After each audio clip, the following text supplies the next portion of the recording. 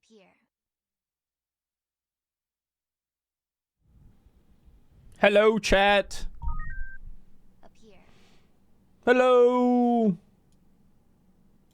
Welcome in. What's up? What's this numb? How's it going, everybody? Welcome in. Oh, that's a good emote. Yeah, let's add that. We need yen. Yes. Yes, yes, yes. What's up, everybody? Welcome in. Sorry for taking yesterday off. I've had a busy weekend. A very fun weekend.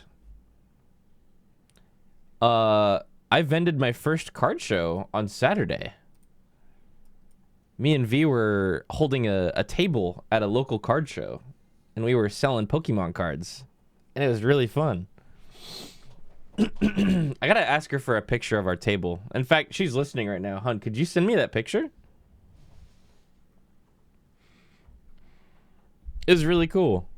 But Sunday, like, after having progged all week, the Savage Tier, and then also doing an in real life, like, vending thing, I was so tired. I just needed a day. I needed a day to just sit and chill and not talk. So, feeling good now. We're gonna play Final Fantasy today. I'm finishing up the prep for my alt to PF next week. Maybe even tonight if I'm somehow ready, but I doubt it. Yeah. And then while we're doing that, since it's going to be just like roulettes and dungeon farming and stuff, if you guys have any questions about the tier, today's the day that we're just going to sit down and talk about everything. Yippee. Probably both, Azimo. Since I'm not on Elemental, I probably won't make much money, but more so just want to do it for funsies right now.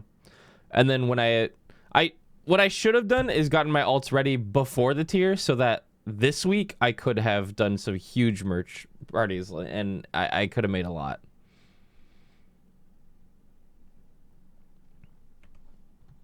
Oh, V took some nice pictures.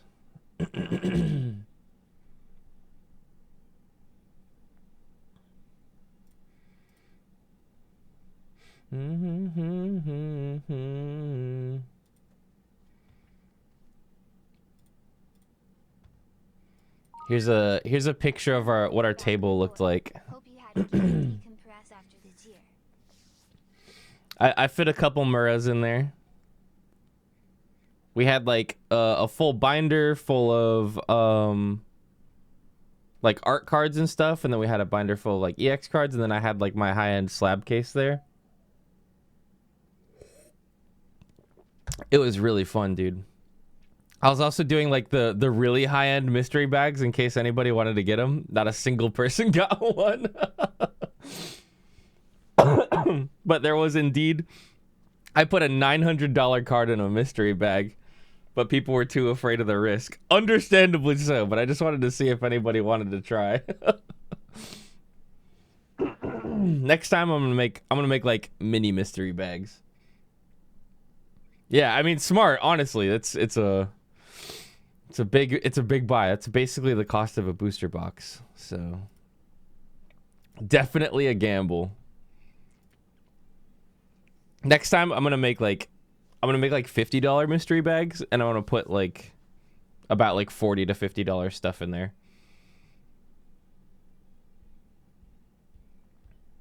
Just cause it's held at a mall. Oh, V took a great picture of like how many people were actually there.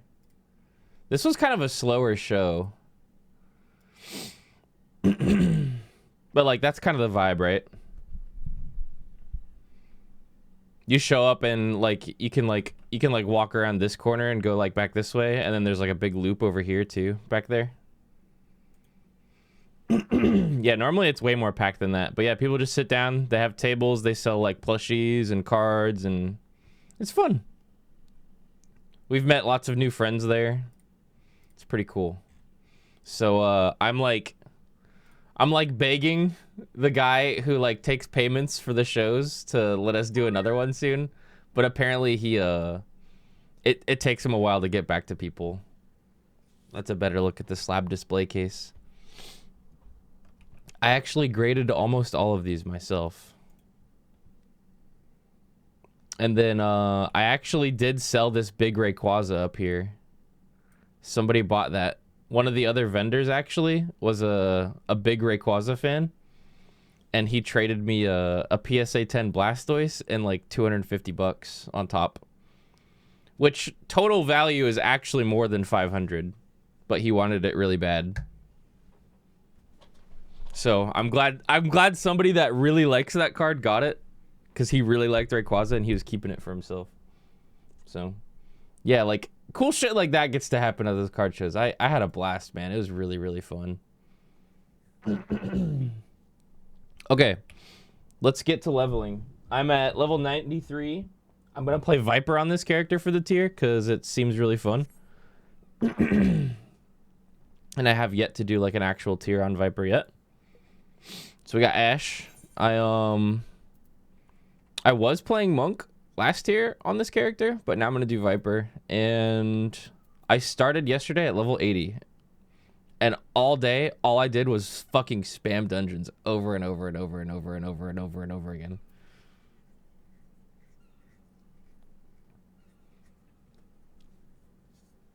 And we got to 93. So we're going to unlock some stuff today. Just run some dailies and yeah, it should be fun. And then, of course, I'm also absolutely open to any questions you guys have about the tier, about Savage. So let me know. It's going to be a chill day. Somebody, Lenka said, what would be your #1 tip for someone in a static this tier? What would you say was the hardest fight this tier? I would VOD review. Got through the 5S and got to ads. If you're stuck on something, I would VOD review, and every day I would come back with a couple of things that you can improve for your own gameplay. You don't have to look at logs, but if you're somebody who does that, you can look at logs and figure out what mechanics have been getting you, where you've been making mistakes, where you can improve. How can you squeak out a little more damage, you know, without being too risky? And then also show up every single day with a good attitude, communicate, and listen to your friends, and, you know, be part of the solution, not the problem. But VOD review, and if you want to, which definitely not required, log review is also a really good way to improve every single day. But yeah, good attitude. If you're thinking of just #1 tip, that's gonna be it. Show up every day positive and helpful, and don't be a downer. How'd you feel about your group overall this tier? It was fun to play with, but we underperformed.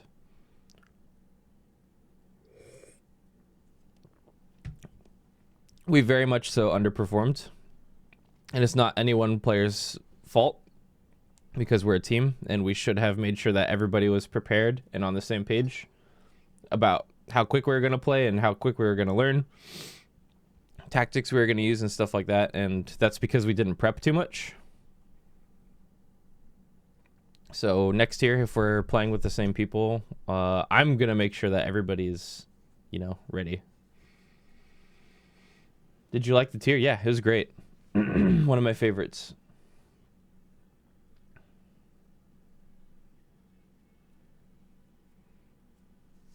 Oh, by the way, thanks for all the resubs, guys. Led, Ilyana, Proud, Lynn, welcome back. Corey, Great Galleon, and Pineapple King. Thank you very much. What would you say was the hardest fight this tier? It's all subjective.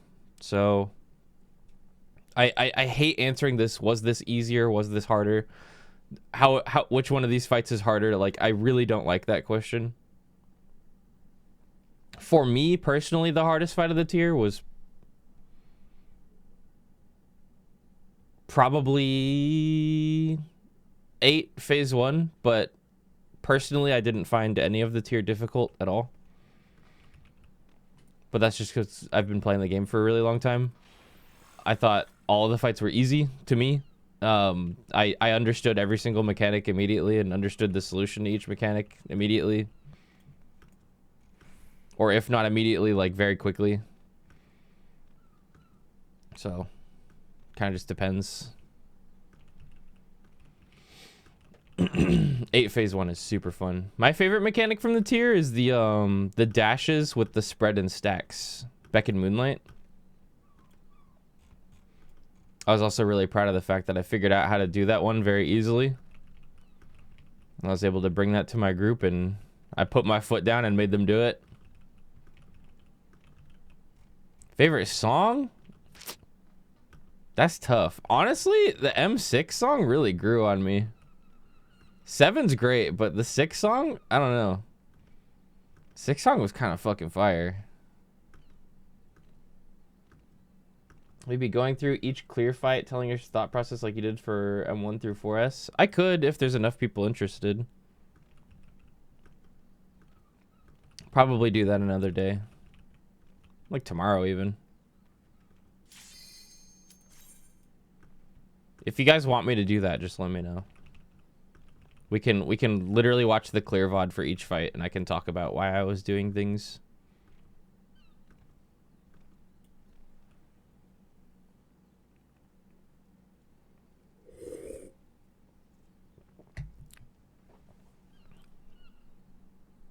Okay.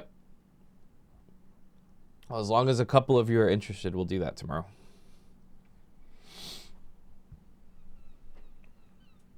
Sounds good to me. Do I have poetics right now? I have a couple.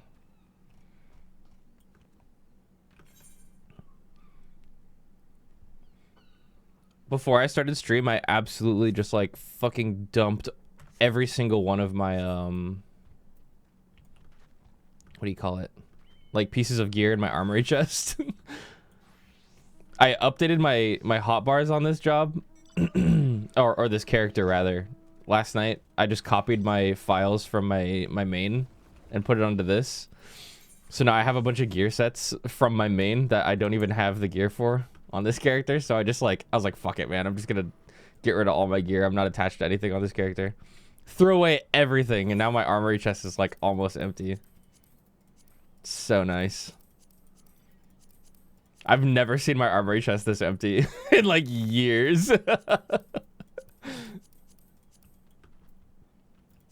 Also, I haven't played Viper in PvP, so wish me luck.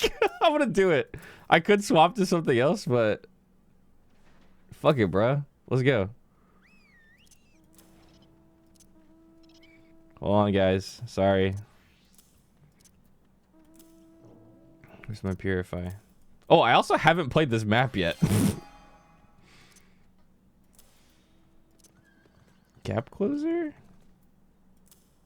Snake scales?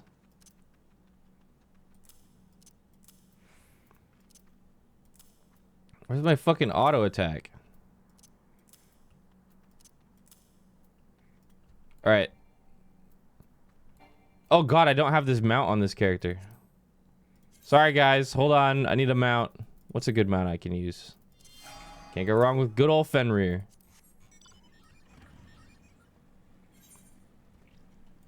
Oh, this map looks so fucking cool. Where's my team at? Are we middle? I'm going up the OG way because I'm old.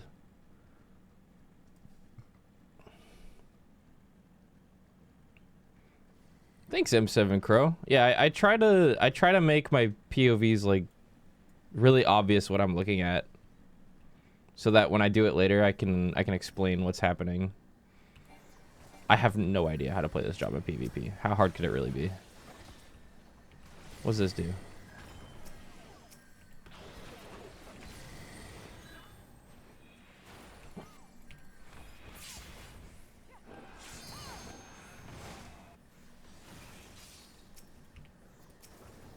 I already have my LB.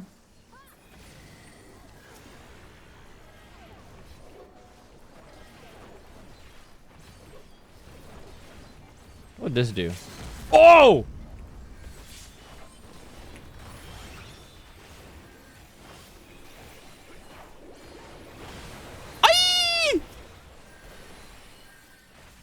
That was cool, whatever the fuck I just did.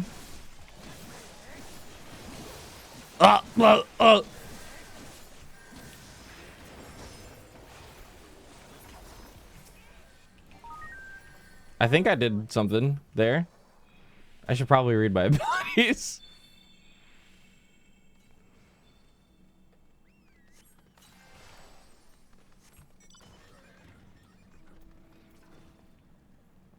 Reduces damage take by 15%. Grants half immunity to CC. Grants armored scales, creating a barrier. Grants Snake's Bane when the barrier is completely absorbed. Okay. Blood Coil's a heal. Resets the cast timer for Uncoiled Fury and Snake Scales. Delivers a jumping physical attack. Grants Reawakened and movement speed. Increases damage you deal to target by 20. Okay, yeah. I'm cooking. Fucking ult dash in. Snake Scales. Absorb the shield. Kill everything. Sounds fun.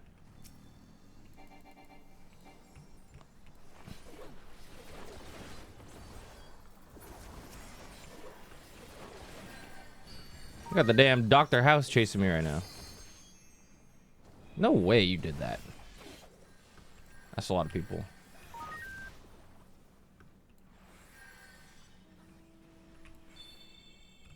You know what? Fuck it. Let's try this.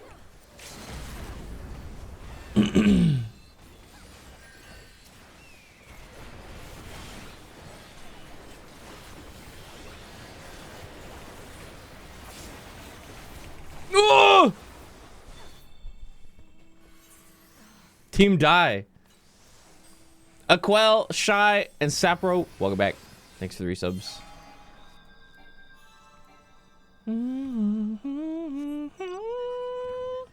Where am I?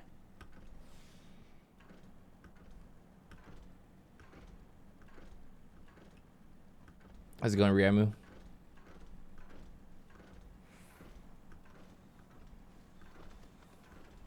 I'm trying to get my PvP daily done first, actually, so that I can pay more attention to chat asking questions if they've got any. Oh, so you can just go through this while you're being hit. Wow.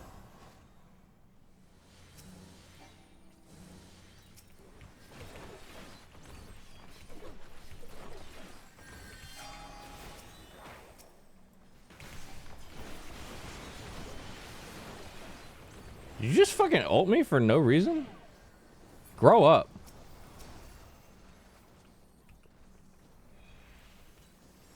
Fucking grow up, man. I'm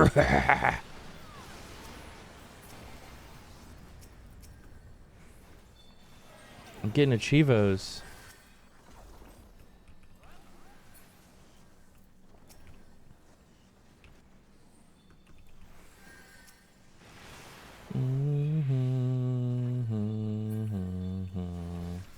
I really just want to, like, when I play this job, the way I think it works makes me want to just jump into the middle of 20 people and die.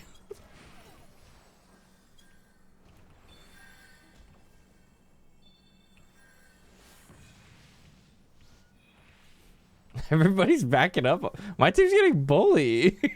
Like, really bad. Fuck it, bruh. We ball.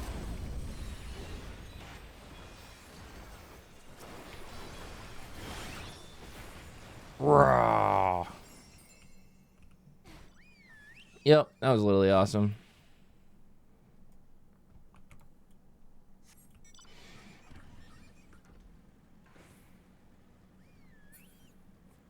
Yeah, V's group is real close to clearing 6. They got it today. She went through her VOD and her logs last night and found some stuff she can work on for today. Not like she was the only problem or anything, but, you know, everybody's got something they can improve on. Hopefully everyone else did the same, and then they get the win today. And that's how it works.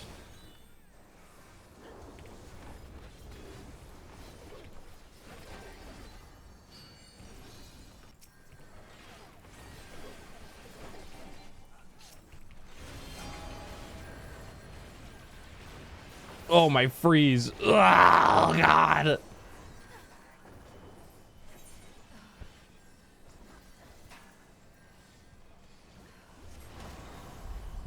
Yes, honey, the priority is the same as your opener. Lance charge, litany, gear skoggle, high jump, dragon fire dive.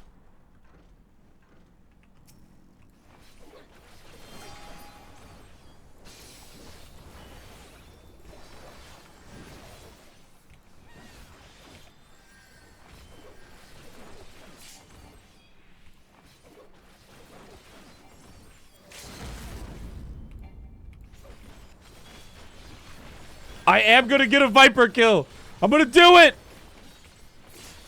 Grah!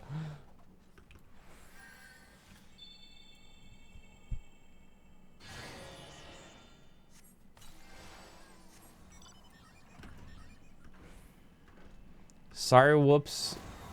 I'm not in the group. What are you talking about? Do you think I didn't clear M6S yet?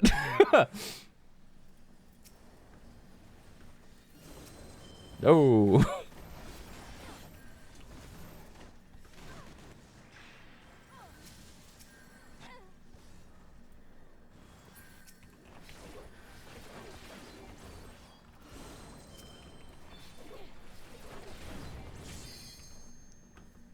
Said everyone needs to prepare.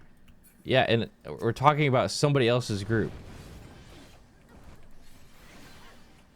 I think you're completely misunderstanding what I'm talking about right now.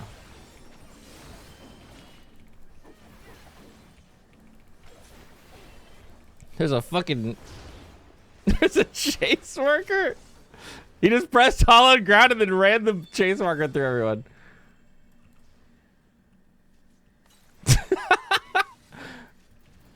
That's funny as hell, actually.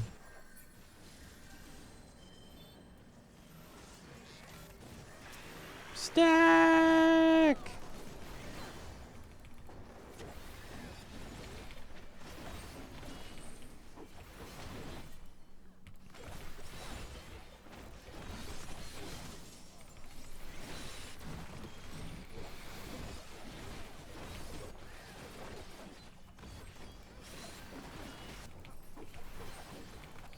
Bum, bum, dun, dun, dun. Good luck, Trinity. Hope you have fun. Doom, welcome back. Thank you for the resub.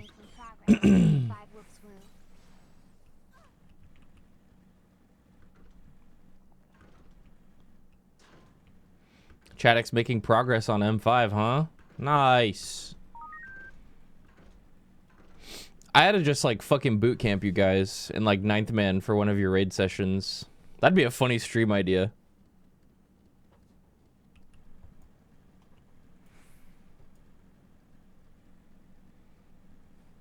That way I could be like kind of mean to you guys without like sounding like a total asshole.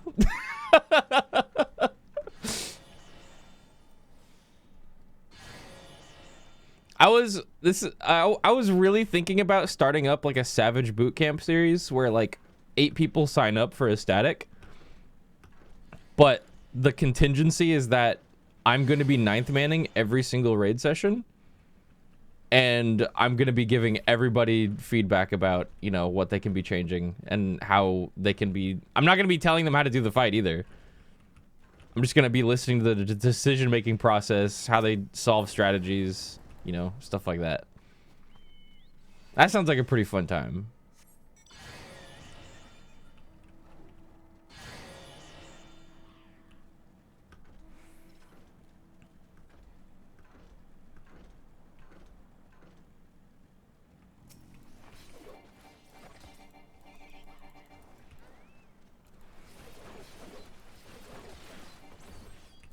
I'm fucking ulting. Hollowed ground? Don't care. My abilities look cool as fuck and I'm pressing them anyways. Rah.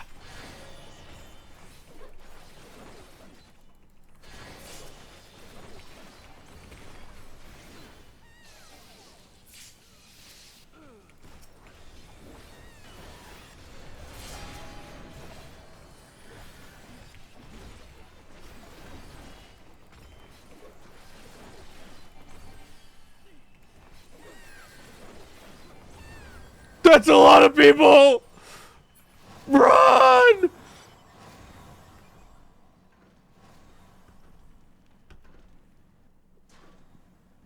I'm going this way.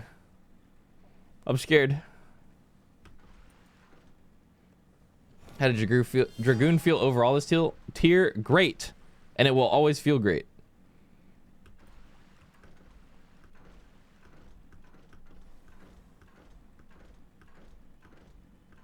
Run! I'm going up top.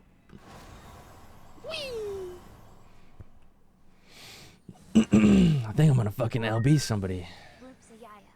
Maybe not the 12 fucking battle high five guys though. This guy.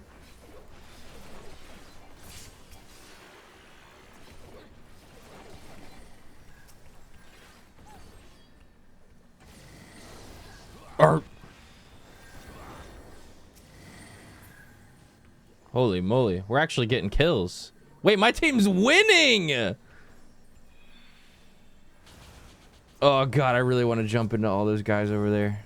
Should I do it? Should I do it? Oh god, I really want to jump into a whole group of people. Oh, my whole fucking party's dead. We just threw the lead. Fuck everything. Fuck everything, fuck everyone.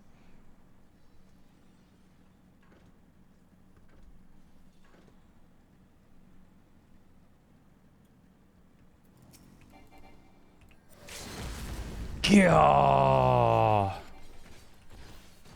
Get back here!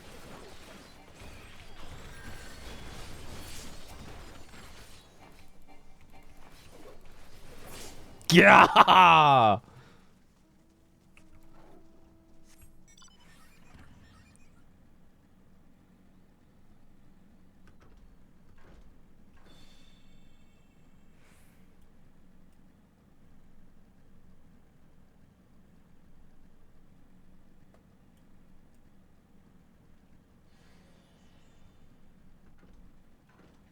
Holy, we might be able to come back. Wait, this game is lasting so fucking long. God. PF is Party Finder.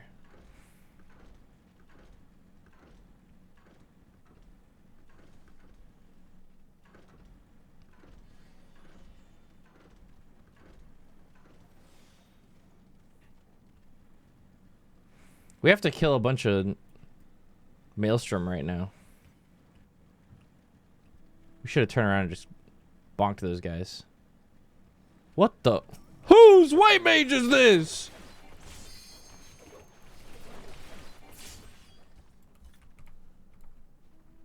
Really feeling those assist changes. Holy moly.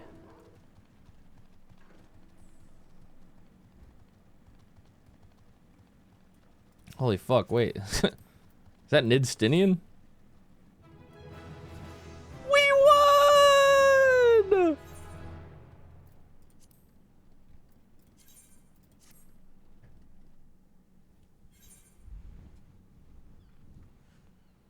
Sick.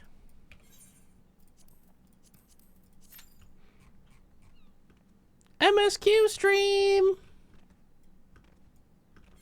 Oh, I gotta... You know what? I'm not gonna craft all the fucking gear. I'm just gonna buy a set.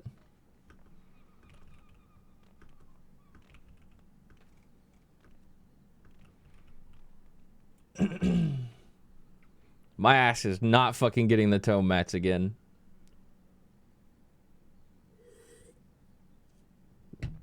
Ah. Any more questions about the tier, chat room? Or Savage? Or Statics? Netflix roulette. Yay.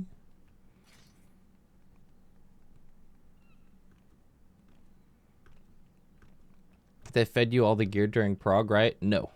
Me and the caster split it.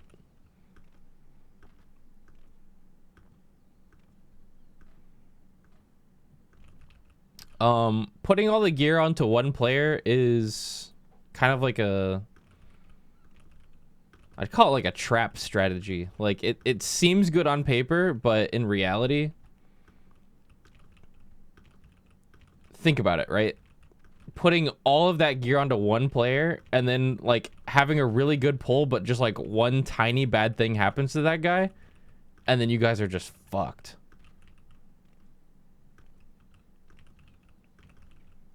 You guys are just absolutely screwed because that one guy messed up. So you can at least split it between 2 different players, in my opinion. If not all 4 DPS.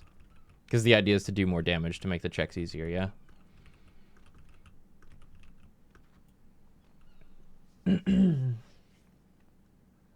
What is one thing you feel you personally could have done better?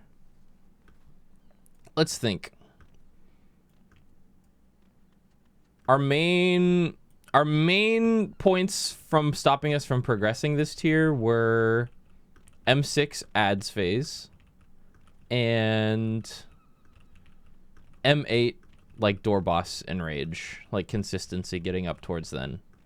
Which personally I felt I was on top of. Hell, I even came up with the like the PF is called Woops ads. Like our group came up with the strat for that like pretty fast. Like we figured out and moved around stuff in a way to where we got through ads pretty consistently.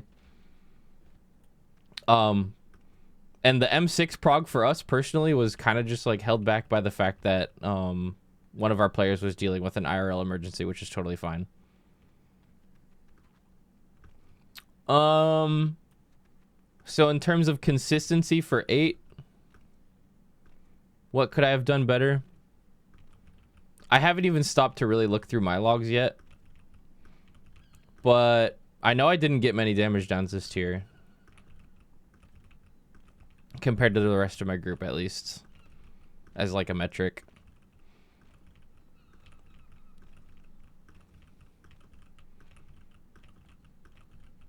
I really felt like I played super good this tier.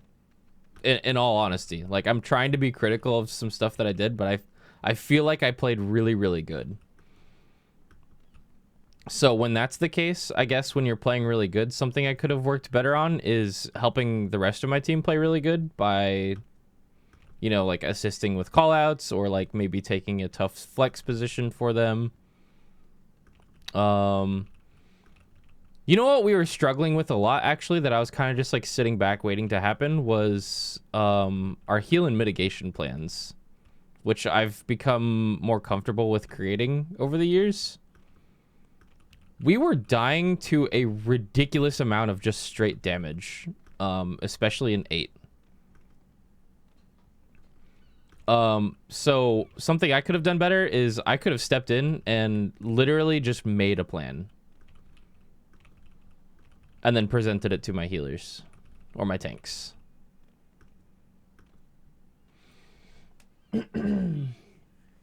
Because I don't know if you guys heard, like, even when we cleared 8, as we were leaving VC, our healers were still discussing how they should heal the phase 1. Because they weren't sure yet. They didn't have a set plan. And in my opinion, at that point, you should know the exact button you're pressing at every single moment of the entire fight. Barring some few RNG situations. You should know exactly which buttons you're pressing and when. And I should have locked down more and made sure that that was happening. Especially for our mitten healing.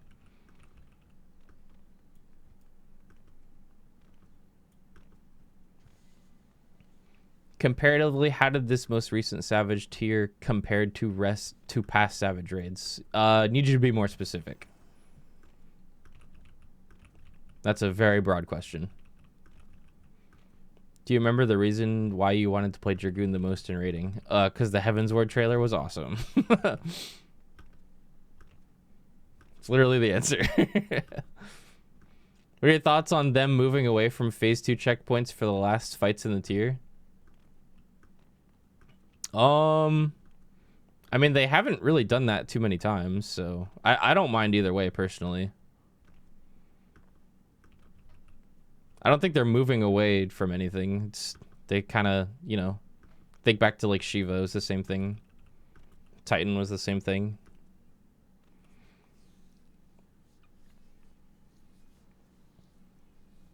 E12 was a checkpoint.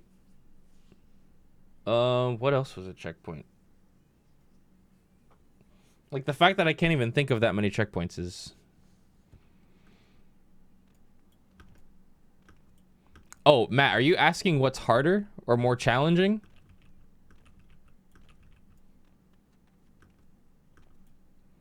I answer this probably like 20 times every single Q&A we do. Difficulty in this game is incredibly subjective. Something that I find easy is going to be hard for you, and vice versa. So there is no this tier is easier than this tier, or this tier is harder than this tier. Anybody who says that is talking about their own subjective opinion, and that can't be used as a metric to give to hundreds of people at a time, because they're just gonna go off and be like, well, streamer said this tier is easier, so if you haven't cleared it yet, you're a fucking idiot. That's just not something I can answer, like, fairly, you know?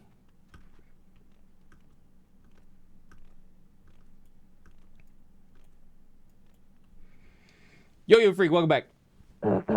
What's Olive Endwalker? Checkpoints? Pandemonium wasn't a checkpoint. The first one. Am I crazy? Oh, maybe it was. Hespetus. And then what was 8? Oh yeah, 8 was Abyssos, and then Athena.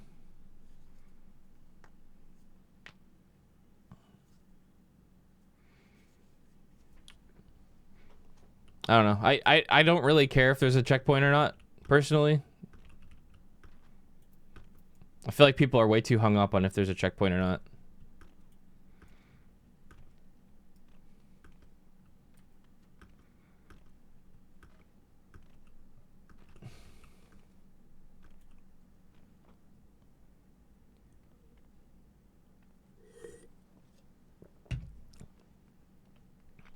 Personally, I'd prefer just one straight fight, no checkpoint.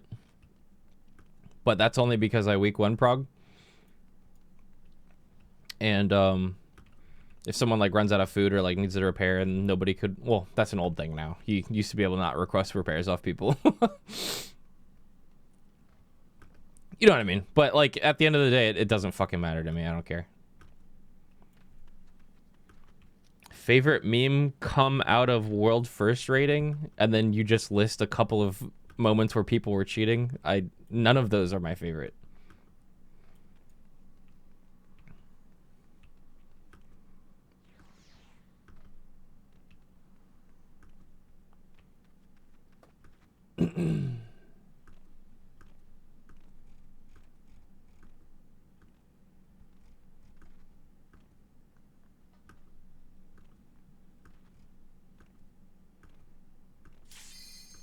MSQ!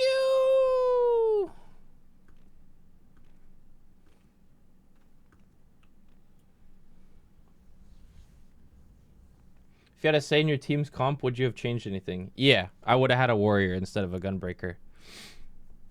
In fact, I was very confused why we swapped to gunbreaker.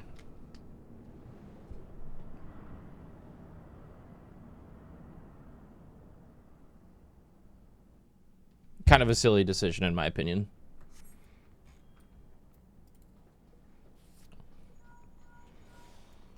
Castrum!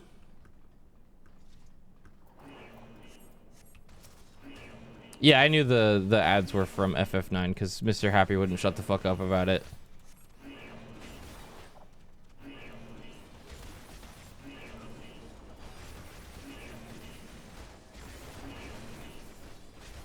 Thoughts on the balances of melees? Do you feel that there's still some work to... I don't care. I know that from a decade of playing this game, Square Enix knows what they're doing in terms of letting you play whatever job you want and still be clearable. Like, oh, boo-hoo, like I'm doing less RDPS on FF logs, but like at the end of the day, like somebody's gonna show up and clear the fight on that job anyways. You know what I mean? It happens every single tier. I don't give a fuck what the balance of the jobs is. At all. At least in terms of damage capability. Smaller things like what we were just talking about, like the difference between Gunbreaker and Warrior, was purely based on the fact that invuln time was less on Warrior, and Warrior can heal themselves way more. Just makes prog safer, you know. I really didn't even read into much and don't give a fuck about damage balancing for melees at all. Never will either.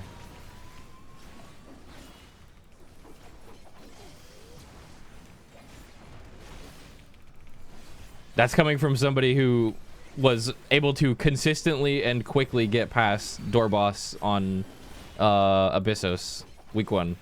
Day 1, actually.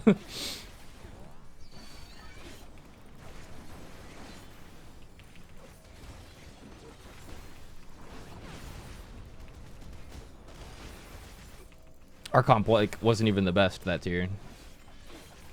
If you're going purely based on metrics.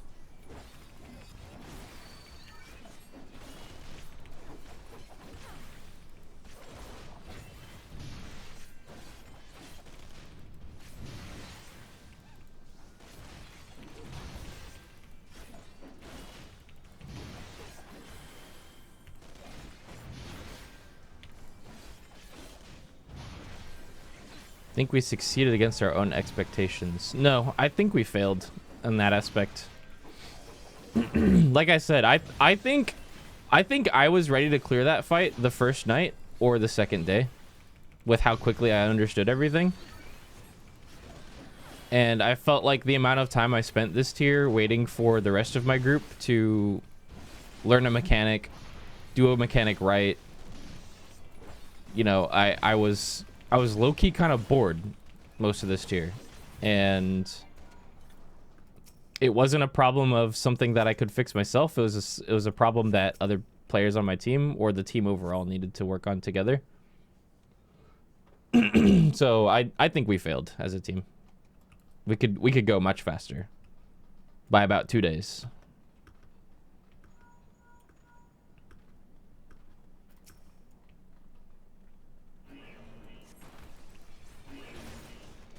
Is the group gonna stay together? It seems like it, yeah. I mean, like, we're not like racing, so like, who cares? Our like actual goal overall was simply to clear before Tuesday and have fun, and we did that. So like, there's no reason to make any changes, unless for some reason somebody wants to stop playing, you know.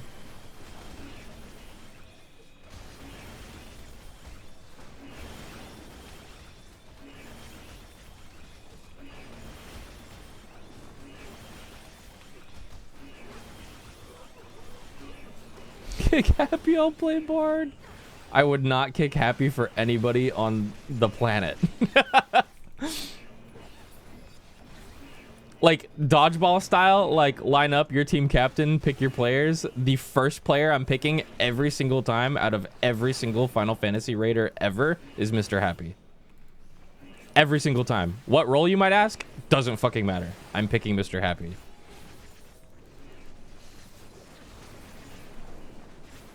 Bar none.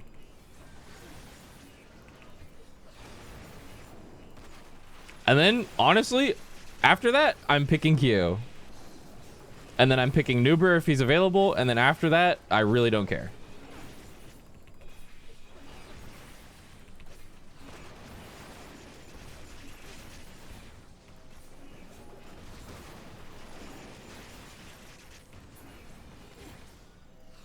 Advice for someone wanting to get into Savage? How so? Like PF? Or do you want to join a group?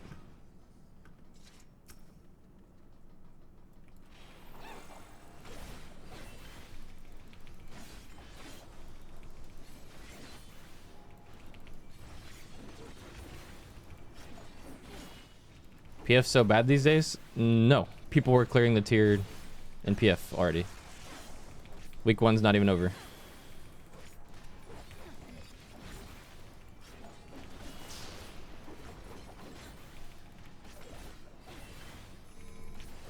Oh, you mean about toxicity? Yeah, maybe. You can just mute people, though. And report them, actually. People get banned so easy in this game for being toxic.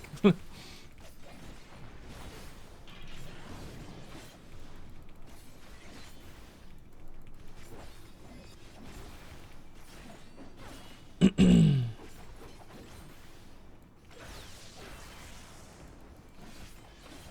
don't think that person heard me ask. Oh well. Any other roles you're interested in going through this raid tier other than melee? Yeah, all of them. I'm always interested in playing all the roles eventually. I usually do in like casual for fun groups, or like get somebody they're clear that just didn't have time to prog the savage. I like playing shield healer a lot. I like tanking. I like playing machinist specifically. PF most likely. I haven't much luck finding a group that I vibe with. Well, my advice would be to find a group that you vibe with, first off. That's tough, though, finding 7 people that you like and then also have available schedules at the same time you do is near impossible these days. But if the opportunity ever arises, I highly recommend it. For PF, you really need to learn how and where to research properly. Whether that's like raid plans or like video guides. You need to understand the mechanics, not necessarily the solutions to the mechanics. Like, somebody can tell you, you need to stand on the A marker at 4 minutes and 15 seconds into the fight. You can absolutely get through the fight by doing exactly that, if that's the correct solution, right? But you need to understand why you're standing on the A marker at 4 minutes and 15 seconds, for example, you know? Why are you doing that? If this person dies at that moment, do you still need to do that? If this person is in your spot at that moment, where can you go to their spot, you know? Like, stuff like that. Learn the mechanic, not necessarily a solution. That way, when you're in PF, and of course, shit will go wrong, you can be somebody that can survive, first off, do damage, second off, and then third, be flexible and able to explain to people that don't understand things, you know? That's what I would recommend. And of course, have a good attitude and be kind.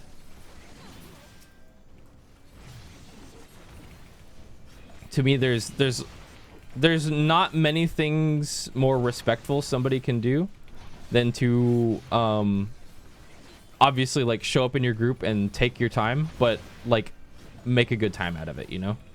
And the alternate is also true. If somebody shows up in a raid group and doesn't know what they're doing and absolutely like waste 2 hours of your life, that's incredibly disrespectful.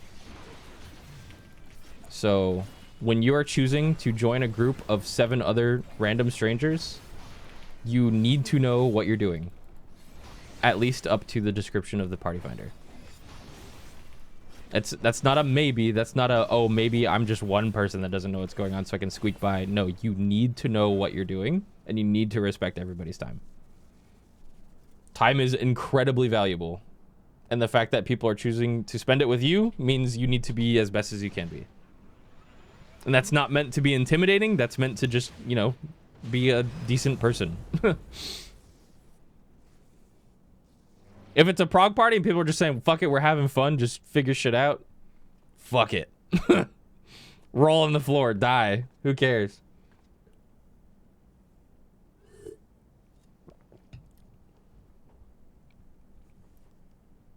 But if it says reclear party, if it says enrage party, you need to show up and lock the fuck in and understand every single mechanic down to the tiniest fucking pixel.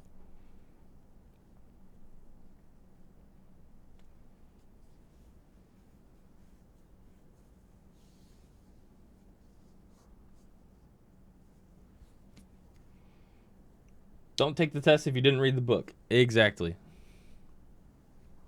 Good way to put it.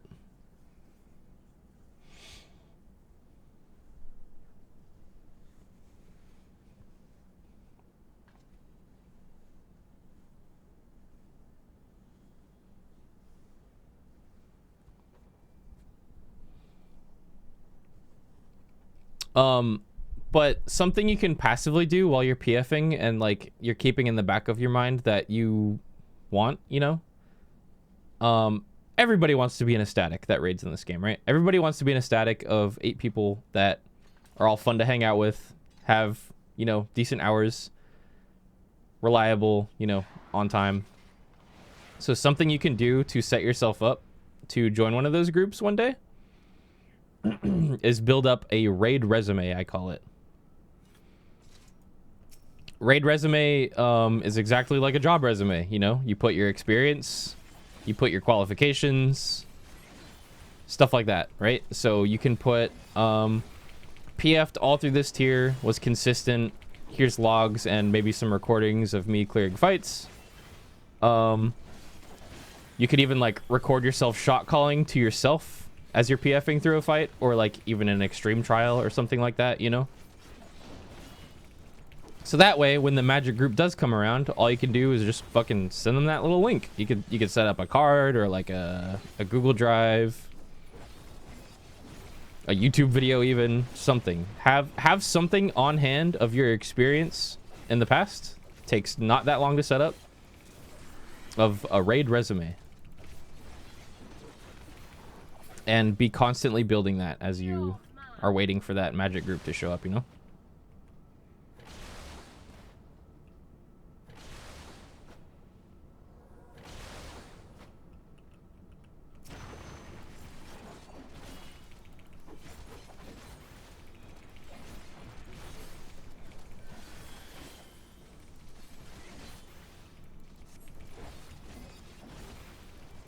Oh, you know what? I need to remove the chat filters. Whenever we prog, I add chat filters of the other team names so that people don't spoil progress and stuff. Somebody got auto-modded. They're asking a question. I'll remove that in just a second. Hold on.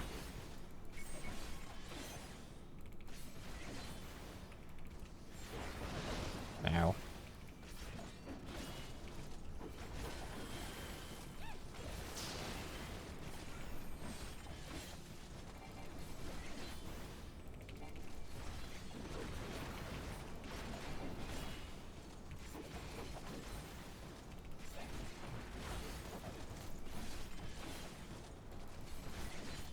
Oh yeah, everybody who raids in this game should have shadow play. And you should have it set up all the time.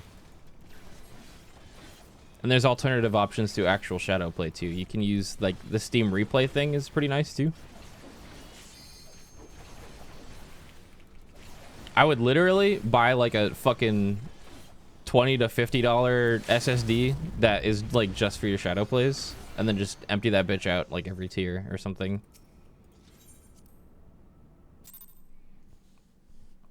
So I could be like, why did I get that paralysis in the middle of that fight? And you're like sitting there staring at the boss after you wiped with your team, and you can go, oh, you know what? Let's find out.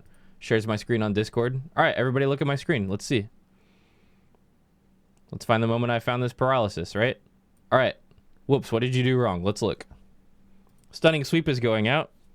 We're a quarter way through the cast bar and you're not even moving out yet. You moved to get a positional and you didn't go out. The rest of your team is out. Moved out too late. Got the paralysis. That's where the poll went wrong. Okay? Everybody understand? Everybody saw what happened here. We're not going to do this again, right? Boom. Correction made that quickly.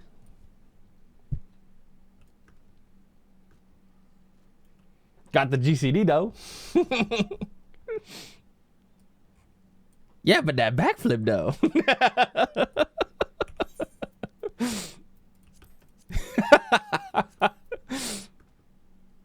Yeah, I think there's a there's an OBS replay thing too, I'm pretty sure.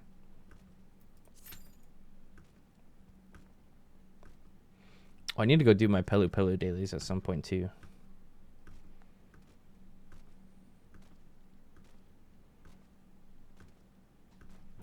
I wonder how big my shadow play folder is right now.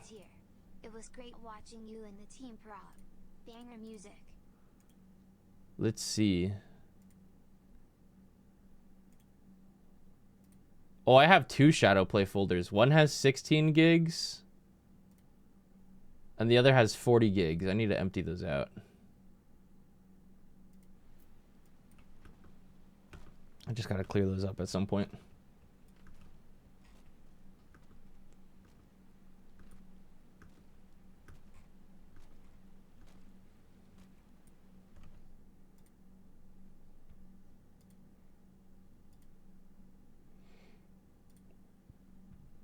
Random note, but I'm looking at it now. Next video is going to be the 100 times speed Minecraft server.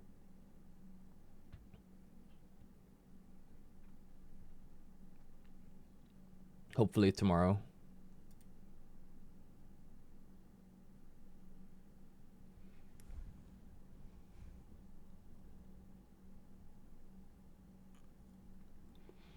Any more questions about Savage, the tier, stuff like that?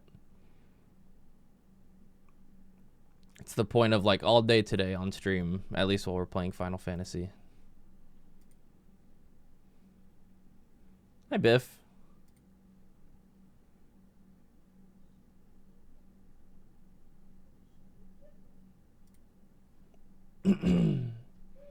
How tight is the DPS check on M8S Phase 2? Depends on your group. If everybody's pressing their buttons and doing their rotation right, not that bad. But it depends on your group. Are you happy? No, he's happy.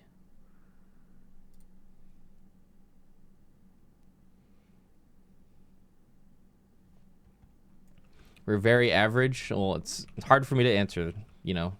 I don't know you guys. I don't know how much damage you're dealing. It's clearable. I'll just say that.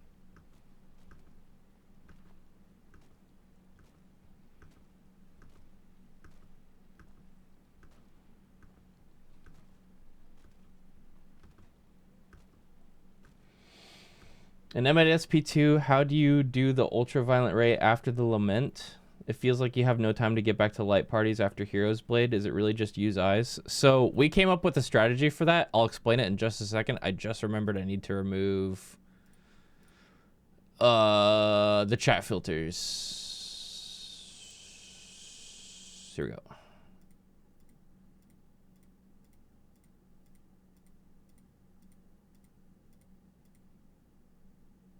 There we go.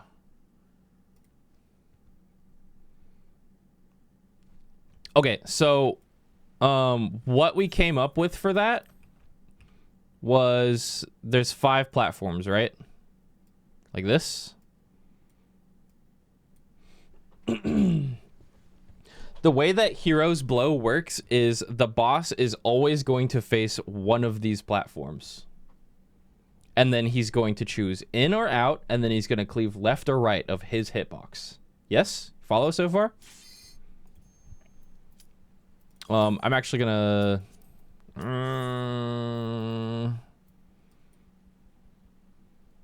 I knew I should have fucking withdrew. I saw 9 minutes left. TLDR, I can explain this further later if you don't understand this quick description, but let's just imagine he faces this platform and he does in and he cleaves his left side. So all of this is going to get hit. And then all of this is going to get hit. Yeah? So the safe spots are in and 1, 2, 3. Notice how there's 3 platforms that are safe. We're going to call this one right here the New South. And then just like the beginning of the fight, Group 1 goes over here and Group 2 goes over here. Because everybody's already having to dodge onto one of these 3. And so right after the hero blows goes off, you just go back to your platform, do the same lineup like the beginning of the fight, but relative to this New South. Hopefully that makes sense. If that doesn't, I can explain that further later.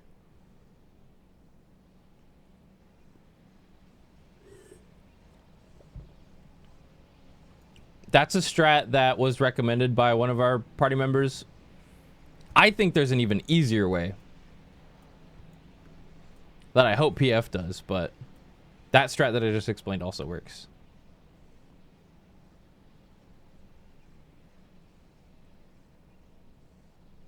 What about Mr. Happy makes him your top dodgeball pick? Happy is insanely consistent in terms of not dying and not getting damage downs. And he immediately understands every single mechanic we've ever seen. He's never been confused about a mechanic. Like, I don't know how to do this. I don't know how to fucking do this. He always gets it. He's the first one to get it. Every single time. And then on top of that, he does call outs for it the second pull we see it. while objectively his damage is always, you know, probably like average or below, Mr. Happy will always understand every mechanic immediately and will do callouts for them immediately. He is insanely smart. That's why he's my top dodgeball pick.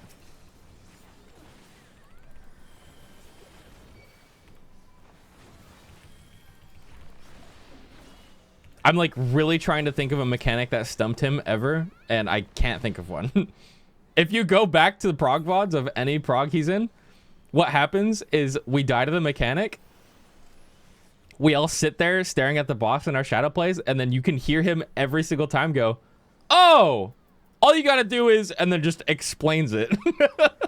Literally like that every single time. It's really funny. It's like comical, actually.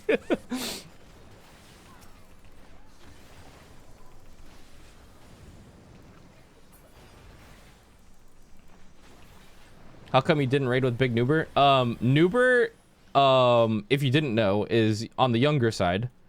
He's around like starting college age. A little older than that, actually, but I believe he lives at home still, and last year he decided it was time for him to stop spending so much time on playing stupid video game for nothing, you know? And decided to, you know, start like working and like go to school maybe, so that's where he's been.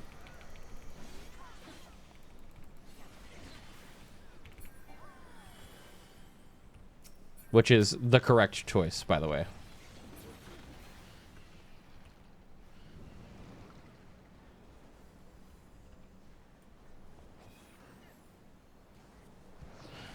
And same thing's happening with Zeph right now. Zeph is pursuing his dreams of becoming a game dev.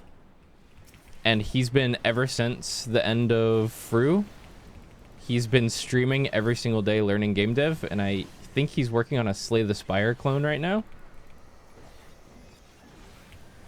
He's been streaming like every single day, like watching like guides and stuff on how to make games. He's learning like Blender and like coding and stuff like that. And nothing happened with Theo. Theo couldn't commit to an NA group's hours anymore. Theo works in healthcare. And Theo was waking up at 2 or 3 a.m. to raid with us every single day. So he was fucking beat tired every single day.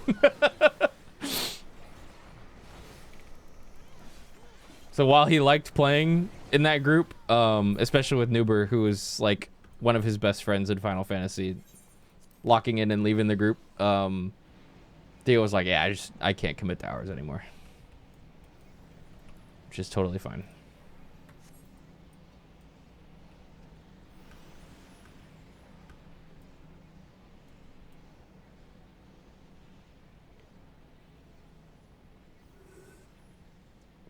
Yeah, of course I'm going to play Zeph's game when he makes it. Do you still play League? Hell no.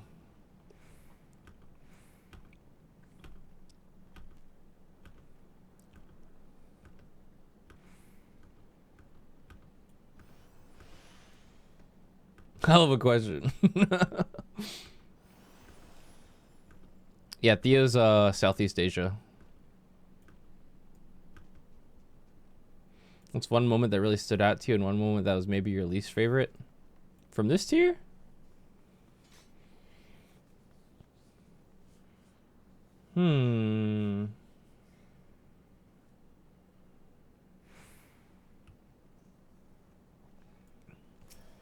I'm trying to think of a mechanic that made me go, wow, that's so cool and unique. I know there was a couple.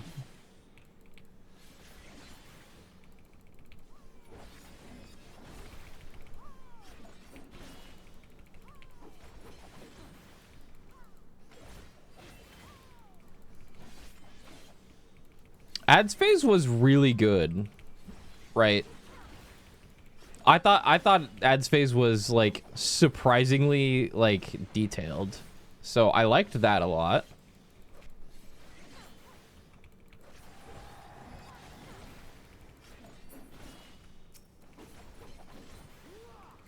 And then honestly, the ads phase in M8 as well was actually also really cool.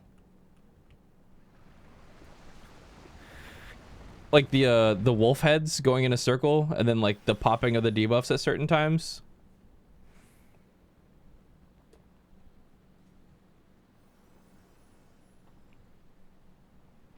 So I'd say my favorite parts that were like surprisingly like cool were the ads phases. And then maybe like least favorite? I don't really know. I kind of liked everything. I don't think there was a mechanic where I was like, man, this fucking sucks. Maybe if I'm like really nitpicking, the wing jumps in M6. But that's only because like I'm not really a fan of mechanics that make you lose control of your character. If they could have found a way to do like something similar with like full uptime, maybe. I don't know.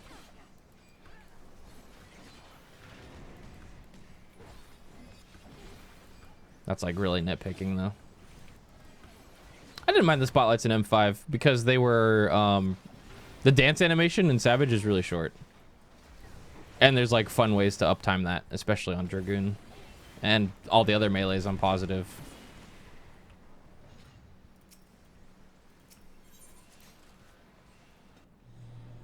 PF's probably going to do fine this tier. Six-sided stars are always fucking goated, man. This, I will say, this tier in particular was super fun on Melee. Holy shit. All the mechanics were like so well timed in like how far you have to disconnect and how long you actually have to disconnect for it. I was having a blast, man. Unironically, my favorite button of the tier was Enhanced Piercing Talon. Optimizing those was so fun. Like, when you guys see me in reclears, I'm gonna be getting away with some crazy criminal shit. There was lots of lines that I was looking at for uptime that I was just not gonna do in prog because that'd be trolling. But holy shit, I can't wait. Especially in M8, like the Revolutionary and the Imminent. There is every single time on the out mechanic, there is a wing glide in, GCD, elusive jump, piercing talon, wing glide back to the boss for full fucking uptime. And I'm gonna do it. But I did it a couple times in prog on like throwaway pulls when I knew like I could just try it real quick. But I promised myself I wouldn't ever do it again until the fight was dead. It's gonna be fun.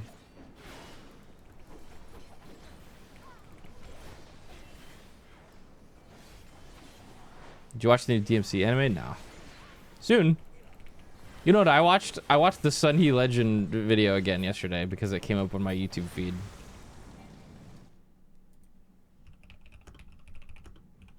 Sunhee Legend video? What's that? Whoops. Let me show you. Everybody's seen this video.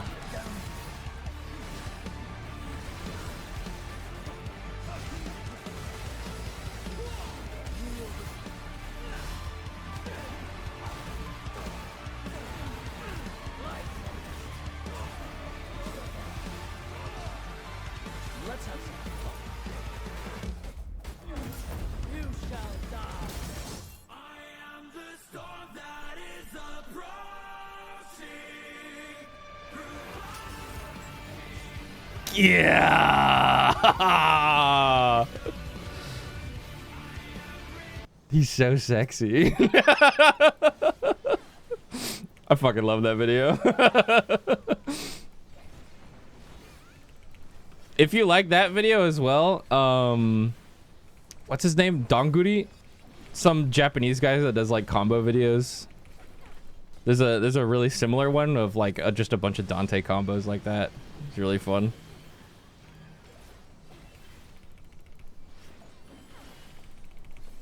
I think the video for DMC5 was called Combo Mad or something like that, and it's just like 6-7 minutes of just that over and over again. It's so fun to watch.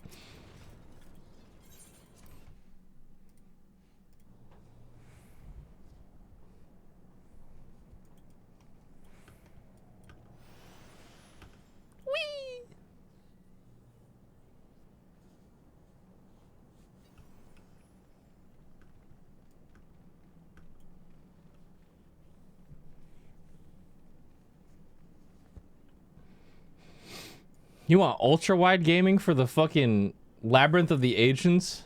Sure.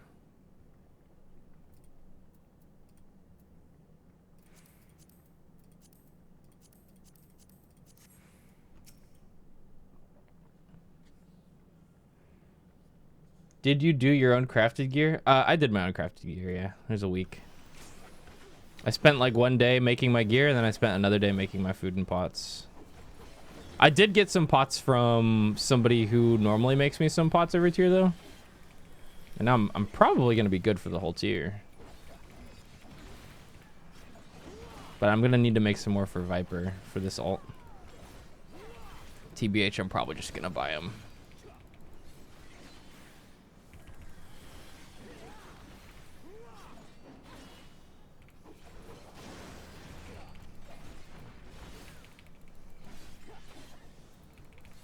Look into my eyes.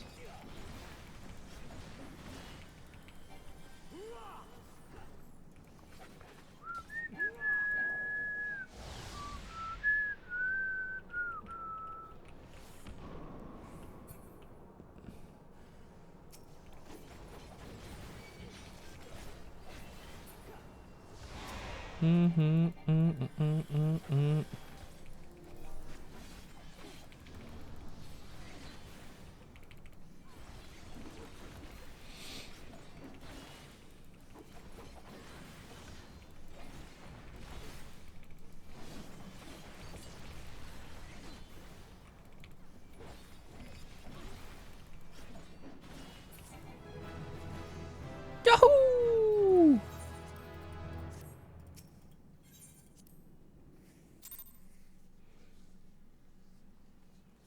All right, 95. Do a leveling roulette. Any more questions, chat, about Savage or the tier? Today's the day for that. I gotta eat something.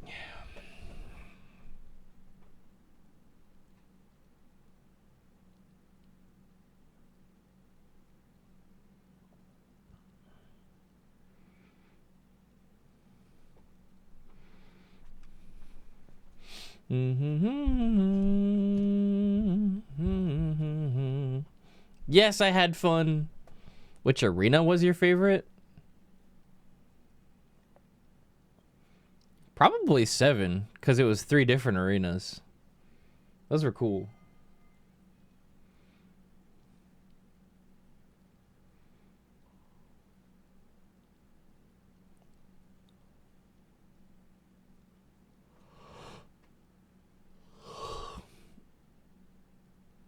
Is it better to have 2 jobs at cap or pick a main?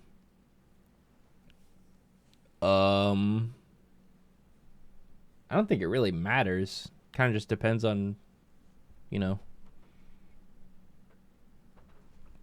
just what you want to play for, like, fun's sake.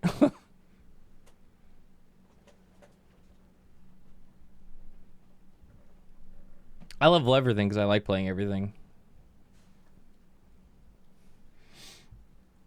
I like the flex DPS role. I think it should become a standard thing, if it isn't already, which I think it is.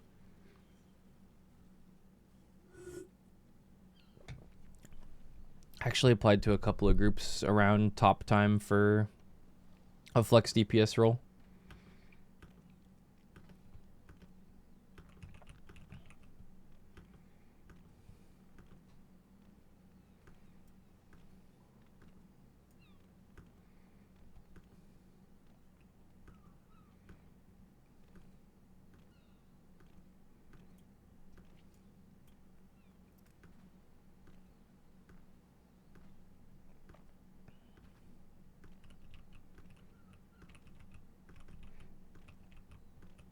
I've said it a couple of times, but my favorite song was 6. 7's pretty close too. I liked all the songs. Please be Ifrit normal. Please. Then I gotta go do my Pelu dailies and then maybe some dungeon spam. Oh. Oh. Okay, they weren't watching the cutscene. Whew.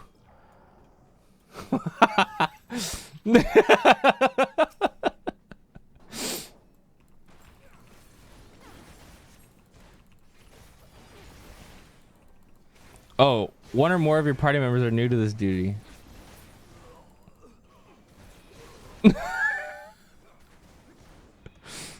Oh no.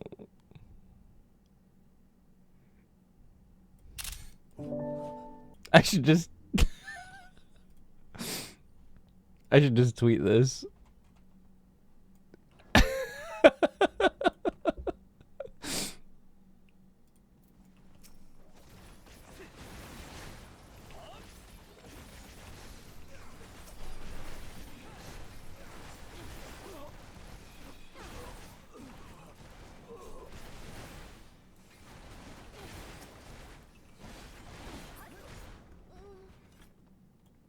Do you prefer more interactive phase transitions like M4 or the cutscene? I like the cutscenes. Because then I get to like stand up, stretch. Usually listen to something pretty cool. Oh, hold on. Sorry, doorbell. Be right back. That might be a package I have to sign for, so I'll be right back.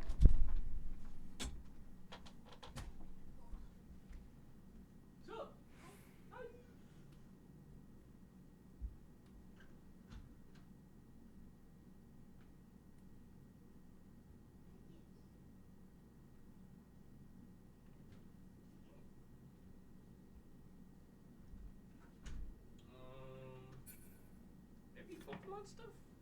I don't know. I'll open this in a second. Ugh.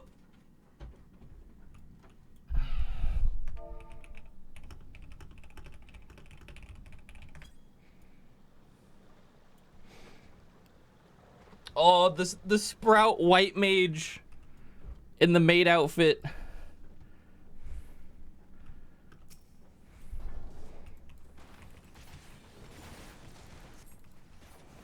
Oh, their life is about to be irreversibly changed.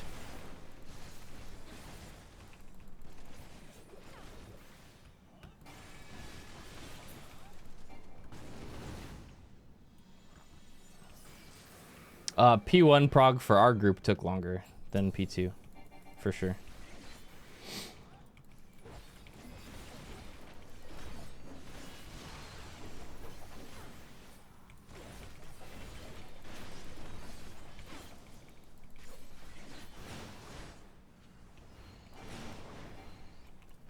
Man, get back here. DSR.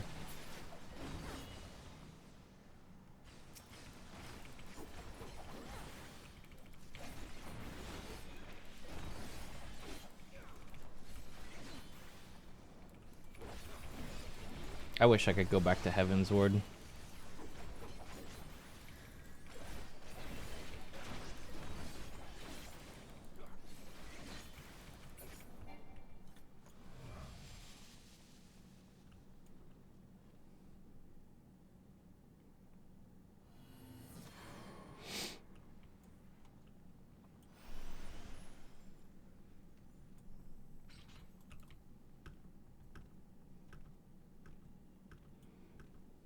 I was playing this expansion back in fucking college, dude.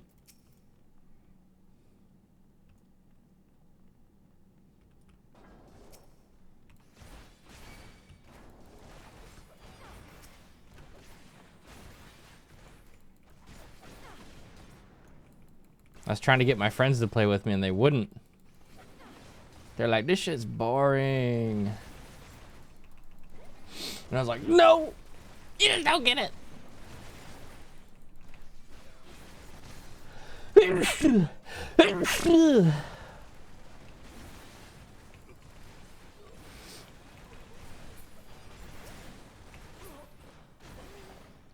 No, they didn't prefer WoW. They preferred fucking light novels. I remember at the time, my best friend, who was also my roommate, was like really, really, really into the high school DxD light novel. And he wouldn't play any other like games with me or anything. He was like, it's really good, actually. It's really good. And I was like, okay.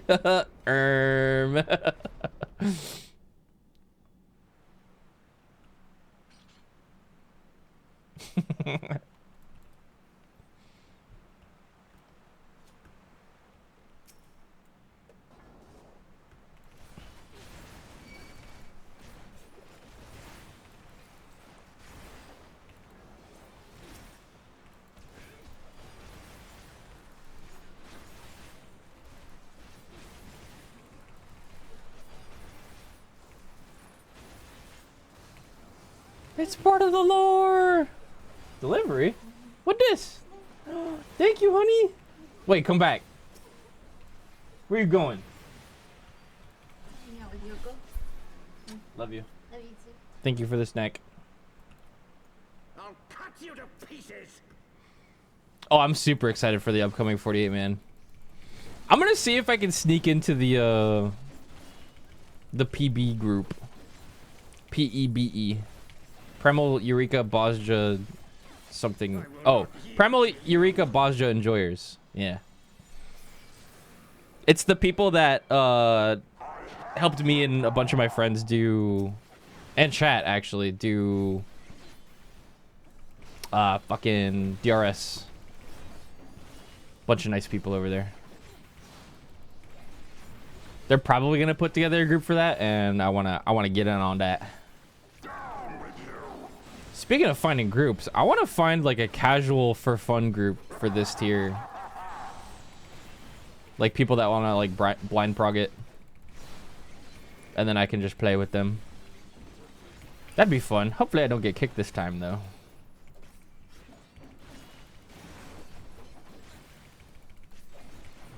Whoops, you're a fucking asshole. Sorry. My bad.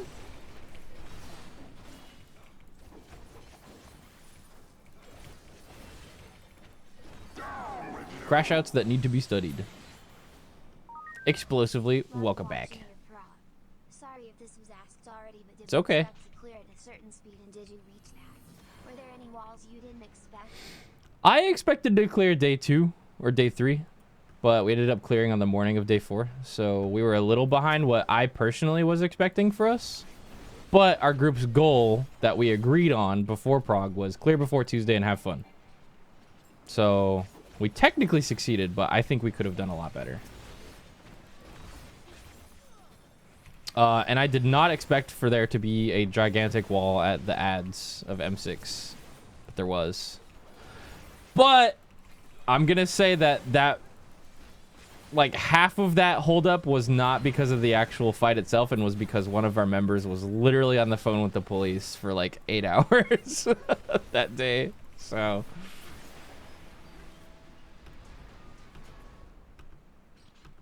we were progging 7 out of 8 for a while.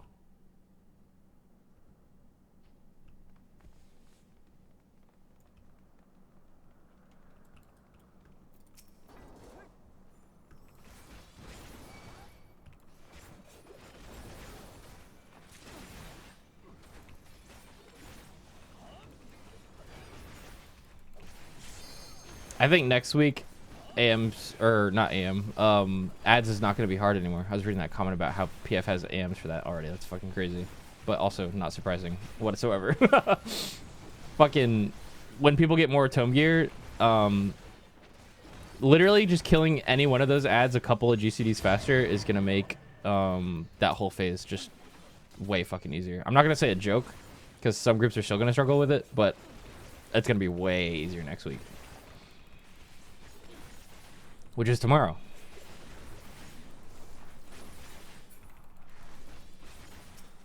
They're probably automatically marking the ads like in order for them to die, and they like move as things die.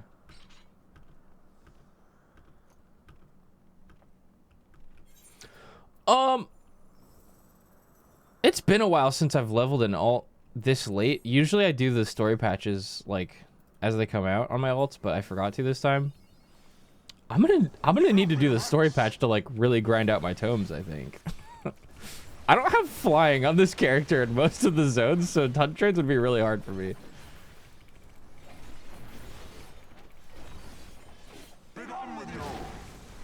I can't do expert either today.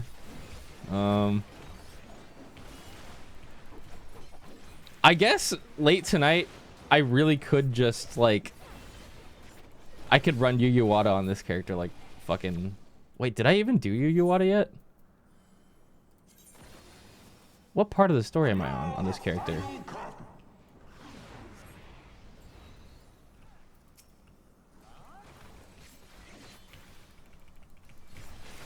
I think I literally just did Dawn Trail. So I have to do 7.1 and 7.2. This shall be a mercy. You disgust me. Yeah, I usually try to limit myself to like 2 to 3 alts at most, but I usually only have one.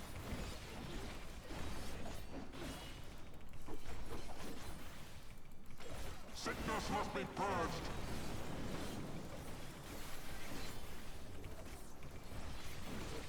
I bet you guys $10 Jitter's about to type how many alts he has.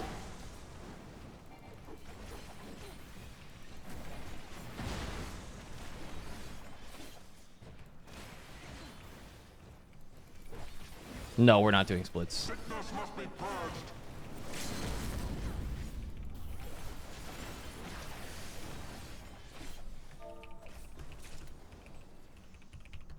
Enjoy the cutscene. That's what I just typed.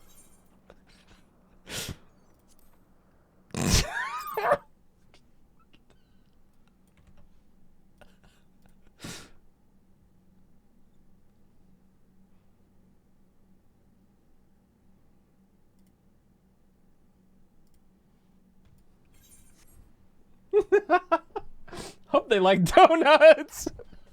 No way.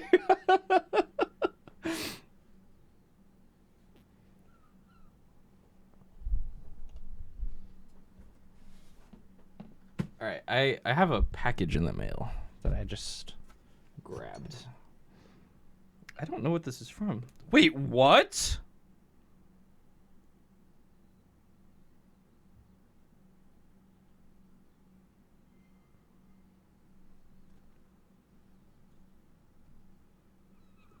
Is this what I fucking think it is?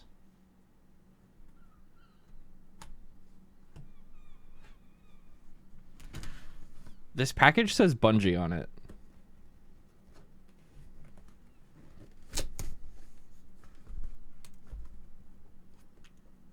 This could be one of two things. Both are going to be awesome.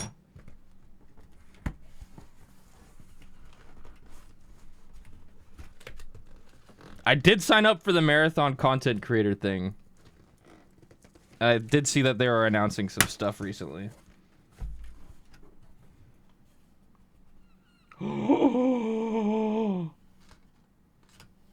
Oh, fuck.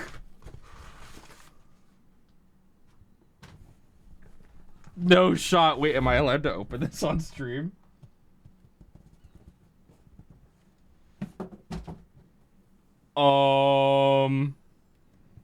I don't know if I'm allowed to open this with you guys. I'll show you guys what it looks like, though.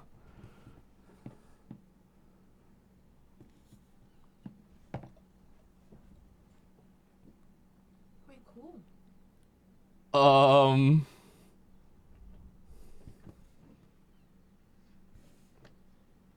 I should check to see if I have an email for this. Yeah.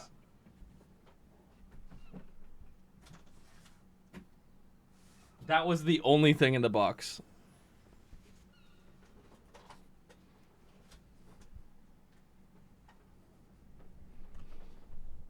Hold on.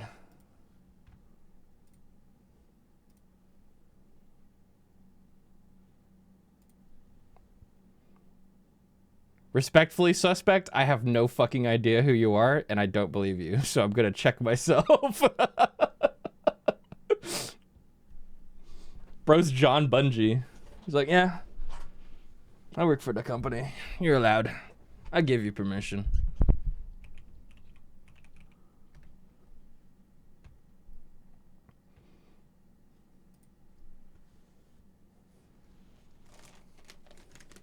Yep, I sent that. Well, I didn't sign anything. They didn't include a note. I'm opening this shit.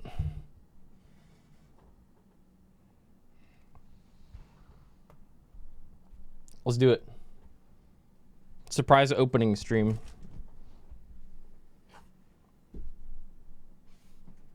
No email, no nothing. I just checked.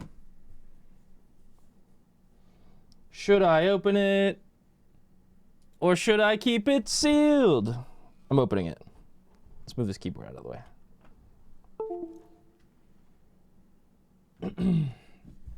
It just says Woops on it. And a bunch of like codes. I know they were doing like an ARG or something. I think I'm supposed to open it this way. Loading, calibration, handshake failed. PNX. Fall 1,000 times, rise 1,000 more. Even death cannot silence your resolve. Your strength is found not in the falls, but in the unyielding will to rise again. So if you guys didn't know, Bungie, the original creators of Halo, I think this is what it's for, are working on a new game, and they're just starting to put out some stuff for it called Marathon. I signed up like a year or two ago for this like content creator program that they had like ideas for. I'm gonna open it and I'm gonna show you guys what's in it. I don't care. I didn't sign an NDA or anything for this, so I'm opening it. I have a bottle cap I can open it with. I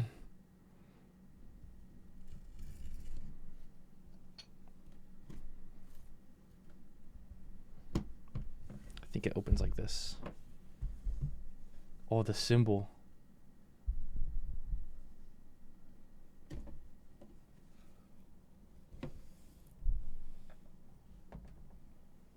What the fuck is this? Is this like a card?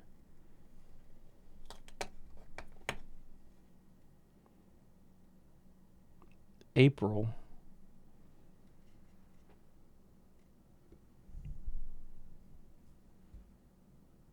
And it says escapewillmake.me. Website maybe? April 12, 2025? What that website is. Looks like there's some goodies in here. It's just cardboard.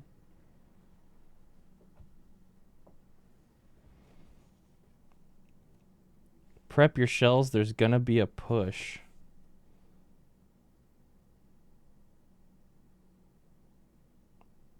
Oh, okay, yeah, they're fine with it.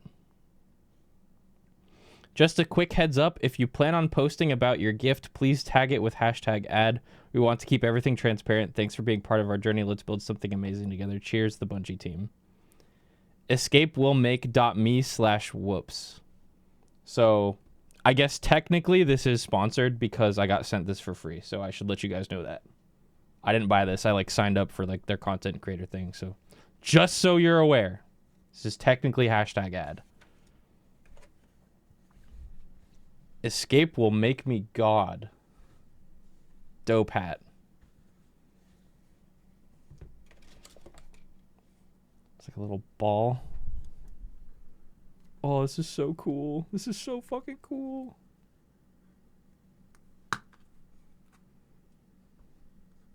Stickers? Little stickers?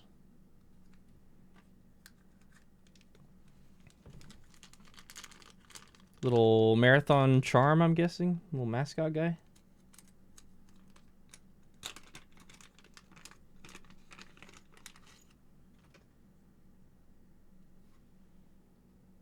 This is cute.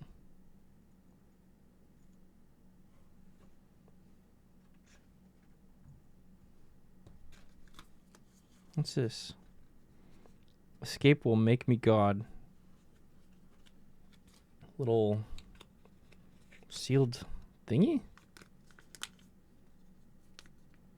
With no pull tab?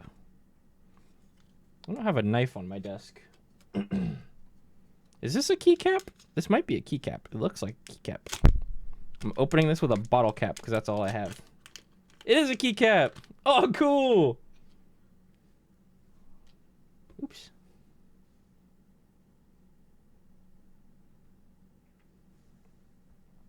Awesome! And what is this? And perhaps what is this?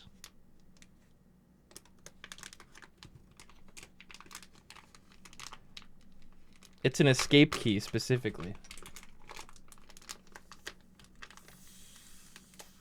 Oh, this is definitely like a plushie or something. The fact that I'm opening this with a fucking... I need a knife on my desk for real, dude.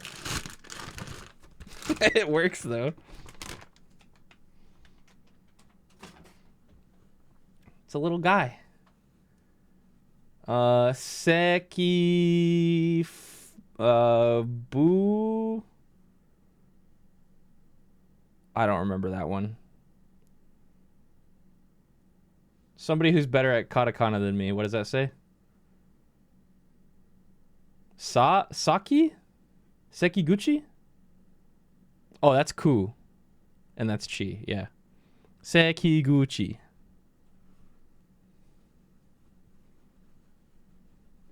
Cute.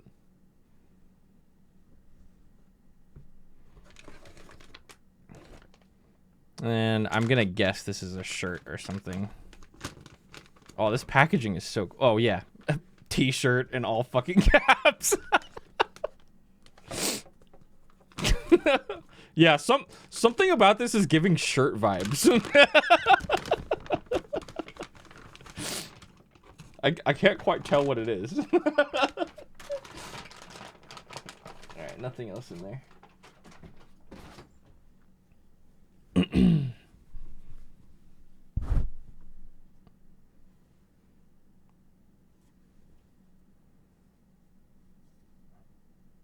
No silkworms were harmed in making this garment.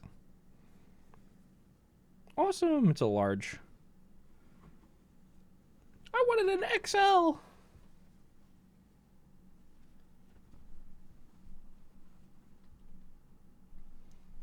Okay. T-shirt. Some goodies. Cool. Hashtag ad. Thank you, Bungie team. That is so surreal for me because I grew up playing Bungie games and they were like my absolute fucking favorites. Unironically. The website had something special. I'll take a look in a second. I like this guy. I'll put him next to my other plushies in my room. And I'm probably going to wear this shirt. Really cool box. Thank you very much, Bungie. I can't believe I'm saying that. That feels insane to say, by the way. That feels crazy to say.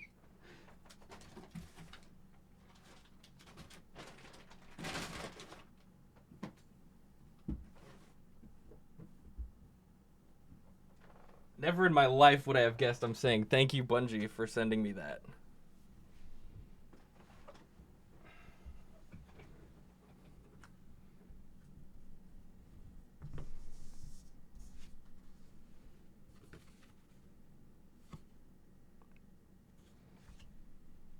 So cool. All right, escape will make.me/whoops is what I should go to. Let me check it.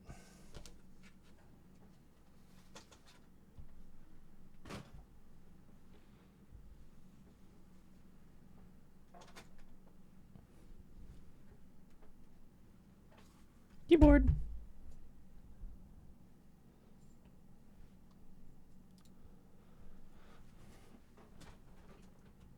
Ugh.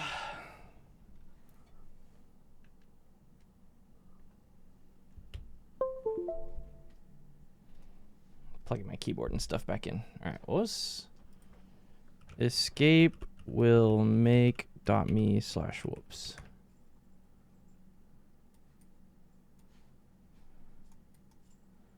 What? Oh.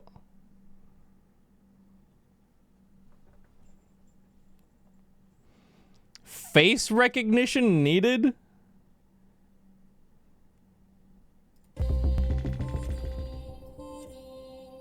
They just show your house. Like, imagine. They want to use my camera?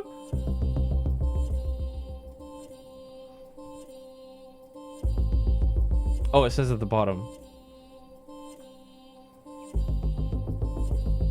Greeting Whoops, system malfunction.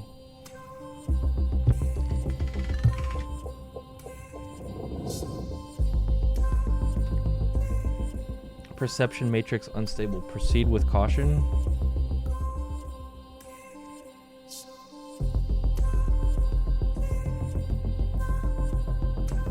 Look upon these works, ye mighty in despair. Truth hides in the shadows of progress.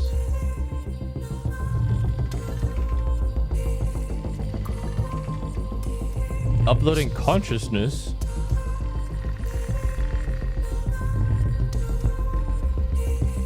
Truth lies buried in the shifting. What the?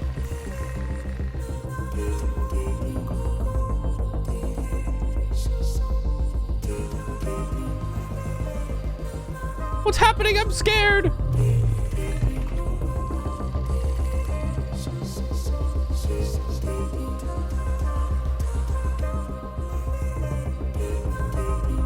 Oh.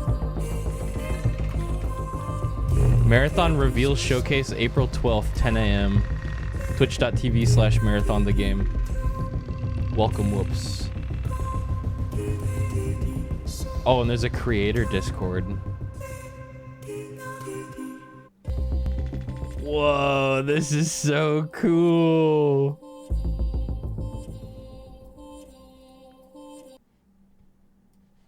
Not gonna show you guys that just in case. Hold on.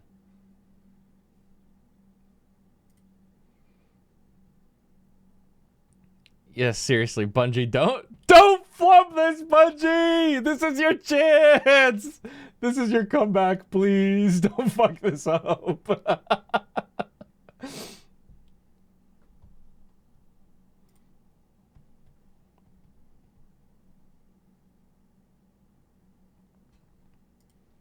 All right, I'm in the creator Discord now. Fucking dope, man.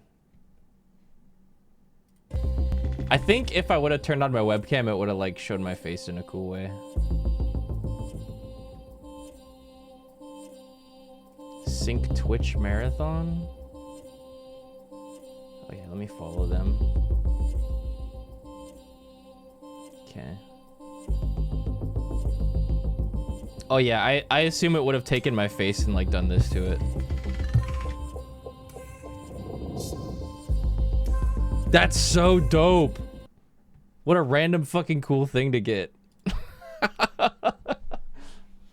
I had no idea they even like accepted me into that. Oh, that's so awesome.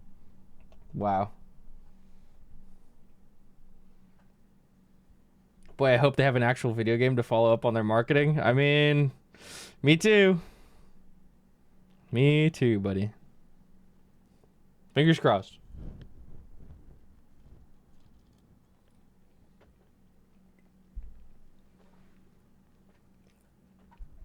I'm gonna be honest with you.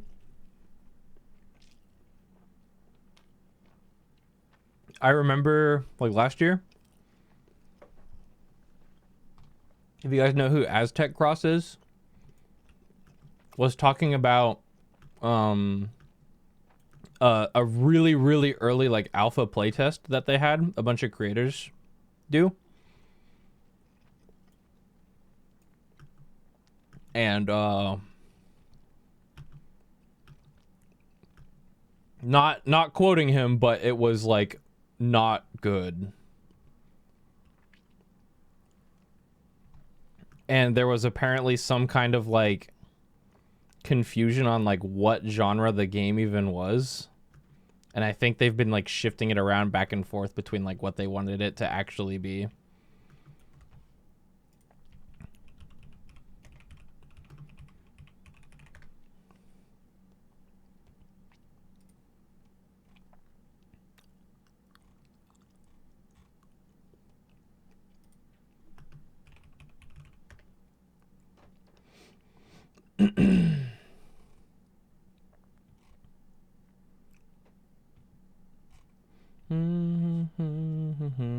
I can't find the exact tweet of it.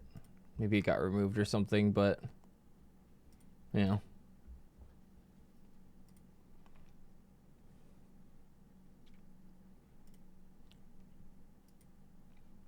Anyways, I have high hopes. I have high hopes and high expectations. I usually go into games with low expectations. But Bungie my goat. So, let's hope. Don't do another Destiny, please.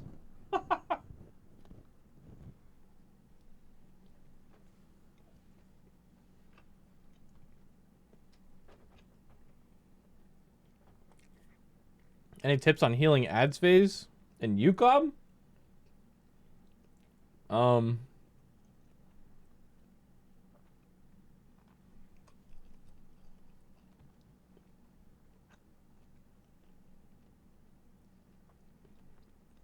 That fight's like super outdated with like level sync and stuff. So just like you can straight up like GCD heal single target one of the tanks and your other healer can get the other one.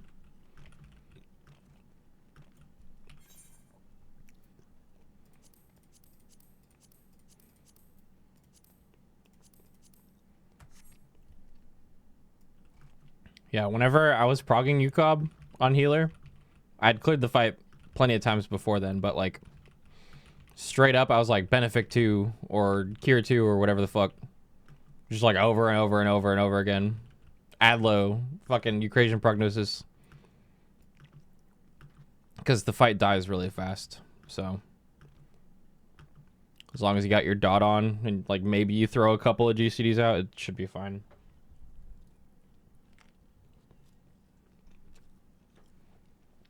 Don't have to worry about the DPS there. I like it at all. I mean, like, you'll have plenty of time too, but mainly focus on healing there because it's a super easy check. That's when I'm confident in saying it's super easy because it, like, even in really sloppy parties from experience, those ads do not have much health nowadays because of the level sync. Shit just blows up. All right. Let's do pillow dailies.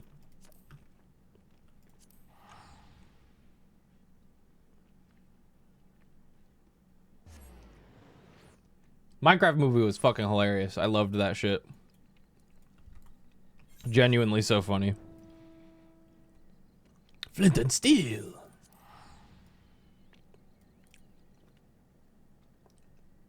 I can't wait for it to come to streaming. Well, luckily for you, False, it's all over Twitter. So you could probably just open Twitter right now, which is a horrible idea usually, but you could just search full Minecraft movie and then just watch it there.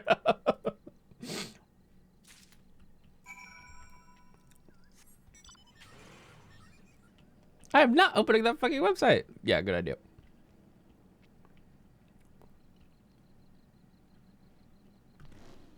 Our theater was pretty packed, and it was like kind of late at night too.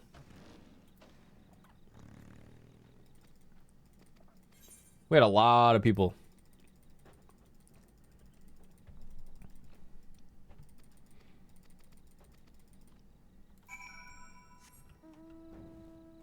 Go get the money, go get the money.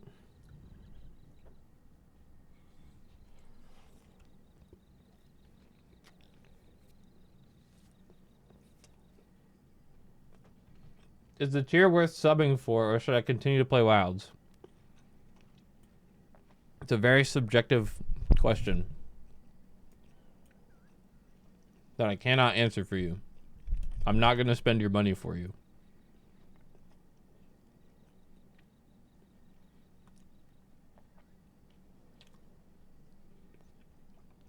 Dude, it was all the adults after work. There wasn't a single kid in that theater. It was all like 20 to 30-year-old people. And then every time they said one of the funny lines, we all clapped.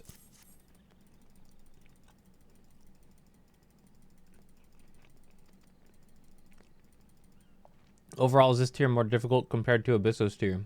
Again, a subjective question that I cannot answer. Entirely depends on your group and your experience.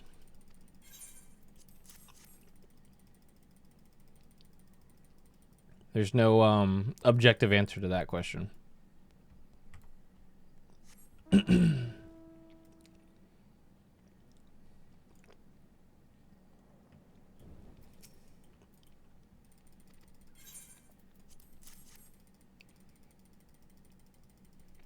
Yeah, I saw that video. I also saw the video of people getting kicked out of the theater by the cops because they were being so loud.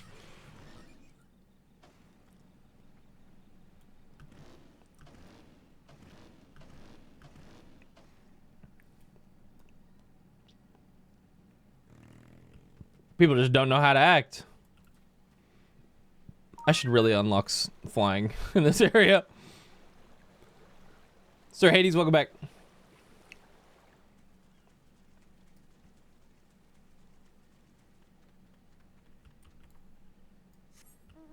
Chicken Jockey. That movie was so funny though. There's so many good references, and I adore Jack Black and like anything. So it was so good.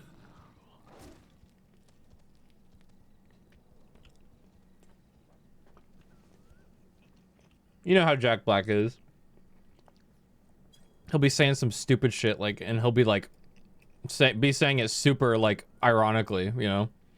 And then he'll randomly just bust out into like a Tenacious D movie style like musical. So they're just like, just keep the camera rolling. Like he'd randomly break out into song and come up with a stupid ass jingle for something. They'd be like, keep rolling, keep rolling, keep rolling. Write that down, write that down.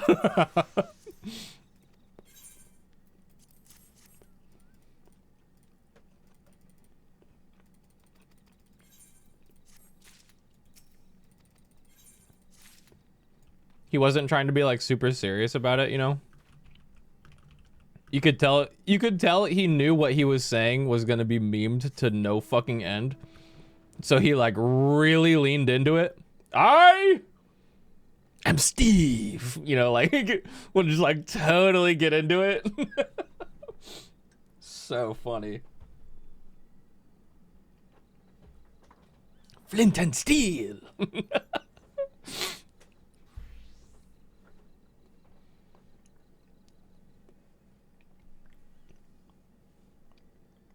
Which of the fights did you think was the hardest to learn / figure out?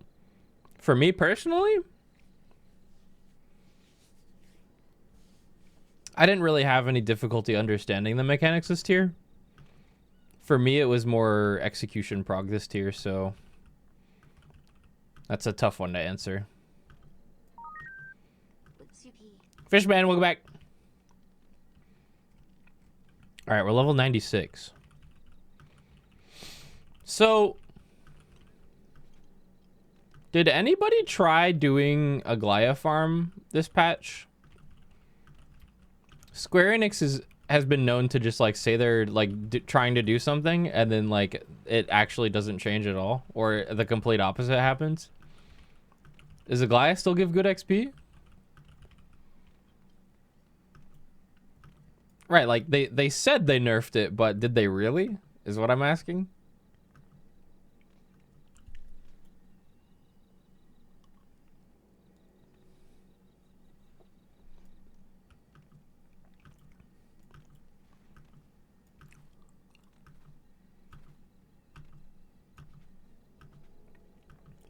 People hating on Jack Black, by the way, is because of I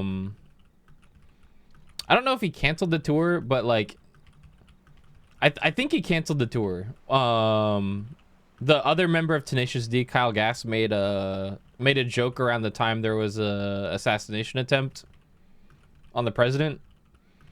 He said something like, "Oh, you shouldn't miss next time," or something like that. Like when they were like talking to the crowd, or something like that. Like, whatever your opinion is on shit like that, whether you think that's funny or not, I don't care. But Jack Black was like, "Hey, that wasn't cool. Sorry about that. We're gonna go on pause for the tour for a bit." Which I think is probably the right thing to do. And regardless of what the situation was, I do not blame Jack Black in the slightest for that personally.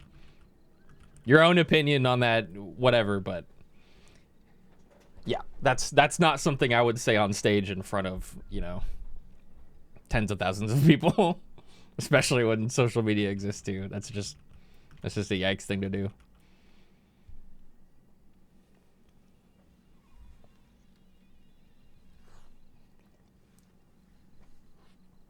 Should I dungeon spam? I really don't want a dungeon spam. You guys have any more questions about the Savage tier, maybe? Or perhaps we could go through the clear VODs right now, actually. Want to do a clear VOD review?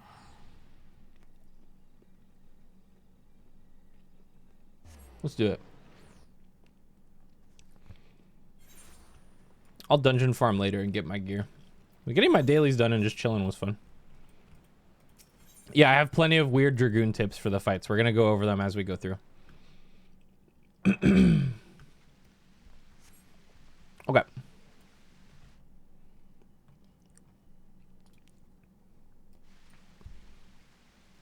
Again, which one was the hardest to do via mechanics? Completely subjective question.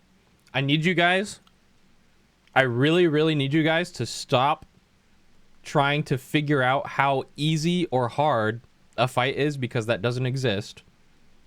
There's no objective, this fight is easy, this fight is hard. You need to approach every fight as just a fight that you're going to learn, and it's going to be different than everybody else's experience, depending on how comfortable you are.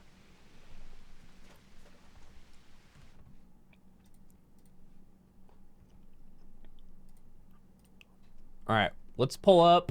We'll start with M5. We cleared this one pretty quick. Servers went up at 3. We cleared at 450, so it was like 1.5 lockouts-ish. Was there any job that you considered playing other than Dragoon? I always consider everything, but there's nothing wrong with the job balance in this game in terms of being able to just win. Like, sure, some jobs might make it easier than others, but at the end of the day, you can play anything, and I want to play Dragoon because I like Dragoon. So that's the only thought process I had about that. If I was playing something like a more critical, like, survival role, like a tank or a healer, I would probably not necessarily look at my damage across, like, the spread of available jobs, but I would look at the tools that it has to prolong a pull or keep someone alive or keep my team alive, stuff like that.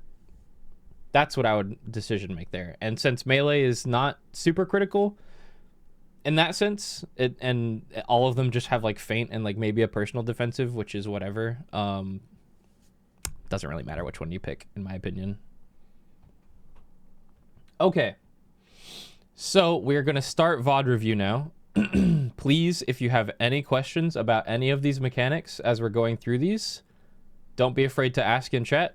Today's the day to do that. I'm going to be going over just our clear pulls for each fight, and I'm going to be explaining just like a really quick down and dirty, like how the mechanic works and not necessarily our solution for it. And then maybe some things that I was thinking of as I was playing Dragoon this year. Okay? It was in safe, so don't shoot the middle. But Yeah, you can never, no matter what, you'll never be aiming it through the middle. I honestly don't remember this fight very much. It was really fast. At that point, just commit the stand Alright, in the bad. fight starts. Getting all my buffs on cooldown, getting all my OGCDs on cooldown, and then pressing my other OGCDs. I was talking to V about this last night when she was practicing like learning Dragoon. But for a lot of you out there who don't understand this concept yet, the fight always lasts a certain amount of time. And the amount of damage you deal is not whether you crit or not. It kind of is that, but the amount of damage you deal over a fight, let's say this is the entire fight. This like window right here. And let's take a really simple cooldown like my high jump, for example. If the fight starts at 0 seconds and it ends at 10 minutes, right?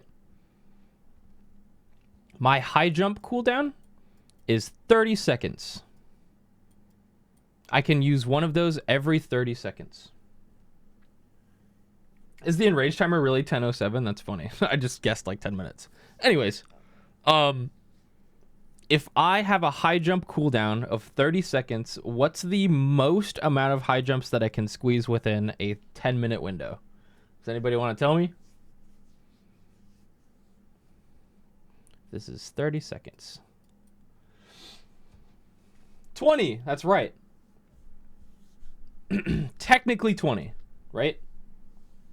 So what's gonna happen is if I press it, you wouldn't, like in Prague, like you wouldn't really try to get all 20 of them. You'd probably try to get like 19 of them, right? Somewhere around the max. Yeah. You want to squeeze in as many of these as possible. And you're not gonna really care about how many of them are perfectly lined up with buffs. Side note, if you put them at the right times, they'll always be aligned with buffs, but that's besides the point. You want to get as many usages as possible. This is accurate for things like Phlegma. This is accurate for things like Blasting Zone. This is accurate for things like Imperial Arrow, where it's just an OGCD button that you can press every certain amount of time. Right? Lord of Crowns, stuff like that. Yeah? So what you want to do throughout this fight is not let this drift. And what I mean is that maybe in your opener, you press your first high jump here. Okay? And then let's say this line that I'm drawing is an exact, it's probably not super accurate, but this is an exact 30 seconds, right? From when you press it to when it's available again. Okay? You want to place your next high jump right here. And that's because you want your next one to also be right here. And then you want your next one to be also right here, so that by the time this continues throughout the fight, you don't miss a usage. And what I mean by missing a usage is, let's take this next line down here as another example. If you press your high jump right in your opener, and then you wait this long, right, to press it again, as this goes on, when you get towards the end of the fight, you're going to miss a usage because of this gap that you left here. Does that make sense? Do you guys follow that? This is not necessarily an always be casting. It's more so always don't be drifting. Like, don't drift your stuff, you know? Because if this goes on, check this out. This is your high jump cooldown timer if you're pressing it on cooldown. See that? If you were to squeeze this entire line back, squeeze all this back, you could probably get one more high jump in. You see how it's off the screen there because you were drifting it? That's where your most damage optimization is going to come from. So a better way to put this is that, let's say your high jump, it doesn't do this, but let's say your high jump does 100 potency, right? Okay. And you're waiting to press it because you like buffs are misaligned or whatever, and you wanna make sure that your damage button is in buffs, which is a generally good thing to do. Yeah? Let's just say you have enough party buffs to where your damage is increased by, I don't know, 30%. So instead of doing 100 damage because you waited for the buffs to come up, your high jump now does 130 damage or potency. Right? Cool. So you drifted your high jump to make your instead of doing 100 damage, do 130 damage. Whereas if you would have pressed it twice throughout the course of the fight, that's 200 damage. And the point I'm trying to illustrate here is that pressing a button twice or more than once is almost always going to be a gain over waiting to use it in buffs. Does that make sense?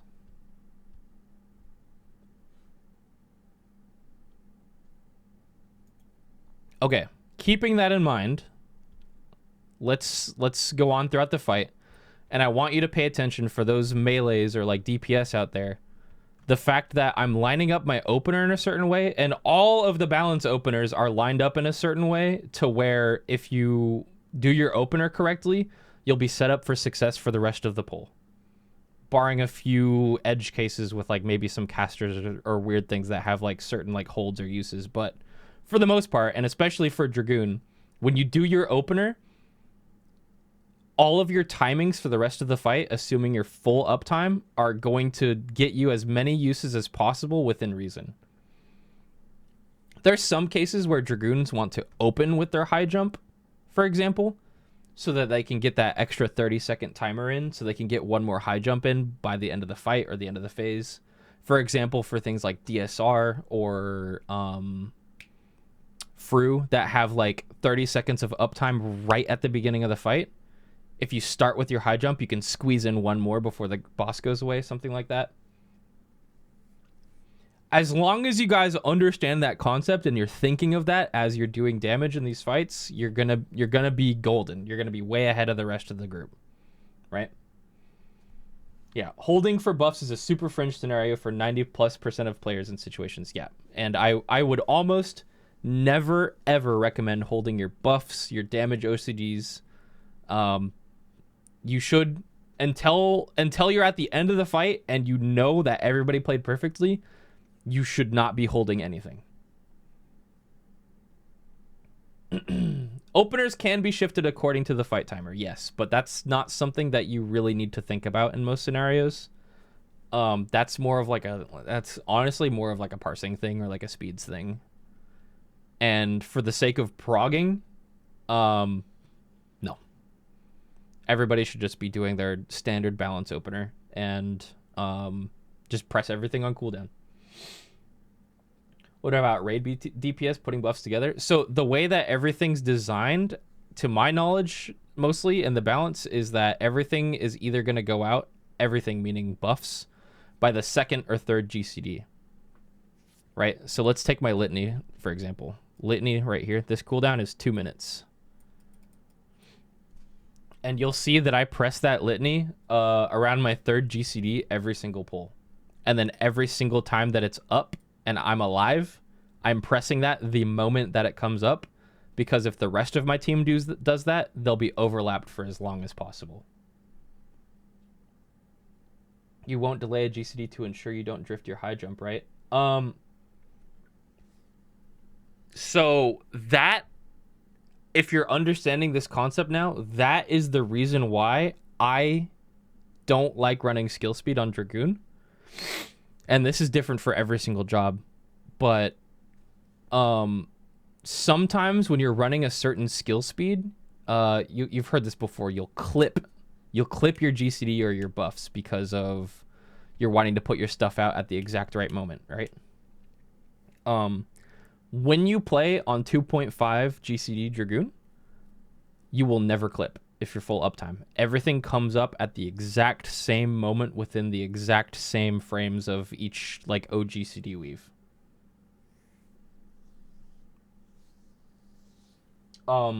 So in a vacuum, meaning like a perfect world, like nothing's like fucking anybody up, nothing's killing anybody, nobody's losing uptime. If everybody did their openers the way that the balance says that you should, everything should be going out. Like Div, Battle Voice, Brotherhood, Litany, Dokumori, shit like that. They're all going to go out at the same time. And then, in 2 minutes from that moment, everything's going to come up at the same time, and everybody's going to press it at the same time, so that for the entire fight, everything's as overlapped as possible. Because if you have a scenario where, like, let's say Litany is right here, for example, Dragoon presses their Litany here, but the Astro's behind for some reason, or they forgot they had their buff, and then Div goes out like 2/3 of the way into Litany, then there's only this sweet spot right here where you're doing as much damage as possible because everything's overlapped. What you want everything to look like is all the buffs start at the exact same time, so that you have this huge sweet spot of all these players' buffs overlapping. Everything's exponentially increasing or multiplicatively increasing, depending on what it is. And everything's going to deal a fuck ton more damage. Yeah? That's the sweet spot. You want that sweet spot. I feel so bad when I fuck up that bad. Yeah, but like, it's gonna happen, is what I'm saying. In Prague, people are gonna fuck up. People are gonna die. They're gonna get up in the middle of a 2 window and they're gonna press their stuff late. You want, ideally, for everything to be as overlapped as possible. You want everything to be as stacked up as possible. But at the end of the day, you should just press everything the moment it comes up. And then if you're at the end of the fight and your team has no more gas and you've gotten there maybe 2 or 3 times, that's when you start talking to your team about, hey, we should change this. This person's struggling at this point and can't get this off at a certain time, so let's change this around. Let's maybe hold, but wait, let's make sure we don't lose a usage of this 60-second or this 30-second. That will almost never happen. If everybody's playing their rotation correctly and they're pressing everything on cooldown, I'm confident that every single encounter in this game will die with comfort. Especially in this tier. There are very few cases where a perfect rotation of 8 people, of everything being lined up correctly, will ever cause you to enrage. Okay? So keep that in mind as we're going through these VODs and you're watching how I'm pressing what I call these hard OGCDs as they come up. And what do I mean by hard OGCDs? So for my Dragoons out there, let's look at these 5 buttons right here. I can screenshot this and we'll make it even bigger. Let's just hide this for a second, okay? What do I mean by hard GCD?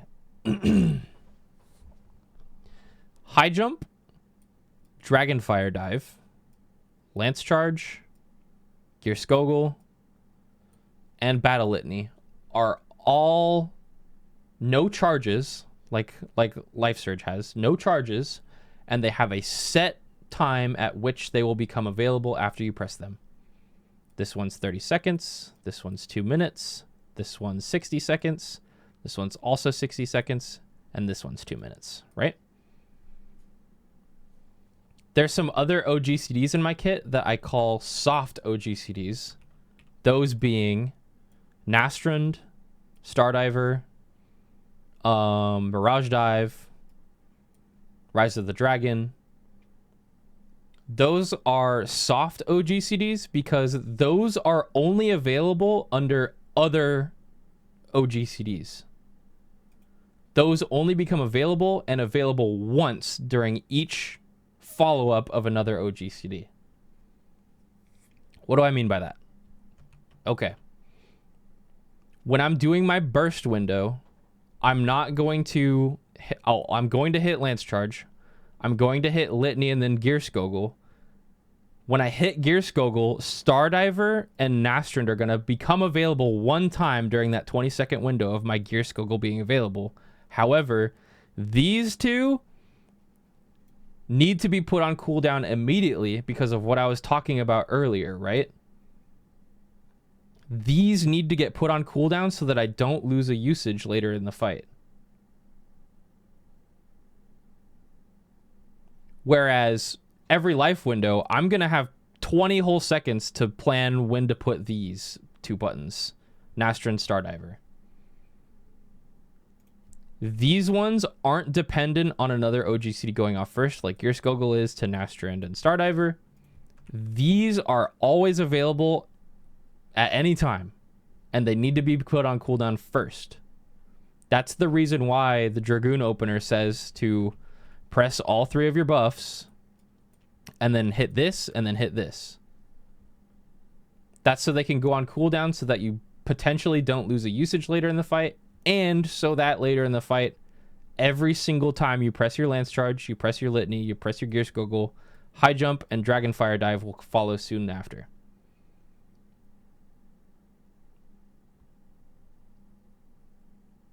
Does that make sense to everybody?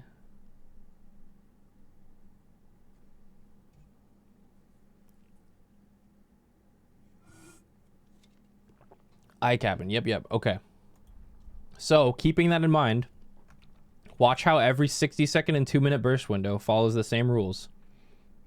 Where I'm going to press those hard GCDs first, and then I'm going to do the soft GCDs.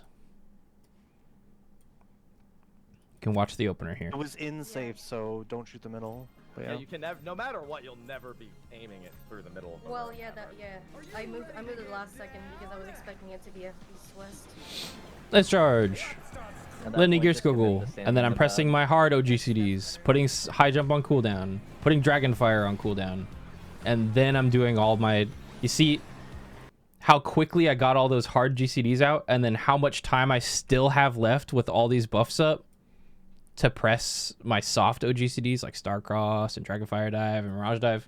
I got all that time to press those because these are only going to be available every 60 seconds when I press my Gear Skogul. So I'm not losing usages by doing this. it was in safe, I'm setting so myself don't up for shoot the success middle. for every But future You burst can window, no matter what, you'll never be etc. aiming it through the middle. Well, yeah, I moved it last second because I was expecting it to be East-West. At that point, just commit to standing in the bad. Yeah, that's better, honestly. Okay, focusing more on the fight now. Tank Buster.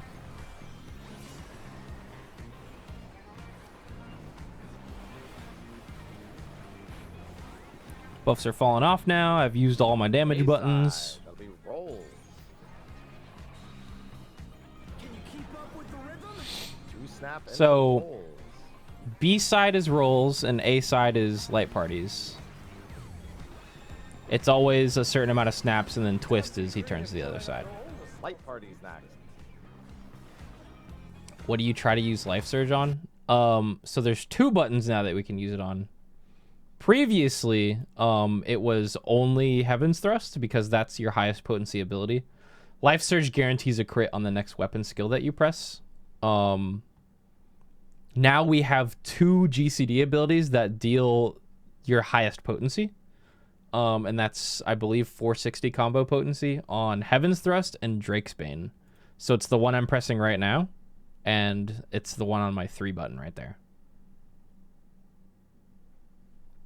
It's a good point, Abby, though. I could have just stood in the middle. And you may be thinking I should try to save these as much as possible for my burst windows, which is correct. You would like to crit things under your buffs, ideally, like your Lance Charge and your Gear Skogul. However, I'm going to tell you from experience, while that does technically increase your DPS a little bit, just throw your Life Surges on any old Heaven's Thrust or Drake's Bane, and you won't go wrong. It's much easier to just make sure that you always land them on the correct GCD like type, like Life Surge on Heaven's Thrust or Drake's Bane, rather than making sure that it's in buffs and accidentally overcapping and losing one over the entirety of the fight. So try to use them in buffs, but if you can't brain it out all the way, or you're like doing your first pull past a certain point, just slam them. Just press them. Fuck it, who cares? Yeah, they come back pretty quick. 40-second cooldown. Baited all of them. Well, don't take all of them. Then That's you would gonna kill us. shot all the DPS. Yeah. The problem was the cleave just went through the middle of the room. It should never do that in any I mean, that's the orientation. second set. Yeah, You yeah, guys yeah. just put it on Cardinals, and I could just stood directly in the middle. Bait all 4. Yeah. Raid wide. That is the way to save it, is to just have a tank in Vuln that stand dead center and then have the DPS stand on the opposite. let's not rely on that. All right, watch your spotlight. Happy was saying that the initial spawn points of the spotlights determines what's going to be All right, safe watch your later. spotlight. That fucking like wasn't true for me. Yeah, for range, yeah, but not for melees. He kept saying that, and I was like, this dude's just fucking lying. So what I would do on this mechanic is I would look at when I have to dance, and it looks like I'm dancing first because I have a shorter timer than the support timers, right? And then when it was about 5 seconds, I would look across to the ones coming towards me, which would be like from these sides. I would look for the dangerous tile if it was there, and then that's where I would like kind of just eyeball it. Honestly, we weren't in here for too long for me to find out like a really elegant trick for that, so I just eyeballed it.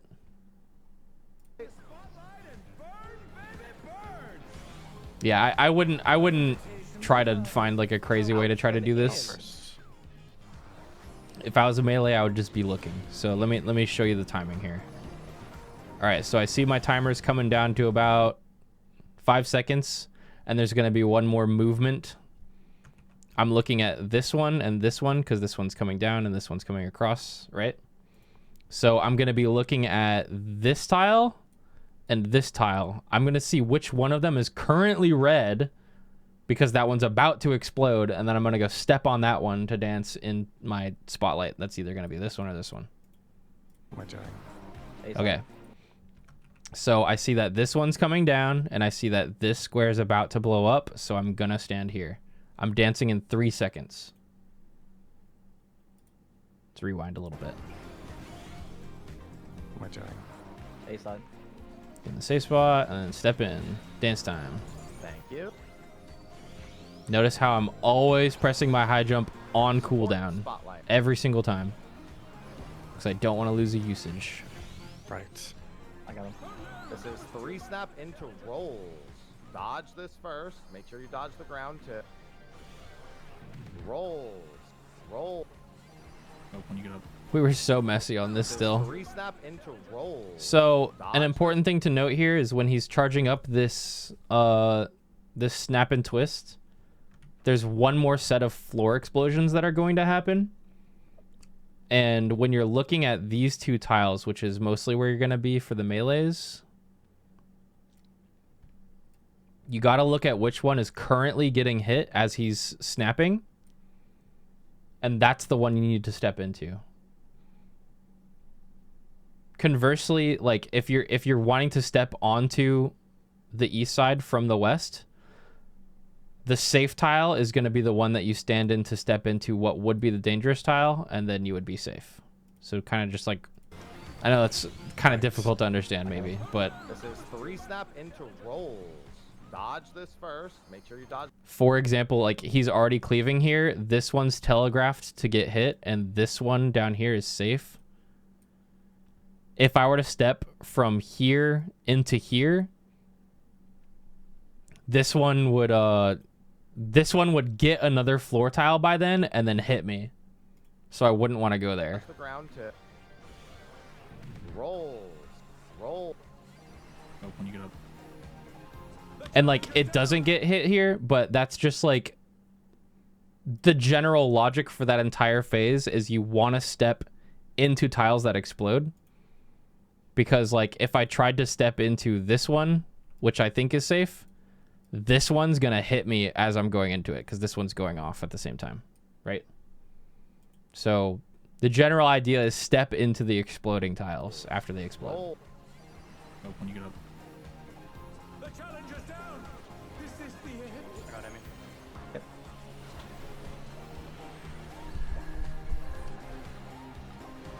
Tank Buster. It's gonna be DPS east. Supports west.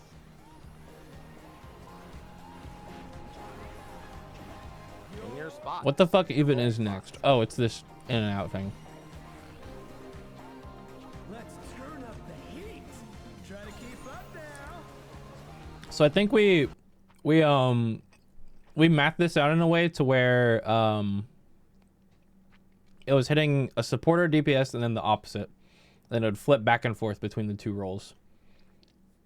So we put all the DPS on the same side so that when you do get hit, I think I get hit first here. You can step into somebody else's spot because you know they won't get hit next. And then you can step back to your spot after the follow-up Protean hits your spot. I don't know what PF's doing right now. And to be clear, I don't really care, so you don't have to explain it. I'll look when it's time. But that's how the mechanic works. He is my favorite stripper. In. Out. How did I know somebody was going to type Hector Strat? Out. In. Out. In. Out. Every Check your tier. timers now. It is me and a Dur first. I saw someone recommending a certain strategy where you like pre-line up with your partner like north to south like this. I kind of like that. At this point, you just have to check who's like 5, 10, 20, 30. Or no, 5, 10, 15, 20. And then just go from north to south. I like that. Remember to get out of the middle afterward. That's what I would do. Oh, here's a good tip. So when you're trying to read the frogs, for me, it's easier to identify the safe spot than the spot that's getting hit. Because if the spot's getting hit, I have to also make the mental effort to get out of that safe spot. Whereas if I identify safe spot, I can just go there. Brain off, right?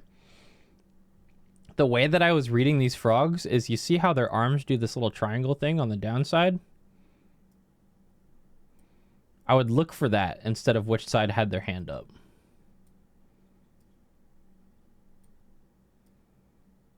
And like, if you can read it the other way, that's chill. But I would look for the direction that their elbow's pointing on their down arm. And then I would go there. So if that helps anybody, yeah, feel free to do that. But I personally didn't like looking to where he was pointing. I would look at where his arm was down at. Remember to get out of the middle afterward. Swap. Swap. Stay. Swap. It's a little different for the ones later, Swap. where he's like pointing forward and backwards, Stay. but it's mostly the same. Swap. Last timer is still going off. You were in the middle. Hi abandoned me. Classic. That'll be fine. And I missed my damage buff. Not bad, but I reckon you've got more in you. Hashtag Gonna be ignored. riding the waves first. Gonna save a All side right. here. Rolls later. So, excuse me, I'm eating.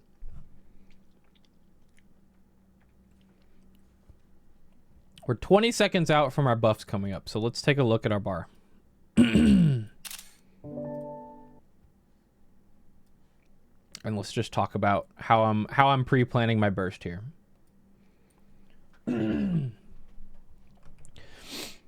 I haven't drifted any of my usages for my buffs, so they're gonna come up in the exact same order at the exact same timing as my opener was. Also, if you notice, I haven't drifted my high jump or my Dragonfire dive yet, right? So the order of operations for my burst window is going to be the exact same as my opener. In that, I am going to start with Lance Charge by itself. I am going to press Litany, and then I am going to press Gear Skoggle, and then I am going to press High Jump, and then I am going to press Dragonfire Dive. And that is all of my hard OGCDs like we were talking about earlier. Right? Those are the ones that I need to get on cooldown because they're independent and not activated by pressing another OGCD. Those need to be pressed first so that the 2-minute window after this one is also in the same exact order as this one and the opener. So let's see how I handle this burst window.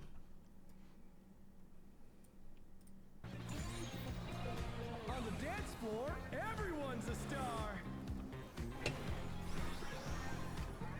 Ranged or out east. Ride the waves. Spread. All right. Twos are coming Your up. Partner while you dodge. Here comes the Lance Charge. Here comes the Litany Gearskogel. Air. Here comes the High Jump. And then here comes the Dragonfire right after.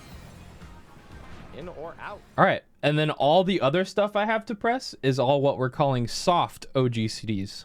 So those are going to be pressed after everything else because they only become available because of the hard OGCDs.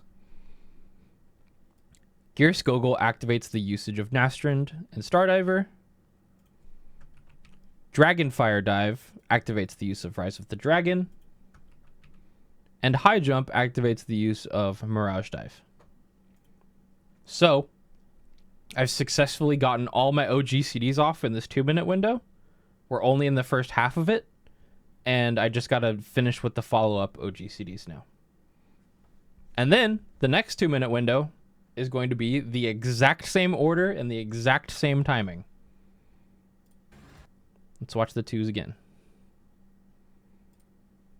East. Spread. 8th beat is spread. With your partner while you dodge. And then stack. Lance Charge. Litany Gearskogel. High Jump. Dragonfire Dive. Hard OGCD's done. Now I just finish the rest of it. Out. If I need to miss a positional here, I'm just going to do it because who cares? In. This was rolls. Excellent. Great 2-minute burst. Re-snap. 3 snap. Roll. And the rolls. Tank Buster. Boss is half dead.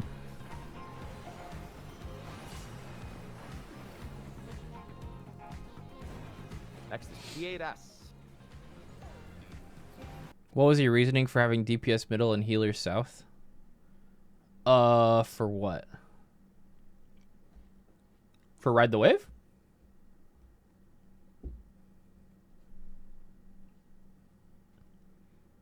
Oh, roll cleaves. That's just what we decided first. No particular reason. Like, so that's actually a good thing to talk about.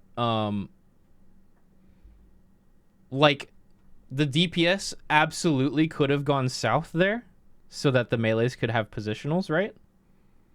However, if that's what is brought up first, it works and it doesn't wipe us, I'm like almost never gonna recommend that we change the strategy. Almost never. Unless it really fucks something up for me or someone else in the fight.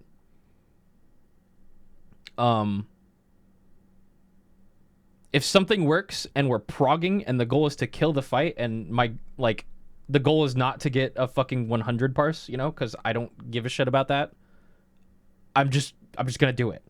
If I miss a positional there, who gives a fuck? It's like 20 potency or whatever. If somebody like loses a cast because they're a caster and they have to move there, who gives a fuck? Like it's like one cast, you know. If it works, it works, and there's no reason to change it, unless it causes a problem later, which it didn't. So we just kept it like that. And I would recommend that everybody listening also does that for their progs.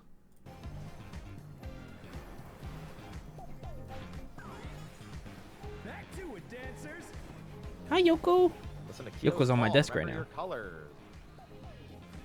Red and purple or blue and yellow. All right, so everybody has different ways of reading these moonwalking frogs, right? This may help you guys. So I'm going to explain my logic here and explain why I turned my camera. Back to it, dancers.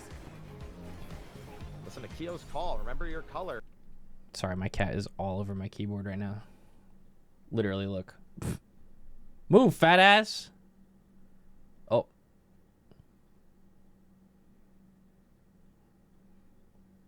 Can you don't? She's like, so comfy. We gave the cats a bath yesterday because they haven't had one in like a year. And Yoko was getting stinky. Yoko was getting stinky. But now they're all like really fluffy and soft. Can you see? So fluffy. And now I steal you. Ha ha ha ha. Oh, it's so cute. So cute.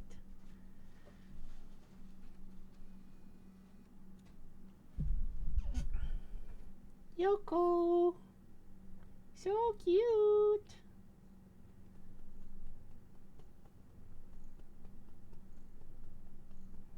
So cute. Yeah, the cats kind of just give up whenever they do get a bath. They're just like, man, fuck this. They like try to get out of the bathtub a few times and they'll try to jump and they'll like put their arms up on the side, but then eventually they'll just give up and sit there and fucking. You ever seen that sad wet mouse video where it's like the soapy wet mouse like shaking and it's playing the world's smallest violin song? That's them. Inara Yoko. You poor little tortured kitty. She got a whole chicken tube afterwards. Oh. She's like, let me go. I have to lay on your keyboard. You don't stink anymore. You actually smell good. That's not going to last very long. All right. Anyways. Back to what we were talking about. This mechanic, right? Frog Tirage. 4 frogs are going to spawn. They're going to skate across the arena and they're going to make one of the, I think, only cardinals here safe. Someone can correct me if I'm wrong. Like I said, we spent barely like 3 hours in here. I think it's going to be AC or DB almost every time. Might be corners, but I don't know. All right. So I saw that they were spawning, for the sake of Theater of the Mind here. Here's the arena. I saw that the frogs were spawning on the north wall and the west wall. And I know that every time each frog is going to shoot across. So it would behoove me, since I already know where they're coming from, to look at the corner where I know they're going to be like doing stuff. And which direction they're going to turn. So that's why I turn my camera the way I do, towards 3, so that I can see them hit the wall in these spots, and I can see which direction they go. Because I already know where they're coming from, so... Remember your colors. See where they're coming from? I watch the corner where they're going to hit the wall, and I identify where they turned away from, right? So the north guys went this way, and they went this way. And then the south guys, or the west guys, rather, went this way, and then this way. AC. Spreads.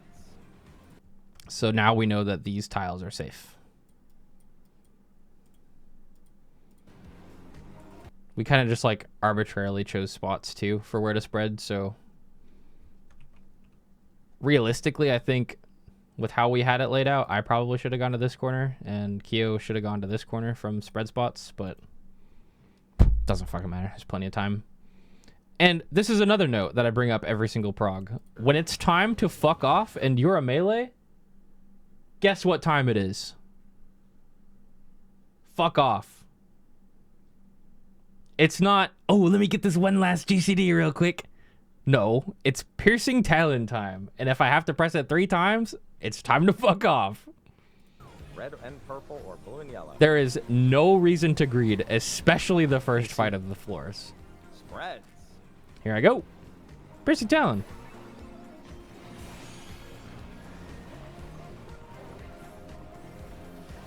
We love piercing talon. Spotlights and baits color pairs. Supports first. DPS bait. All right. So these frogs, when they come out, will bait to the closest target with this backup dance cast. And then whoever has the shorter timer, which is the supports in this case, need to go dance in the spotlight when it hits 0, right? So I'm looking at where these are right now and the direction they're moving, and it looks like they're getting shot towards the inner cards is going to be like their finishing spots. I don't want to shoot any inner cards, and what we decided was we would do it in color buddies. So my colors is blue, right? And since 3 is where the, you know, spotlight is, C is good for me to shoot. So I'm going to shoot it this way.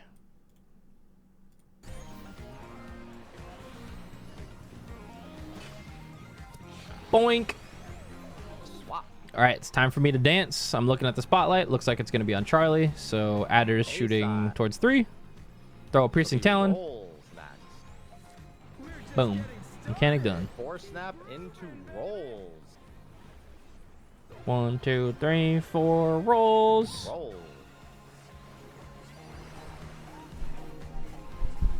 Raid wide. This will be ensemble next. Celebrate good times. Come on.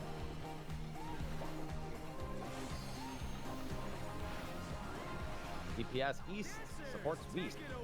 Supports West. All right, so let's talk about this burst window here, because this burst window is a little bit different because of a mistake that I actually made in my rotation earlier. Not a huge mistake, but it's gonna make things different. And it was actually all because of this moment right here. Heads.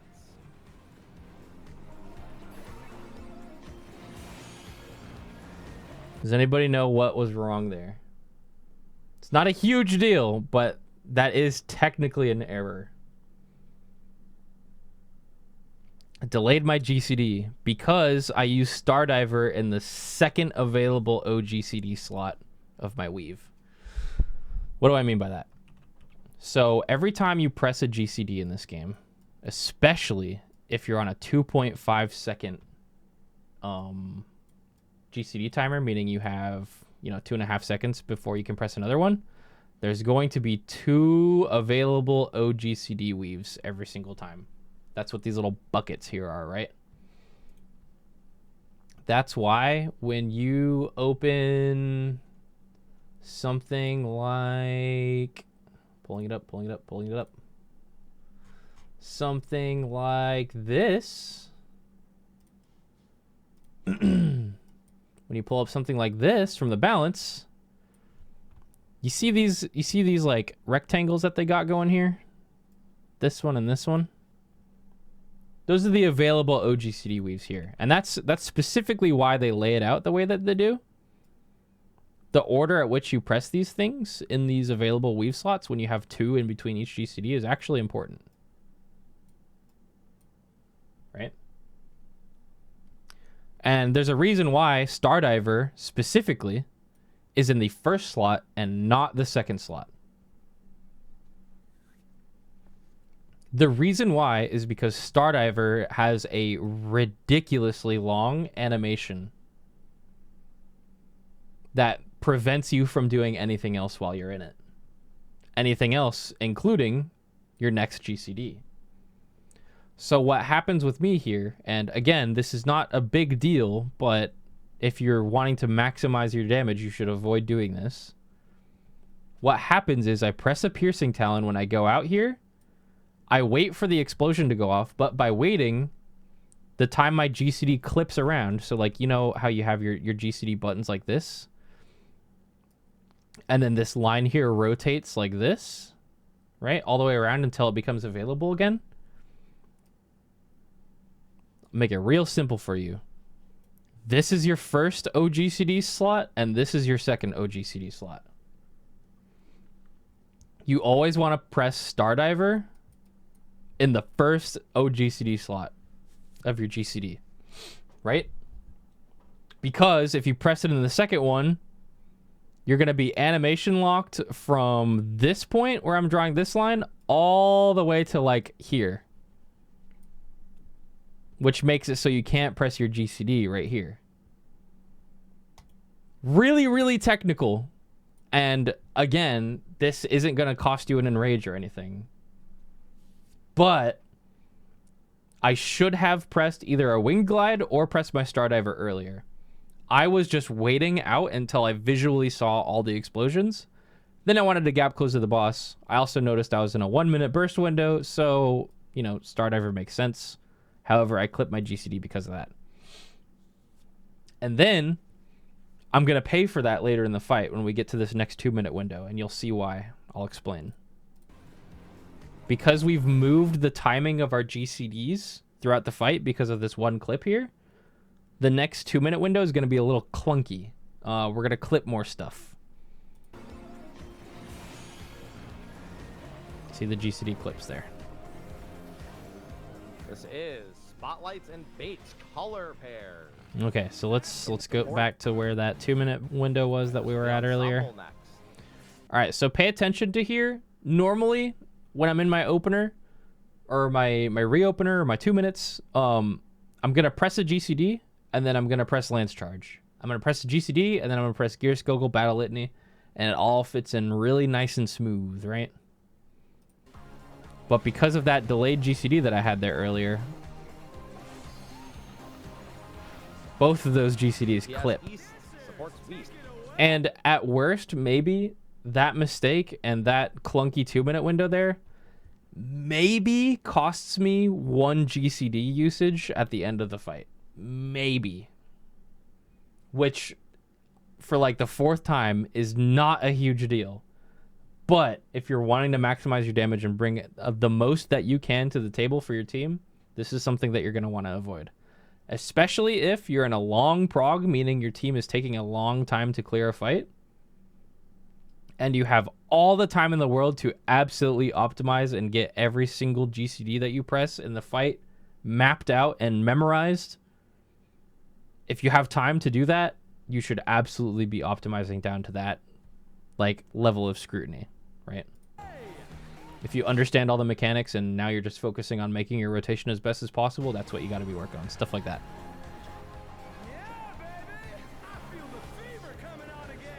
Arc 82.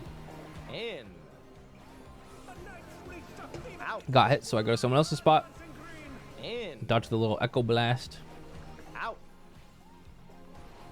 In. Out. In. Ouch. Technically, there's nothing, but Dance like there's no tomorrow. check the frogs. All right. So these are the frogs that have the forward and backward ones as well. So like I mentioned earlier, you technically still can. I mentioned it, but I make a little arrow with their elbows. This one's behind him. I make a little arrow with their elbows to where their elbow is pointing, and then I go where their elbow is pointing. You can technically do that for the ones that are facing forward and backwards, like this guy and this guy.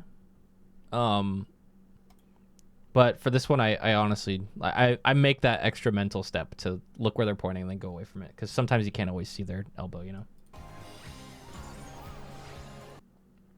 Are you listening to Happy's callers or are you using your eyes? I'm using my eyes. I'm never gonna listen to somebody's calls for a mechanic that happens this fast. I'm always going to be, well, for every mechanic, I'm gonna learn how it works, right? I'm gonna learn how to read it myself. But some people, like if we're trying to go as fast as possible, some people might not completely grasp how to read something yet. So they listen to calls like that, or maybe they get lost, or maybe they forget a step and they're trying to catch back up with like the pace of what's happening. That's when the call outs become useful. Especially like the first arcade, when everybody is also looking at their debuff bar right here, or wherever it is on the party list, to make sure that they're not missing their like soak timing.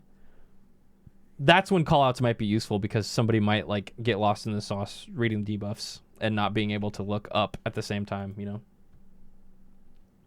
I would highly recommend that everybody knows how to read this though, and you don't listen to calls for it.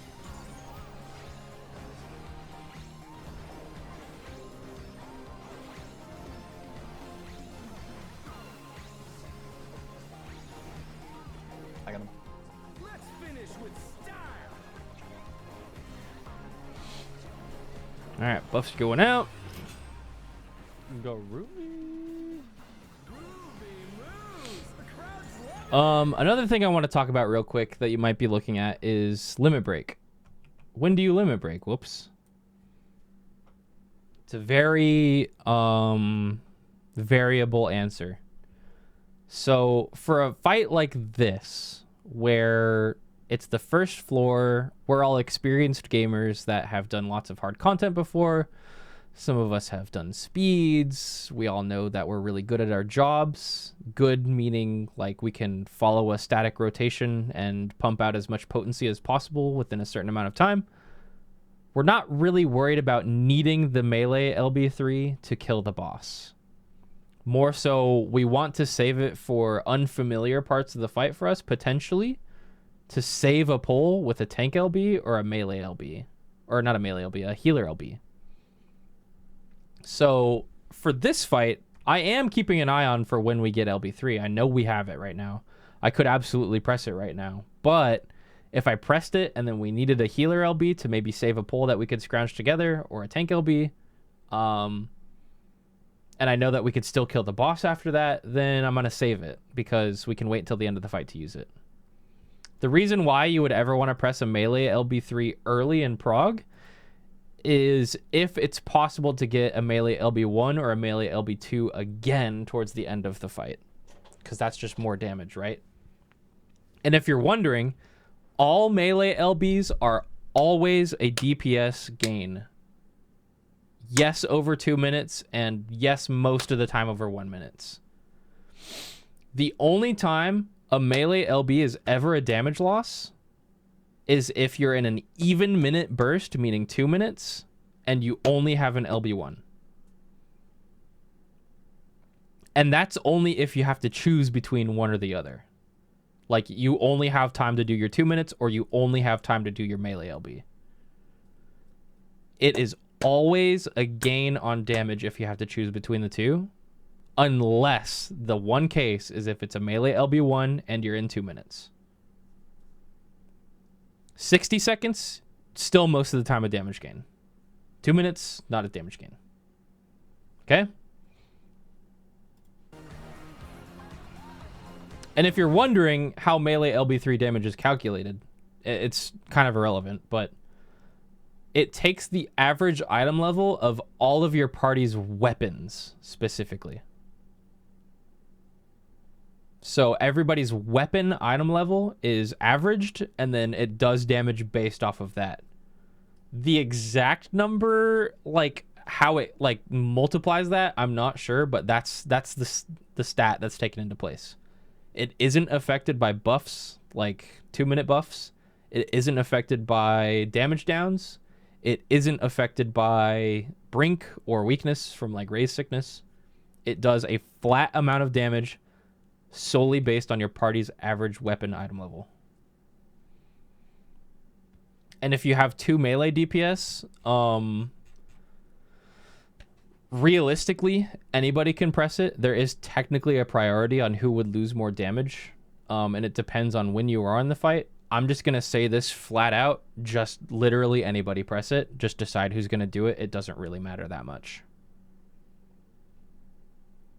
Technically, the people that you want to do it are the melees that don't have gauges that they need to build by pressing GCDs. Like Viper, like Reaper, like Samurai. And yeah, because it's not affected by damage downs and stuff like that, if one of you happens to have a damage down or a weakness, that's the guy that should press it.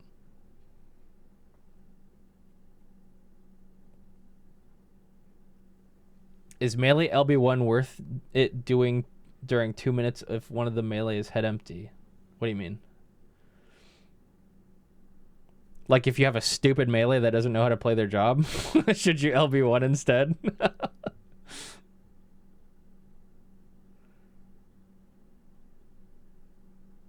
Maybe, I don't know. If you got a stupid melee, you should kick him out of your group. Just kidding. Nah, I mean, yeah. If you're at the end of the fight and you have it, you should probably always send a melee LB. I would. Party comp doesn't affect LB damage, no.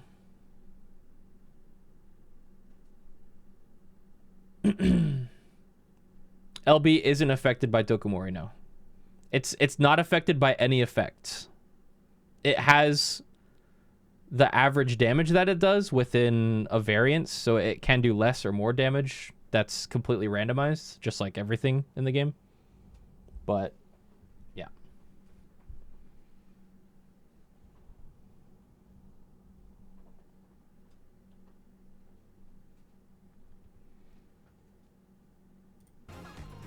Next is the half rooms into the color pair baits.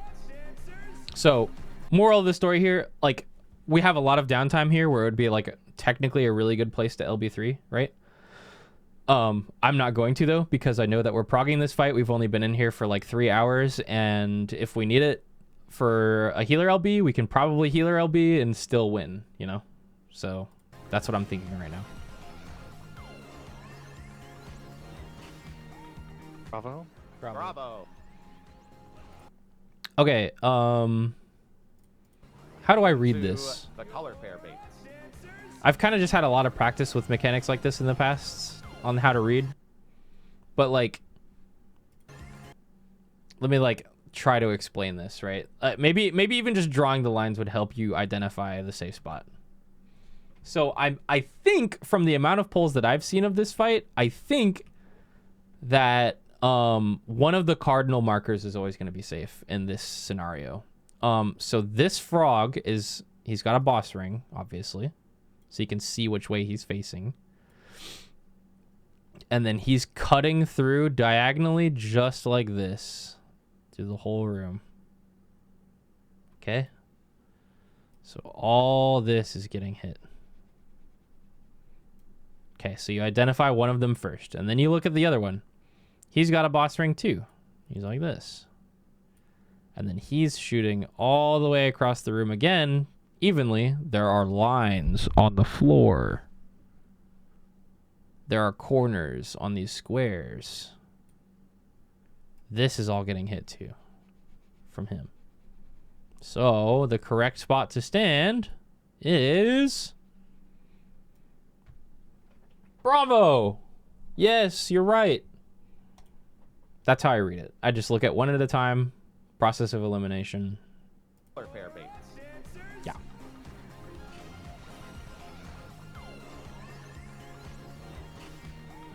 Bravo. It's share X, Spaz. Charlie. I can get the jitter in Left. 2 Delta. seconds. Supports are baiting first. Supports are baiting first. Supports bait. I'm watching the frogs where they hit the wall. In. I'm going to get as far away from all of these frogs as possible because I don't want to steal any of their baits. And that spot just happens to be the direct center of the room. Yeah, you can change the marker color. You can go like this. Should we do purple? I like purple. Purple. But I think it... Oh, does it default to purple every time now? Yeah, let's use purple. Hell yeah. And then I'm baiting next, and I know that I'm color buddies for this, so I'm doing the blue markers, which is going to be in round 3. All right, time to fuck off, even during my 2 minutes. This takes discipline, right? Discipline. Lance charge. Litany.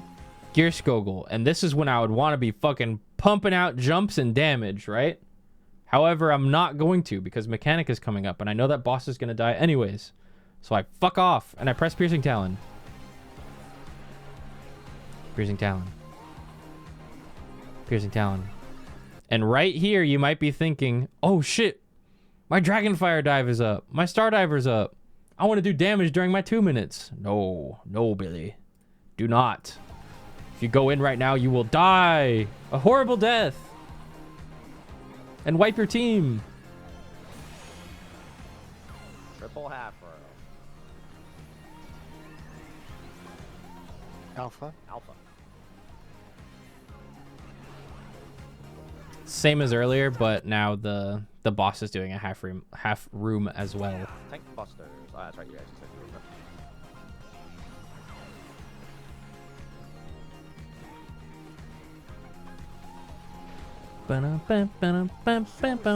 Funky floor. The This will be spreads or pairs first. You ready with your color pair partner? Pairs. Your color pair part. And that's gonna be in or out. In first. It's kind of fucked up that he like the cast bar is the opposite of the safe spots. Emily, welcome back. Out. And then spread. Ooh. Oh, and something that happened in Prague. Normally melees would want to hang out around like the flank rear combo, right? So they could get all their positionals. So that's where I was initially standing, like around this area, so I could get all my positionals here. Something that I was asked to do by Kyo, and this is just this is like a static, like learning moment, I guess you could call it. He said that he didn't have a whole lot of space to maintain uptime here either, so he asked me to, instead of going to what would be the best spot for me, over to this spot, so that he could have space. So I started doing that, so that the spread wouldn't go off on him, right? Like, I absolutely could have gone up this way to continue getting all the correct positionals, perhaps. Double raid black. But just sometimes you're gonna have to do like unoptimal positioning to like improve your group as a whole, if that makes sense. And that's something you should always be willing to do in Prague. Finishing up my 1 minute burst. 1 moment. And then I'm the only melee in the party at this point because Jitter was still on red mage, so yeah, melee was all me. So finishing up my burst. Because I don't have to choose between the two, right? Like this is only a 1 minute burst happening here. So melee LB3 is definitely, oh hey, Nanuccio. Melee LB3 is definitely a gain over what's going on here, but I know that I have enough time to finish my burst and also do the entire LB. So I can choose to do both, so I'm going to do both. Double raid black. And that's why I say here. LB whenever. Yep. Finishing up my 1 minute burst. 1 moment. Waiting for my 1 minutes to fall off just because it's a little bit extra juicy damage. And then pressing it. And boss dead.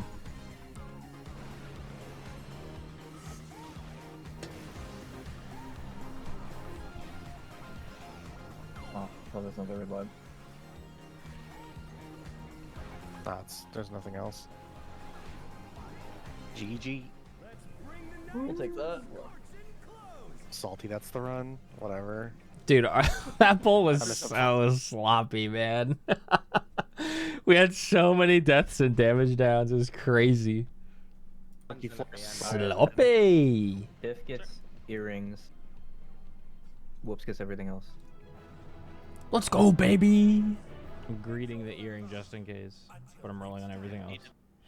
I really gotta teach Biff where that greed button is. Baby faces champion. Greeting everything else. We only beat him by a hair. Oh, shut up, you. I love how that's the end of the video.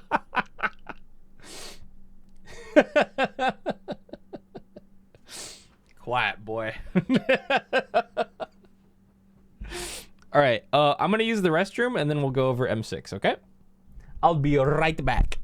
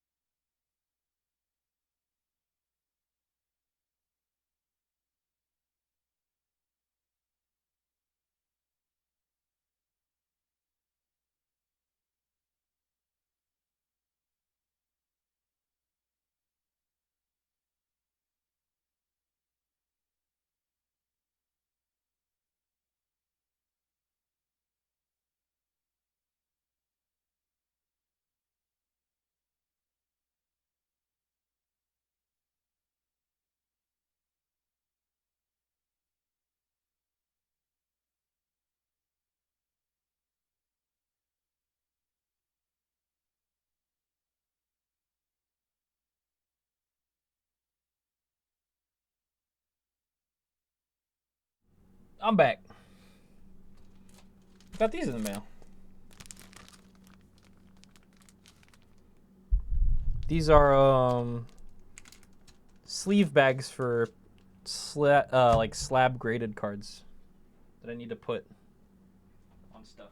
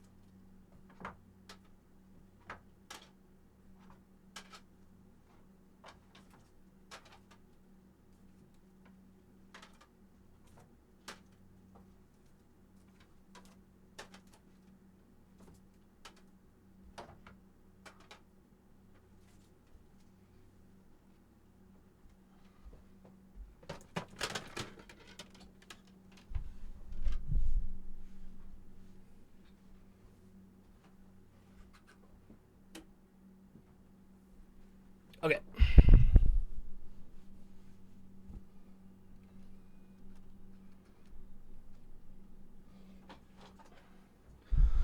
I forgot to order these earlier, and I had a lot of unsleeved like slabs. I know it seems silly, right? You have this like protective like acrylic case for your graded cards, right? To like also put it in a sleeve, but like you can't replace this acrylic slab, and you can replace a sleeve, so it prevents it from getting scratched is the thing. So we're chilling today, so I'm gonna put a couple of these in sleeves, you know, test out how these work. I got like a whole bag of these for like $5 on Amazon. So you do like this.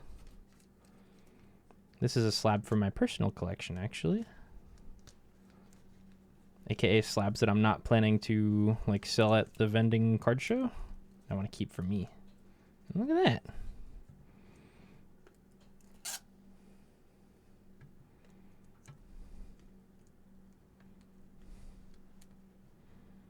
And then you just fold it down like so. Stick. And that's nice and protected. Oh, nice. These are good. They're like snug too. It's perfect. Big old box o' slabs. I don't think this one's gonna fit. I got this one locally. This is a Sabrina's Gengar 9.5 from a company called Koba, which I'm not super familiar with.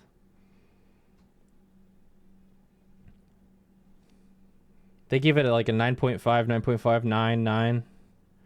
I'm thinking of, even if this was a 9, I'd like to have it in a PSA slab instead. I'm thinking of cracking this bad boy open and sending it to PSA in my next submission. What do you guys think? Should I do it?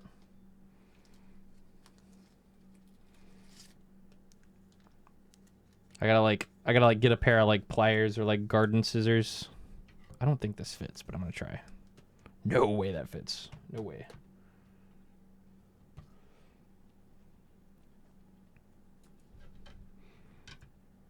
Growlithe and Perrin. I like tag too, but like I've mentioned every time somebody's brought up tag, recently it's been found out that their slabs are like really like not durable at all. Like at all. Like last time I was telling you guys about how I saw a video of somebody who like snapped one in half with their bare hands just to try it, which is horrible, right? Then somebody went as far as to pick one up and drop it from 3 feet, and it cracked. Straight up from 3 feet in the air, it cracked. So I was like, yeah, I'm not getting tag slabs. The point is to protect the slab and the card, but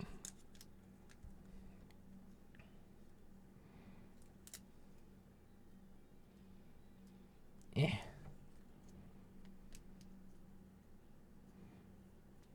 I won't do all these, but I'm just showing you guys what I got in the mail just now. Look at that. The combo card.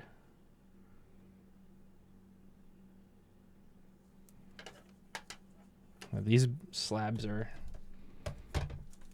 I got a bunch of them in like different like types of sleeves, so I'm gonna redo all of them into these new ones. You guys want to see some of my favorites? This one has a guard. Look at this fucking Tyranitar, bro. 2002 Expedition Hollow with the e-reader strip.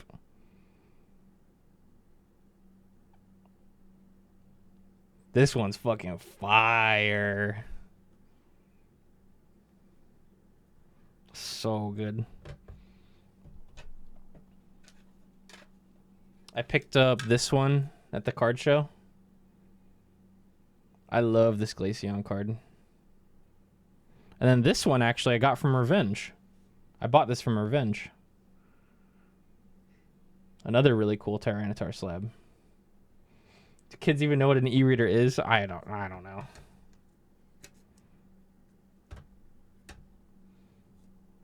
Trying to find one of my coolest slabs that I own. I'm looking for a Charizard collector that can respect how actually cool this is. So this is a Japanese holo Charizard from the starter decks that came out in 2004. So this wasn't a card that you could pull. This was one that you had to get a specific product for. I believe there are less than 5 in the world that are Japanese and graded a 10 like this. I think. It's less than 5 or less than 10. I can't quite remember. So this one almost never gets sold because there's almost none of them, but some of the recent ones were sold for around 1,200, like 900, 1,000.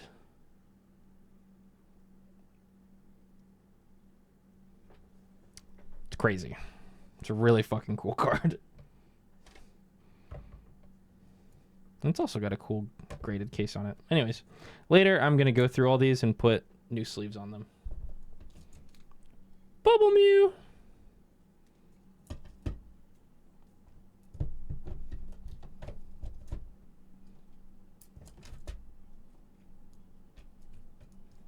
Bubble Mew is so cute.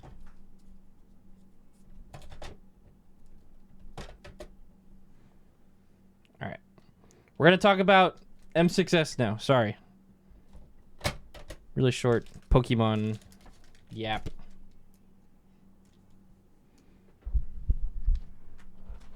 Let me put these away.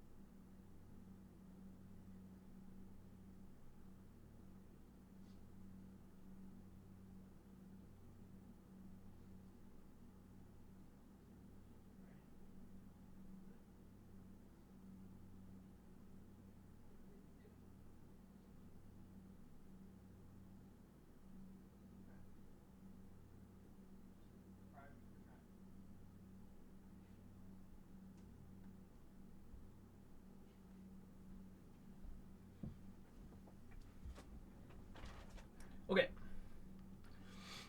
Sorry. Grabbing stuff. The Pokemon Yap was amazing.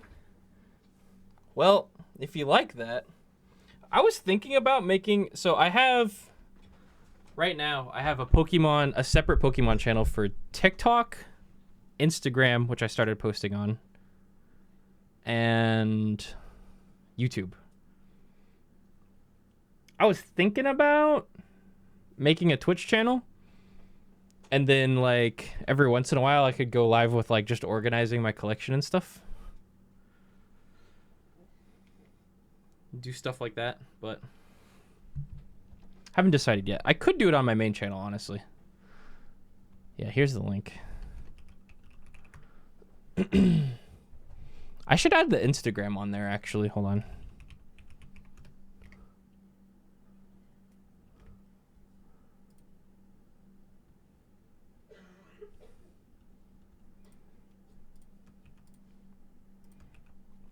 There's the Instagram.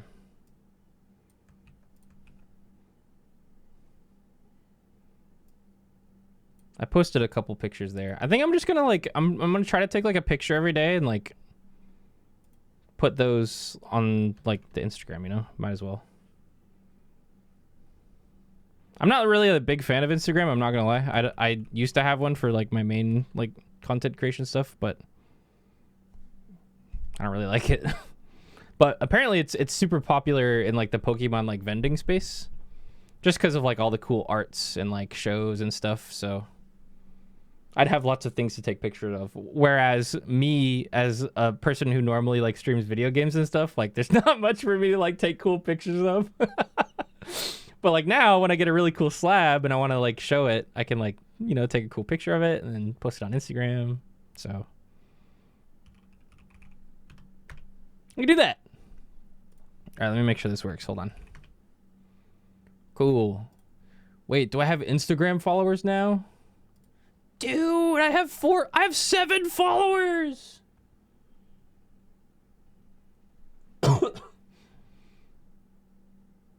How many of you actually use Instagram? Do any of you use Instagram? I feel like it's way more popular than I think it is. God, no, unfortunately. I do for art. Close friends. Okay, so every time I meet like friends in like real life, yeah, exactly what V's saying. Anytime I meet someone in real life, they're like, yo, what's your IG? And I'm like, I don't have one. All the normal people use Instagram.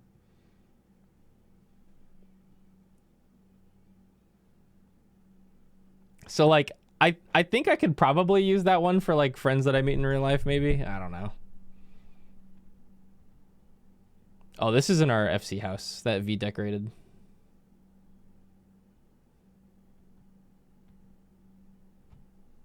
Okay. Anyways, let's get back to talking about M6S. And then I think we'll just talk about M6S today, and then maybe tomorrow we'll do 7 and 8.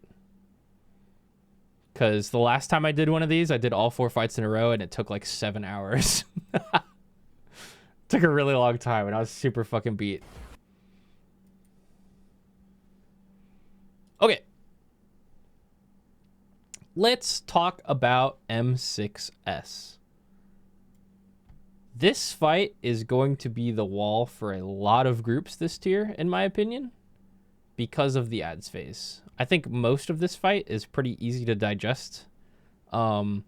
Execution-wise, it's obviously subjective on how you're going to get through this. But now that everything's been solved, if you're choosing to use strategies that are already made, I think that, at least for me, everything is pretty simple to understand in relations to like previous mechanics introduced into this game. There's nothing like incredibly new. So it's a big execution check, specifically a mitt and healing check in the ads phase, while praying that your DPS can do enough damage. I'm gonna use V's group as a small example here, where that they know what to do and they know how to do it. It's just they're having troubles executing, and they're trying to find like short-term solutions to get them through ads phase, which cause future problems later on in the poll. And I'm gonna say right off the bat that A lot of groups may be considering holding buffs, moving around buffs, holding damage buttons, holding, you know, all kinds of like interesting ways to move damage around in this fight to make ads phase work. I think that every single group should be pressing every single cooldown for like damage specifically, like as it comes up. And I don't think there's a reason to hold 2s or hold 1s or hold burst buttons. In fact, I think that will cause more problems than it will solve later on in the fight. So go into this fight with the assumption that you are going to pot on your opener, you're going to press your 2 minutes, and for the rest of the fight, regardless of whether you're in ads or you're just fighting the boss, you're going to press your 2 minutes on cooldown.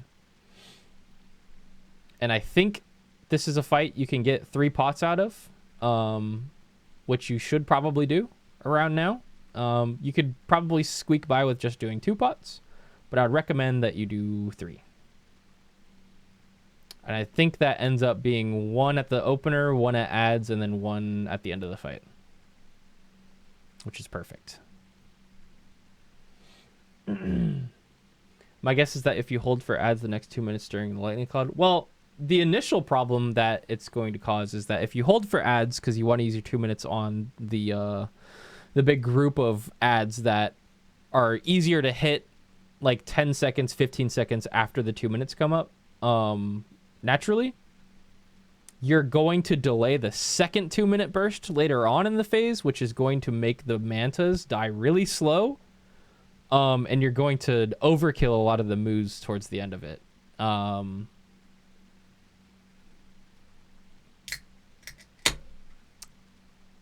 Press everything on cooldown. That's what I recommend. Okay, so we'll get to ads when we get to ads. Let's first just talk about everything up to that point. And of course, if you have any questions about this fight, whether it relates to Dragoon or how to read something or the specific boundaries of a mechanic or something like that, feel free to ask. It's a pretty serious match. This is a funny clear VOD too, by the way, if you haven't seen it. So I was talking about how Emmy was on the phone with the police because somebody stole like $8 grand from her from like some like homeowner's like account or some shit like that, right? She was on the cops with the police like the entire time we were progging this fight for like most of the time we were in here. We were like 7 out of 8. She was hardly paying attention. So it was really bad. I was trying to keep everybody in high spirits, and I'll just let it explain itself. They're pushing through it. As a melee, can you uptime the first wing jump? Yes, you can, Card. However, I wouldn't recommend it. Losing 1 GCD over a ranged GCD is not going to cause you to enrage, and it is safer and in your best interest to play that safely. And there's something that every job can do to make sure that you really don't lose a whole lot if you do go way back for the wing jump to make it safe, which I recommend you do. I would not recommend greeting anything in this fight. Or this tier, for that matter.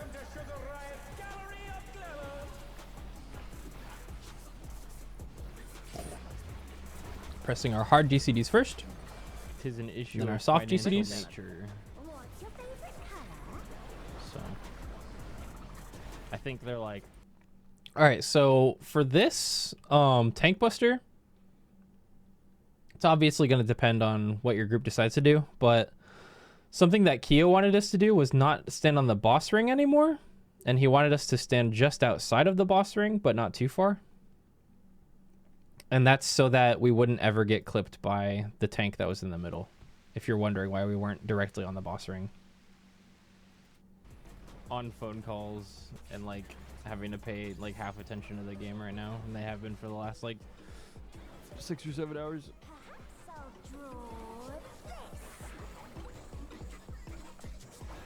All right, so wing jump, identify where you need to go. It's always going to be one of the corners. Pairs. Morble cleaves with a cone, and 2. Succubus blows up. Probably going to at least. Okay, so here's what I do here. I have 3 seconds until my wing jump sends me flying forward about half, maybe 60% of the arena distance-wise. Excuse me, I'm drinking soda. Technically, I could stand max melee right here and aim for the corner. However, that is a very, very tight jump. And if I accidentally turn to the left or right a little bit, I'm going to hit the wall out here or out here. And honestly, purple is not a good color to use for explaining stuff in this fight. So, like, that's too tight for me personally. So what I decided to do was utilize the new thing given to me in my kit, which is the Enhanced Piercing Talon. Elusive Jump sends me back 15 yalms, and that will put me almost perfectly from the boss ring onto these corner markers here, from whatever corner I'm in. And that jump is much safer. Much safer. So I backflip, I step forward just a tad, and then this jump, even if I go here, here, here, here, here, I'm not going to hit the wall, right? From where I'm at right now. Whereas if I was here, I would almost certainly hit the wall unless I was facing exactly straight forward. Does that make sense? This is safer. I still get an Enhanced Piercing Talon.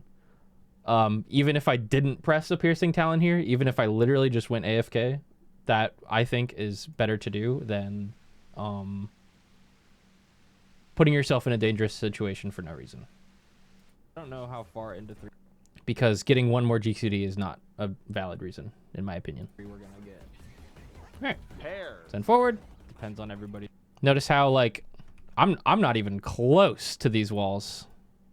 I'm like, I got a good, like, buffer distance. And actually, I'm going to be closer to the spot I'm going to have to go to every time. So I would recommend that Dragoons learn how to do that. Do that backflip, readjust, face forward. Everybody's morale. Boom, boom. After we clear this, probably. Ninjas might be able to, like, Shikuchi. Reapers could probably, like, Egress. Monks could 6-sided star and just fuck off. Viper can literally just fucking be a fizz ranged whenever they want, etc. You know what I'm talking about here. We'll see. The only reason I started doing this really risky gap closer is because we saw this so many times. We were in this fight for a really long time comparatively.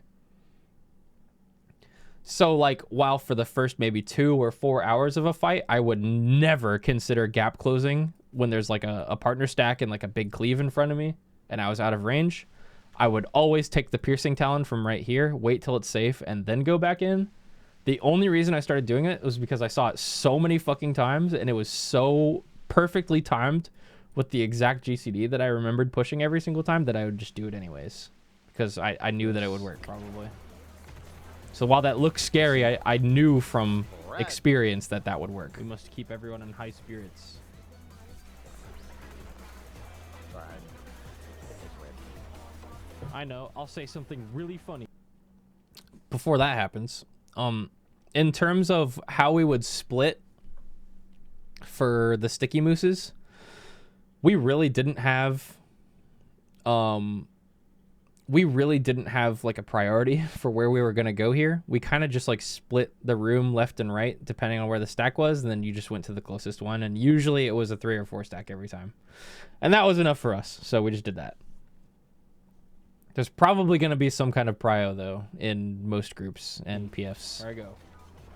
that I really don't care to learn right now, so don't bother typing it at me because I don't give a fuck. Literally no response. Should I just kill myself? Oh my god. Chat, am I muted? Wait, let me try again. Chat, am I muted? Chicken jockey. Nothing. Yeah, last stream, guys. Shit.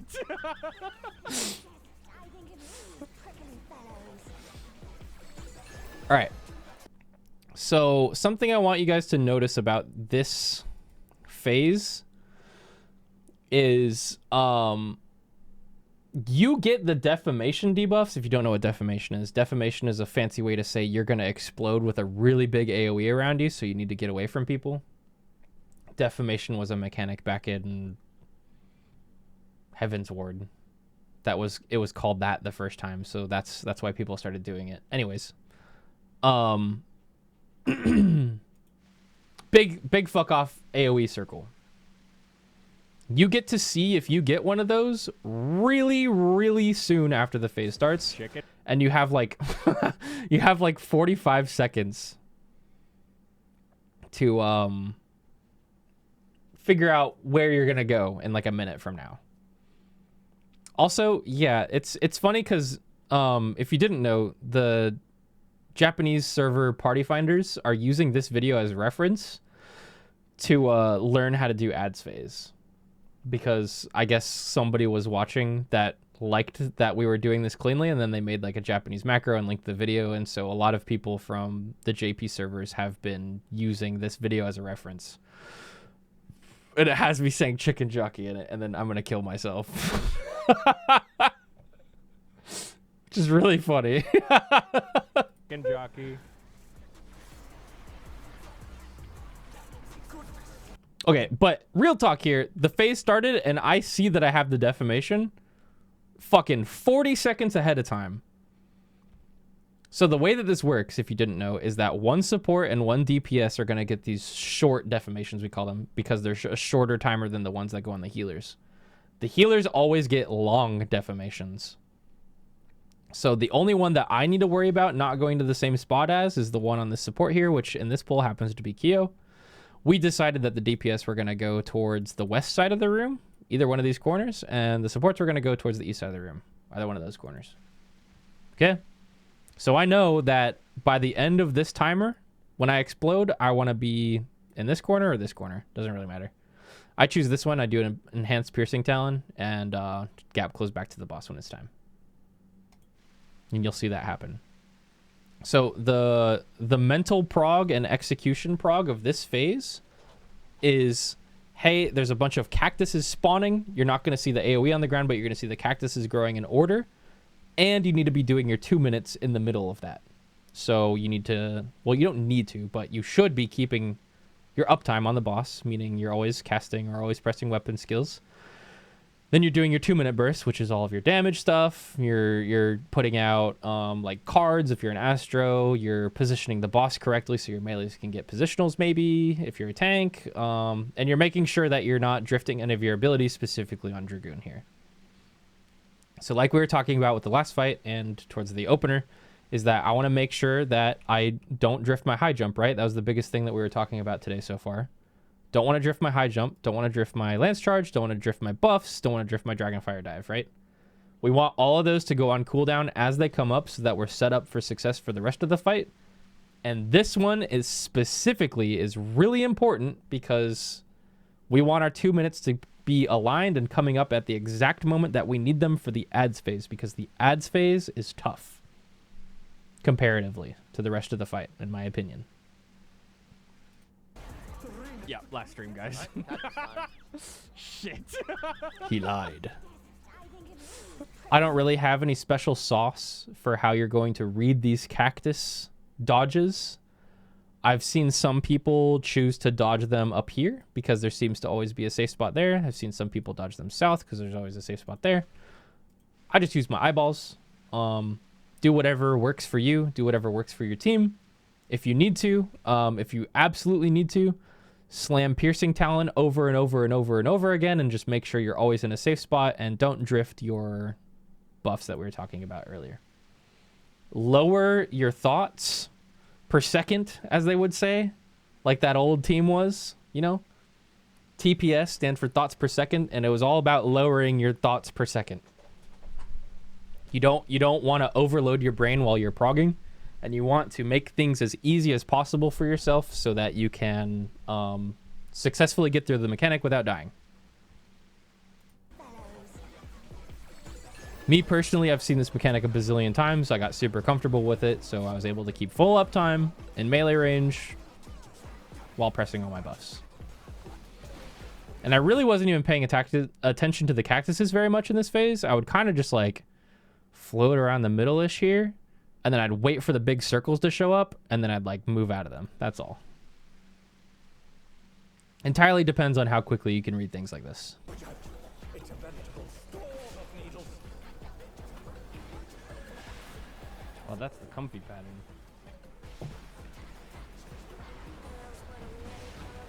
I'm gonna blow up in 5 seconds. Defamation's out. Hey, that's something important to note there is that I tried to use when I know I have to leave in like 5-10 seconds. When I know I have to leave and I have to not be on the boss or my party for a mechanic coming up, I'm going to try to use as many of my like gap closers as possible that deal damage at least, so that I can do damage within these 2-minute buffs, but also not kill my party in the process. So like there's a decision here that I have to make.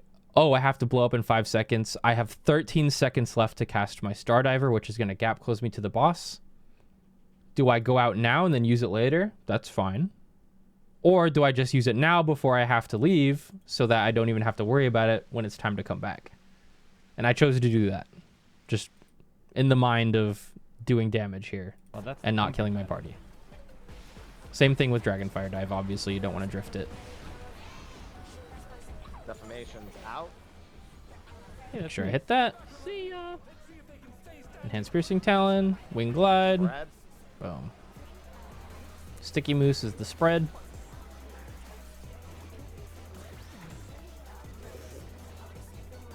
Use your eyeballs.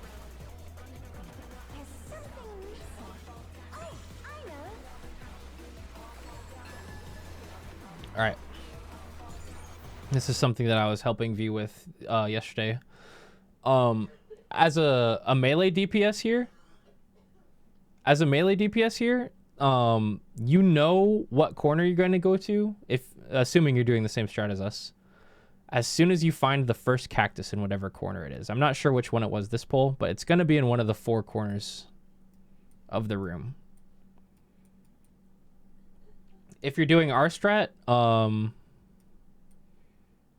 the party is going to go to the corner opposite the cactus.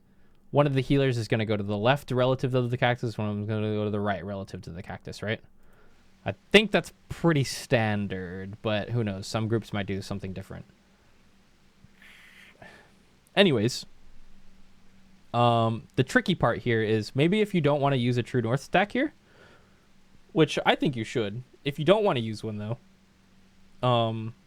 what you would want to do is put yourself in the best position possible to hit your positionals as the boss is being moved. And this is a little bit dependent on your tank, but if you're following the logic here, I don't know what actually happens in this pull, but let's say that the cactus was up here, right? Let's say that the cactus was up here, and at this exact moment, I recognized that. And let's look at my rotation here. I see that I have 5 seconds left on my power surge, and my dot falls off in 3 seconds. So naturally, my next choice is to do a dot combo to refresh my power surge buff and to refresh my dot on the boss. Okay? To refresh my dot on the boss, I can refresh my dot on the boss without doing the positional, but I would like to get that extra potency for landing the rear positional on Chaos Spring. The follow-up after that is also a rear positional, so I want to make sure I get those, ideally. It's okay if I miss them. It's not a big deal. I could also just slam a True North, but if I wanted to make sure that I could hit this positional as best as possible without using a True North stack, I know that my tank is now thinking, hey, I see that's the bad corner. I need to pull the boss to this corner. So the boss is going to go from facing this way. It's going to turn, and it's going to face this way instead. Meaning that the new rear is about to be in this corner up here, right? You follow? So I can anticipate that and know that I have a rear positional coming up, and I can move to right here right now while I don't need the positional. The boss turns, and the positional is delivered to me. Rather than trying to chase it down, I can go to the spot where I know it's going to be. And this is true for a lot of different situations where you know the boss is going to move. This is something that you as a melee, as you're getting more advanced with how you're approaching fights, This is something that you can start to anticipate, and you can land more positionals throughout the fight, because maybe later in the fight, in like a more difficult encounter, perhaps, you would have a mechanic where you almost have to use a true north most of the time. Maybe you have to use both of them at some point before this, and you're not going to have a true north for a situation like this where you know the boss is going to turn in a certain direction. So, just something to think about. I don't know what happens in this poll. I don't even know if I did that, but that's just some theory. Putting on 2. Watch the cactus. Yeah, I ended up just slamming a true north because I didn't bother, like checking. That's what I would recommend.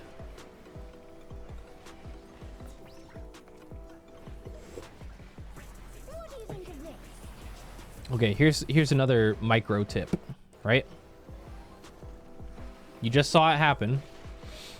But what's going to happen as soon as this big AoE in the middle of the room disappears? What's going to happen? What's the next thing that happens?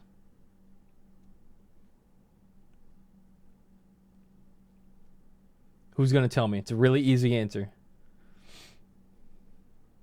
Bombs, yes, but one thing happens before this. What's the boss going to do? She jumps. Yes. You get it. She jumps. And we're in the corner. So if she jumps from here to here, and we're in the corner, guess what you're not going to be able to do if you're a melee? Hit the boss. So, for those melees that maybe don't have a gap closer in this current situation, you need to think about your uptime. And this isn't going to cause any problems or anything, but you need to think about, how am I going to get back to the boss when she jumps to the middle? My plan is simply to just hit a winged glide after she jumps so I can gap close to it. Alternatively, if I didn't have a gap closer, as soon as this line disappeared and I knew it was safe right before she jumps, I could just start running my happy ass towards middle and anticipate it. Ideally, I would probably stand max melee behind the boss and be hitting her, hit. Then she jumps, and then I would hit, keep hitting.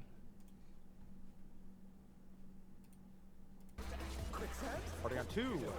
Watch the cactus. This is called, what I like to say, proactive gaming and not reactive gaming. Like Tony Stark said in the Avengers movies, he was making fun of them for being the Avengers, not the Prevengers. In this situation, for a lot of raids, when you're a melee DPS specifically, and even like a shield healer or a healer, anything, everything has this concept. You want to be proactive, not reactive. You want to be a Prevenger, not a Avenger, So if I didn't have a gap closer right now, as that's disappearing, I would be walking my happy ass up this way because I know she's going to gap close to the middle.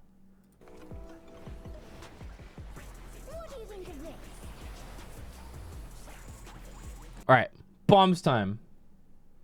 You either want to send these off to the side where nobody's going to be, or you want to send them in the sandpit. What we were doing was we would have melees stand roughly around here so they could all hit the boss. And then ranged would be like out here, out here, out here, out here. However you're going to do this. The only, like, this is a pretty simple concept to understand. The wing bombs go forward, right? So it's wherever you're facing. And then the normal bombs just sink down on top of wherever you're at.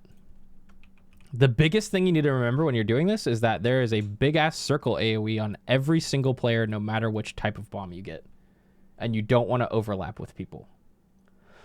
So, what you can do as a melee specifically is make sure you find that max melee. And you're going to see me do something here that I explained last tier that helped a lot of people. We're going to talk about how I find max melee and how I think you should also find max melee. Because it's a pretty, commonly used term that you might not be able to find the exact limit of every single time, but there is a way to do it. So a dumb question, does the bomb hit the entire screen if they are some that miss the quicksand? Not the entire screen, but it's pretty big. You want to put them all in the quicksand, but if you put one in a corner somewhere or like outside the arena even, it'll explode, and if it doesn't hit anybody, it's fine. But just for the sake of doing it right, put it in the sand. Put it in the quicksand. Okay. Yeah, you can aim them out, but you shouldn't. Okay. Back to this max melee tip. So some of you know where I'm going with this. This is specifically for GCDs that require you to be in melee range, like this one that I'm about to hit next. Take a look down at the bottom left corner of all of these melee abilities. Do you see this little red X here? There's a red X in each one of them that requires you to be in melee range. When you have a boss or an enemy targeted, and you have an ability that you want to use or a weapon skill, if you're out of melee range, it'll have this X here. This means you are too far to use this ability. Even if it's available, you cannot hit it because you are too far. So what I do is when I'm hitting a boss, let's imagine this is a top-down view. This is boss, right? Where the hell is the boss? I'm going to, as the player here, I'm going to hit a GCD from very comfortable melee range. My GCD is going to be rolling. I'm going to go out until I find that red X on my ability, and then I'm going to slowly tap, tap, tap, tap, tap until I see that X disappear. At that point where that red X disappears, that is max melee. And you will see me do this in this clip here. I do it every single time I want to find max melee. I hit a GCD close. While my GCD is rolling, I go back and I tap, tap, tap just slightly closer until that red X disappears. And that's how I know I'm in max melee. So let's watch this. I'm a winged bomb, so I know that I want to be shooting my bomb into the quicksand. And I also want to be spread it out so that I don't hit somebody else with my bomb. So watch very closely here. I identify that I'm a wing bomb, and I know that I'm going to go around here. So I'm going to walk out until I find the red X, and then I'm going to tap, tap, tap, tap back in right until I'm up at max melee. Red X, tap, tap, tap. There it is. I'm at absolute max melee here, and I'm facing my bomb in the correct direction. One more time.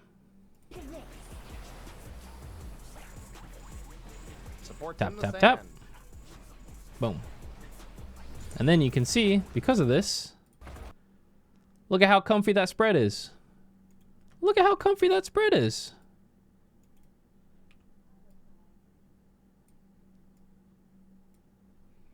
None of those are even close to me.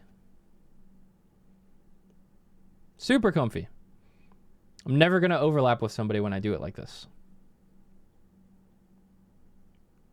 I mean, I really want to do harder content in this game. It looks so awesome, but I get so scared and overwhelmed when I see all the mechanics. Yeah, just start small. Start in an extreme trial. Then do some savage fights. Then maybe try an ultimate. There's like a whole process to it. It's normal to get overwhelmed, right? And it's normal to have to learn how to process, how to do everything. That's the fun part of it, actually. It wouldn't be fun if you went into all these fights and you just beat them all instantly, right? The fun part is dying, going back to the beginning of the fight and going, okay, what can we try different this time? Is there a new strategy we could try? Can maybe you identify this for me? Can like you help me with this? That's the fun of it. And it's unlike a lot of other games. When I've brought friends into raiding in Final Fantasy XIV, they've been almost guilty and like feel like they're wasting people's time if they ever die even a single time in blind prog, right? But that's part of it. That's part of the experience. You're supposed to die. You're supposed to fuck up. And the fun of it is figuring out how to not fuck up and how to start to get things, start to get it down, get a rhythm, get under, like, get in like line with your group and make sure everything's lined up, right? Whereas something like God, for like Destiny, for example, when you join a group, it's like everything better be one-shotted or I'm going to crash the fuck out and kick you from the group. It's kind of the way that it works. You're like expected to know everything. But that's not the case in Final Fantasy, especially in blind prog, rather. There's room to fail and you're supposed to. So just remember that. Raid wide and a tank mechanic. Tank mechanic. Tank mechanic. Tank buster. I'm not gonna lie, I was kind of using my feints in random spots except for a few situations. Okay, here it comes. Soul Sugar. This is ads phase. This is what a lot of groups are getting stuck on. And this is what the JP Party Finder actually started using this video as a reference for. Because our group found a really consistent way to get through this. And I will say there's no exact static way that this is going to get done because of how many targets there are, meaning there's a little bit of damage variance, a little bit of crit variance. There's some general priorities that you need to follow and a certain kill order for the ads that makes this doable. So I'll explain all the moving parts here. I'm not gonna, well, I probably am gonna have to over explain this to make it make sense. So let's just do it. Okay, so she starts off by spawning the gimme cat, the squirrels, and the ram, which is the yan. Okay? And each one of these does different things, so I'll explain. The squirrels are on a long timer. All they do is do little tiny auto attacks on whoever has aggro on them for the time being. And if they are up for too long, if they live for too long, they're all going to, at the same time, jump up and slam the ground right around them, do a huge dot and initial damage to everybody in the raid. And it's not necessarily a wipe scenario, but it will definitely fuck you over really hard. So the idea is that you have a long time to kill these guys, but you don't have to do it right now, if that makes sense. You want to cleave these guys while you're killing the other ones so that they die in time before they do the raid wide. Gimme Cat.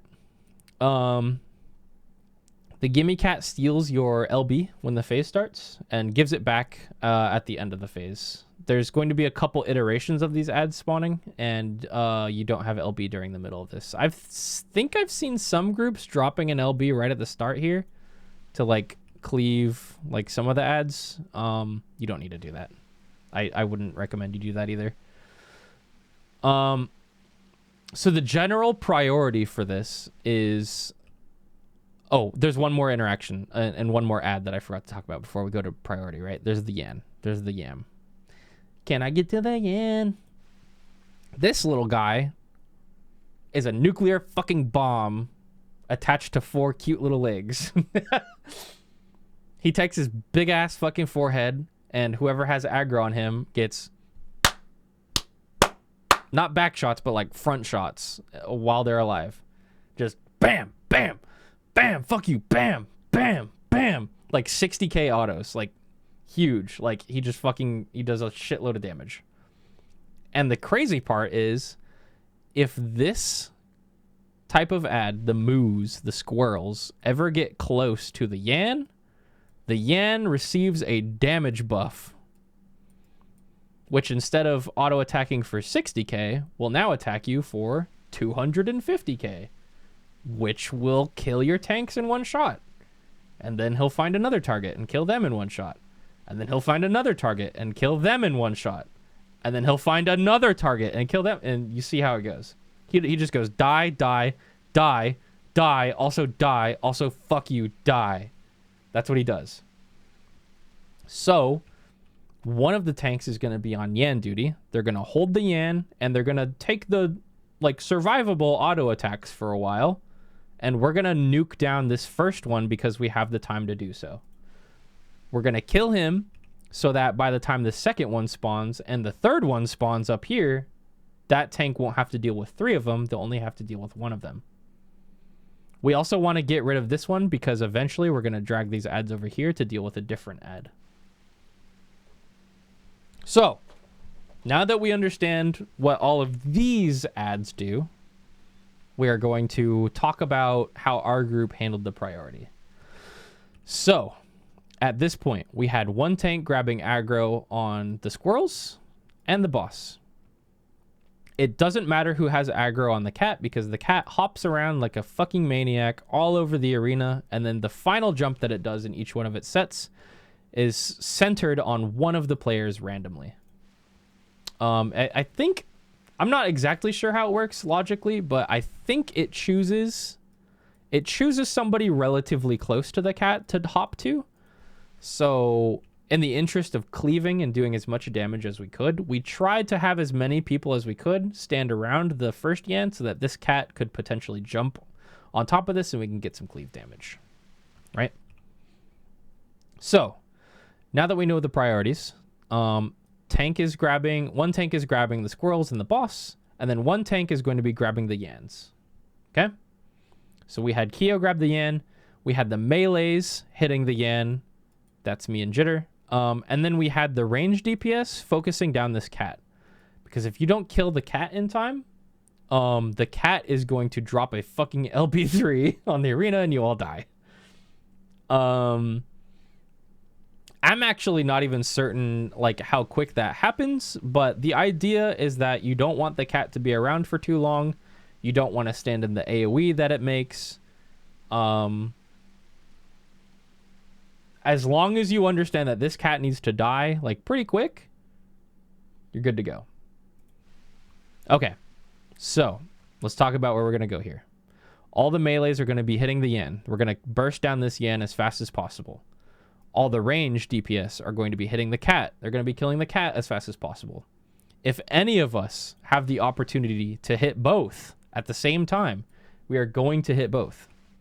We are keeping these ads far away from this ad, otherwise this ad becomes a missile and will kill all of us.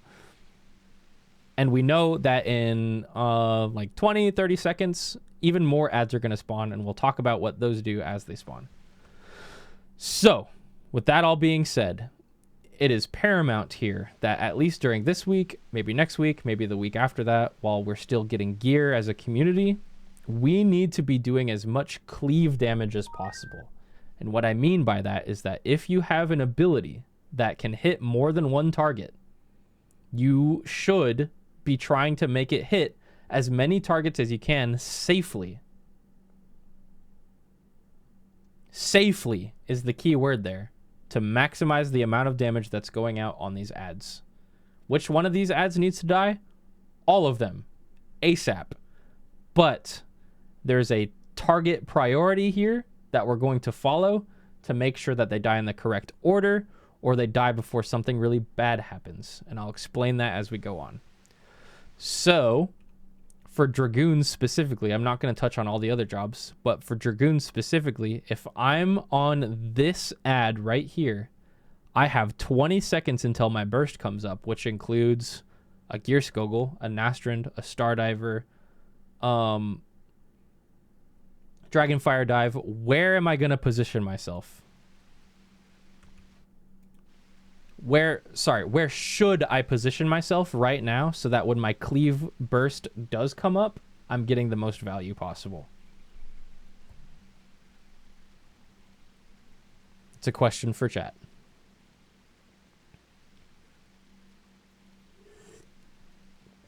Other side of Yan facing boss. You're right, Anna. Why is that? So, I'm going to be hitting the Yan right here.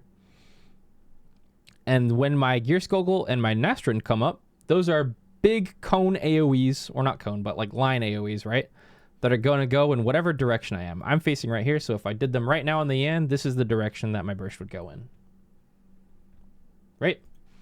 However, if I stand right here instead, and my burst goes this way, check that out. My Wormwind Thrust, my Gear Skogel, my Nastrand are going to do the same damage as they would have to this Yan. However, now they're also going to go past the Yan, and they're going to hit the other ads too. This is an example of like safe cleaving here in this situation.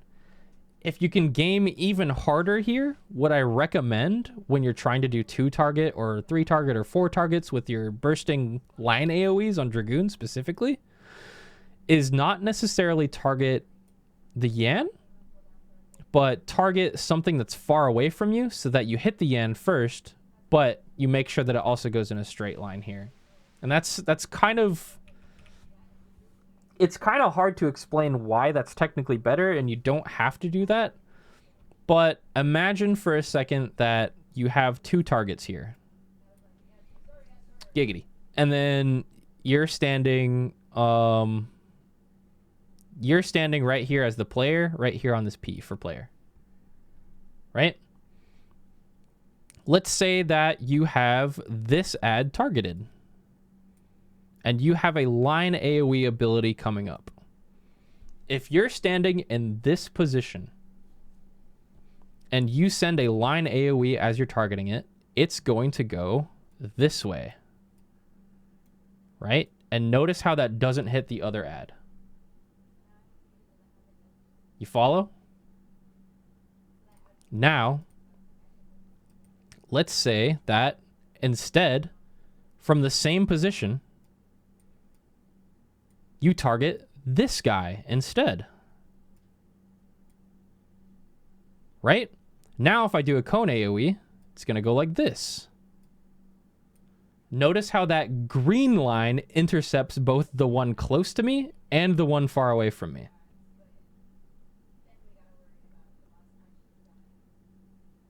Do you understand? Yeah, same reason why you want a ranged LB on the far mobs rather than the close one. Like, technically, and I think this is what I do in the poll, technically what I do is I keep this one targeted, this one. I keep this guy targeted, but I just move to here instead. So that when I do target this one, it just goes straight like this. Right? That's just some advanced tech that you can start to think of. And it may actually come in handy during this ads phase. The downside to this... targeting the far mob that you're not within melee range of is that maybe you might lose out on a couple of like auto attacks, or maybe you might like clip your GCD because you're like tab targeting, or you're on a controller and you're like cycling through targets. It's just something to think of, you know, just general optimization bullshit. Okay. So I'm standing here in the first place so I can hit my positionals without using True North, but eventually I'm going to move to here so that my cleave goes this way.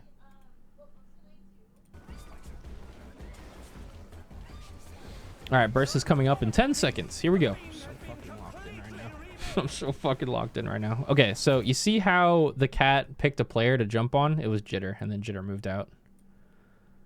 This is an ideal scenario, having these two so close up together, because specifically for people like Biff maybe, who has like big fucking like boom, like explode magic, right? A lot of his like normal rotation is very easy to just like do cleave damage with. And Jitter actually. I don't really have AoE cleave yet at this point for 2 target, so I'm kind of just waiting like 5-6 seconds until my burst comes up, until I can start bursting. But what am I about to get here? Do you know? Do you see it? That's right. I have currently 1 scale for Wormwind Thrust, and I am in the process of pressing my 2nd Raiden Thrust. So I'm about to get a Wormwind Thrust, which is a cone AoE, which is going to, if I pressed it right now, fly this way. And check that out. That's hitting the Yan. That's hitting the Gimme Cat. That's hitting the boss. That's hitting both of the squirrels. That's a 5 target Wormwind Thrust, which is fucking massive. Big. So I want to make sure that I hit as many of those as possible. So as soon as I get this Wormwind Thrust, I'm slamming it because I have 5 targets in a row. Boom! Hits all of them. Cat dies because we all helped cleave it down. All right. 2 minutes come up and we press them on cooldown. I honestly don't really give a fuck if it doesn't hit everybody on my team. I honestly don't really give a fuck if most of my cleave burst here misses the big stack of enemies. What we need to remember specifically for a Dragoon here is remember what we were talking about earlier with these hard and soft GCDs. Delaying buffs can be a really good play here. Negative. Do not do that. No. I am telling you that is a bad idea. It is clearable. It is doable. You can do that and win the fight. However, I would highly recommend that you do not do that. Because of problems that it'll cause later in the fight, because of problems that it'll cause for some jobs, and the problems that might cause you to enrage or lose some usages of short abilities like high jump and blast zone, imperial arrow, shit like that. I also cleared this day one, and it's not a solid idea. So I would recommend that you do not. However, you can do it if you would like to. If that works for your group, go for it. I'm going to say that you probably don't want to do that. Also, for what it's worth, no wonder, an entire data center is using my strategy that a group made and is clearing it also day one in Party Finder because of my strategy, if you want to go there. So, let's continue, right? Buffs are coming up. I'm going to press all of my hard OGCDs so that they go on cooldown as fast as possible. And then I'm going to save my soft OGCDs like Stardiver, Starcross, Rise of the Dragon, Nastrand. I'm going to save most of those for when I know what's coming up next is going to be a big cleave on the group here. Because what's going to happen here when the Yan dies is that Tank's going to pull all these up to this Manta that's about to spawn here. And then I'm going to throw all my fucking bullshit go right here. Right? So hard OGCDs first. Let's make sure they go on cooldown. Excellent. Epically. If everybody's following the same type of logic, all of these ads are still going to die, and it's not going to matter that I'm missing a little bit of cleave here. What's more important is that everything's going to die. We're not delaying our next 2-minute window, which is going to come up at another huge pivotal moment during this phase. And we're going to be super aligned for the rest of the fight, even after ads phase ends. Okay. All right. So the Yan dies. Our 2 minutes are active still for a little over halfway still. I have a Stardiver. I have a Nastrand. I have a Rise of the Dragon. And I'm going to have a Starcross. All that I can send here. And what do we know about Dragoon AoE like GCD rotation? Is that it's a gain on 3 targets or more. So this is going to be 1, 2, 3... and then 4 ads here, and I think there's some more squirrel spawning here, so it's gonna be a big ass cleave here. So I'm gonna start getting ready to do my AoE rotation. Make sure the right? ranged get these first. Yes, sir. The call that Happy was making there is that make sure ranged get these first. These mantas don't target closest player first when they spawn. They target whoever hits them first with an ability. So what he's saying here is to make sure your cleave isn't like flying through one of these mantas right now. Otherwise, the wrong person could accidentally grab aggro of these mantas, and then they could be forced to do the baits. And if you're like a melee, that'd be bad. If you're a healer for this case, we didn't want them to get them either. That'd be bad. We want to make sure that the ranged got their baits and that they could put them in the correct spots. Yeah, Star was one that actually caused us some issues too. So our Astra had to make sure that they were popping it at a certain time. I have mine. All right, and they would call that they have theirs, and then we actually, yeah, instead of going to this one, we started taking it to this one, like mid-prog, I remember now. So he's going to pull all of those ads up to here. So that's 1, 2, 3, 4, 5... 6 ads that I have all this bullshit in my rotation that I'm about to just fucking I'm jabbing. Like I'm gonna unload all of this on this huge group of ads here. This is going to kill the Manta. It's gonna finish off my 2-minute burst, and then I'm going to be able to turn around afterwards, fly this way, and then go take care of the other. And the other one, generally, I would single target and not worry about, you know, all this bullshit. The biggest thing in this phase, the biggest lesson that I learned from doing this is that while yes, after this Manta dies, I could stay here a little bit more and continue to get like the highest potency possible at this moment by doing an AoE rotation on these guys. Overall, it's going to be a higher gain if I can kill these Mantas and free up my other two DPS so that all 4 of us at once can also be cleaving.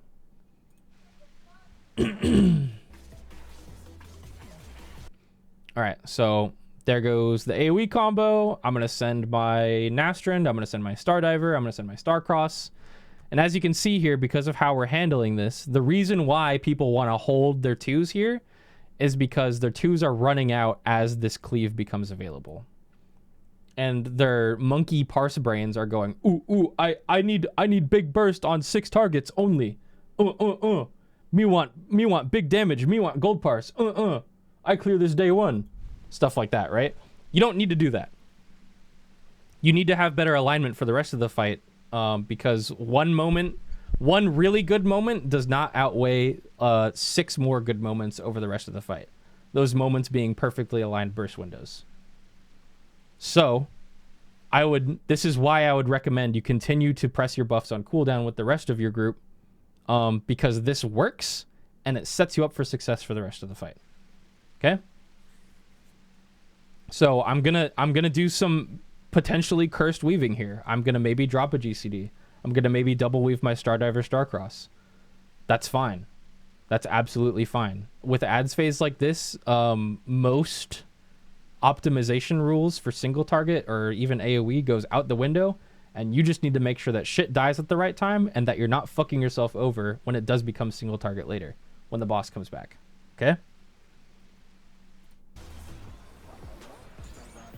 Little cursed weave here.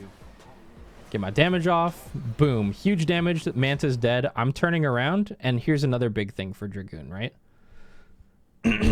My next GCD is going to be Korthan Torment. And the thing that happens after you press Korthan Torment is that it gives you a Draconian Fury proc. And if you remember what Draconian Fury does, is it lets you use either Raiden Thrust or...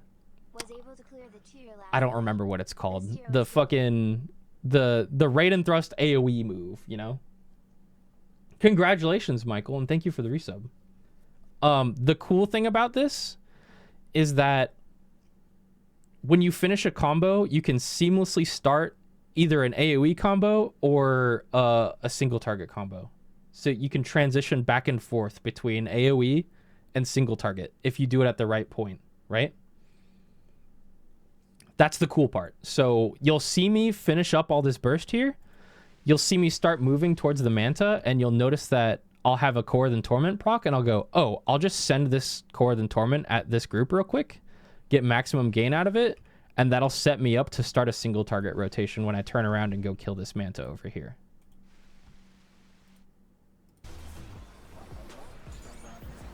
Oh, curse double weave.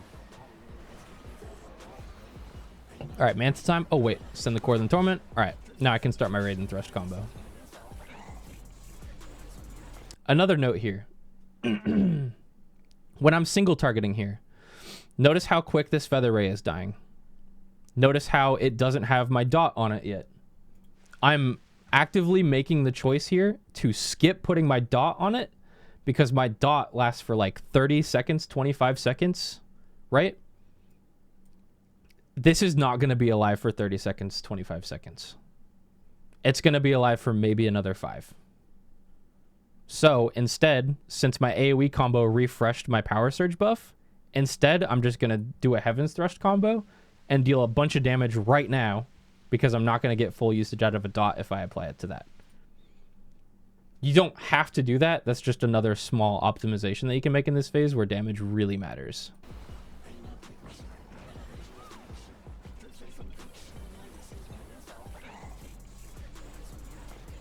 All right.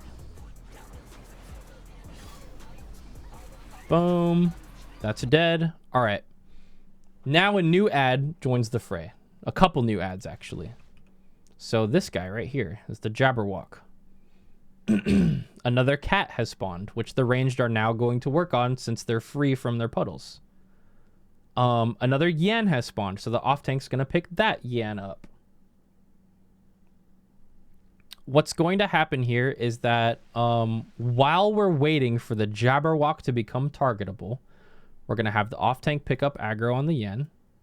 We're going to have everybody who's available to start helping on the cat a little bit. And then we're going to have most of our stuff going into this group of squirrels right here, because we're going to need them to die in about 20 seconds. Okay?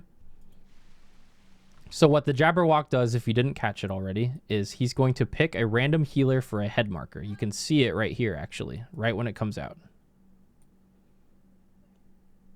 That healer is going to get bound in place, meaning they can't move. And then the Jabberwock is slowly going to walk towards whoever they bound. And if he gets to them, he's going to target them with a one-shot attack. I know it's unnecessary, but using Stardiver on the cat is really funny. Yeah, I was I was doing it sometimes too. And I'll talk about safe things that you can send on the cat when you have time to make that easier for your range to kill. And I'll talk about things that you shouldn't do, like sending the Stardiver on it. I did that a few times just cause, but you probably shouldn't do that. Anyways, what I'm thinking of now is that the Mantas are dead. Big group of ads here to cleave. The tank's going to be holding this Yan for a while. We're not going to be worried about that Yan yet. The tank's simply just going to be, you know, surviving. They're going to be tanking this ad up here, and they're going to be keeping it away from the squirrels. What we need to do is start making our way over here as a melee, and we need to start cleaving this group because these ads need to die. And if we have the agency to, we can send some stuff towards the cat because that also needs to die. Those are the two highest priorities right now. Once this Jabberwock becomes available, he becomes priority number one. Everybody who's able to should be single targeting this guy so he doesn't slowly walk over here and one-shot your healer, which will most of the times result in very, very bad things happening. Because soon after that moment, there's going to be a raid wide and potentially some squirrel raid wides if you don't kill them fast enough. Plus, your healers need to be up to keep this tank alive because he's getting his fucking ass beat by this stupid-ass ram. I know it's a lot to follow, but there's raid plans for this. There's this VOD that you can follow. So on, so on. Okay, moving over here, and I'm cleaving, and I'm maybe helping kill the cat if I have the agency to. I don't think I really help with this one because we didn't need it. And I'm waiting for the Jabberwock to come available. CC effects that I know of that work on this is mainly stun is what you're going to be using most of the time. I've heard that you can sleep it. I've heard that there's some strategies where you put it to sleep, you handle something first, and then you go kill him. Maybe that's more useful. I don't know. I would just recommend that you have one of your tanks stun it, and then one of your melee stun it right afterwards. Those two stuns should be plenty of time for the people single targeting it to kill it before it makes it to your healer. And if you're this healer targeted by this mark, you need to get as far away as possible to give your team as much time as possible to kill that Jabberwock before it gets to you. Okay, so let's watch it in action. Cleaving, cleaving, cleaving. If I can cleave on the cat as well, that's extra value. Jabberwock's available. I immediately switch targets to it. Our group had it planned so that the tank would stun it first, and then I would stun it second. From this point on, I'm maybe finishing one AoE rotation here. Ideally, maybe two. And then when it's really time to, especially when we were progging this, from the moment it was available, I was single targeting it. You can afford to if your group's damage is good enough. You can afford to just straight up AoE combo this entire time. And I think towards the latter half of prog, I did end up AoE comboing this whole group to kill the Jabberwocky most of the time. And it ended up being fine. But for safety's sake, I would recommend throwing some single target rotations onto this Jabberwock. Okay? So I'm going to wait for the first stun to happen. I'm going to watch the debuff timer for it. And then as soon as it's off, I'm going to apply my stun, which is leg sweep here.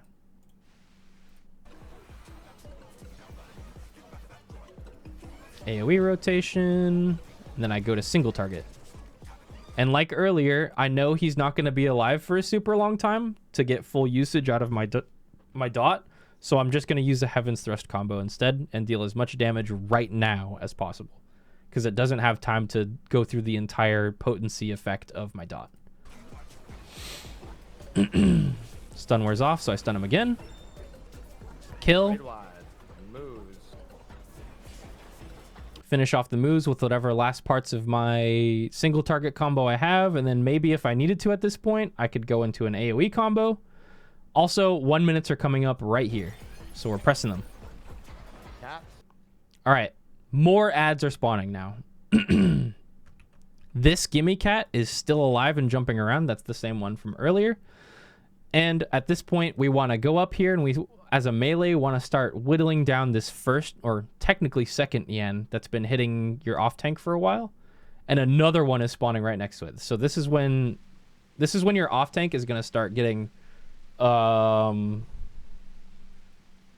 a good way to put this? Murdered.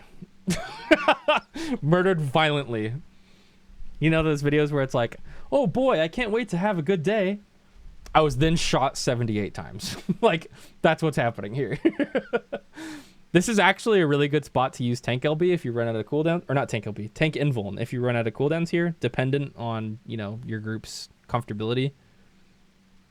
This is also where you're definitely going to want regens and shields on this tank, celestial intersections, divine benisons, stuff like that, taro chols, things like that.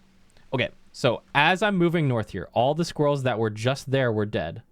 More are going to spawn. This cat is still alive. What I'm thinking right now is that another Jabberwock's going to spawn up here. I'm going to move up here. I'm going to start whittling down this Yan because we're going to need to kill it later. And I'm also going to try to help with this cat. So what are good OGCDs or GCDs even that we could use on the cat? Things that aren't going to make me gap close to the cat because it's jumping around like a psycho. So things that keep me in place that I can put on them. If I'm standing on top of other ads, that would be good.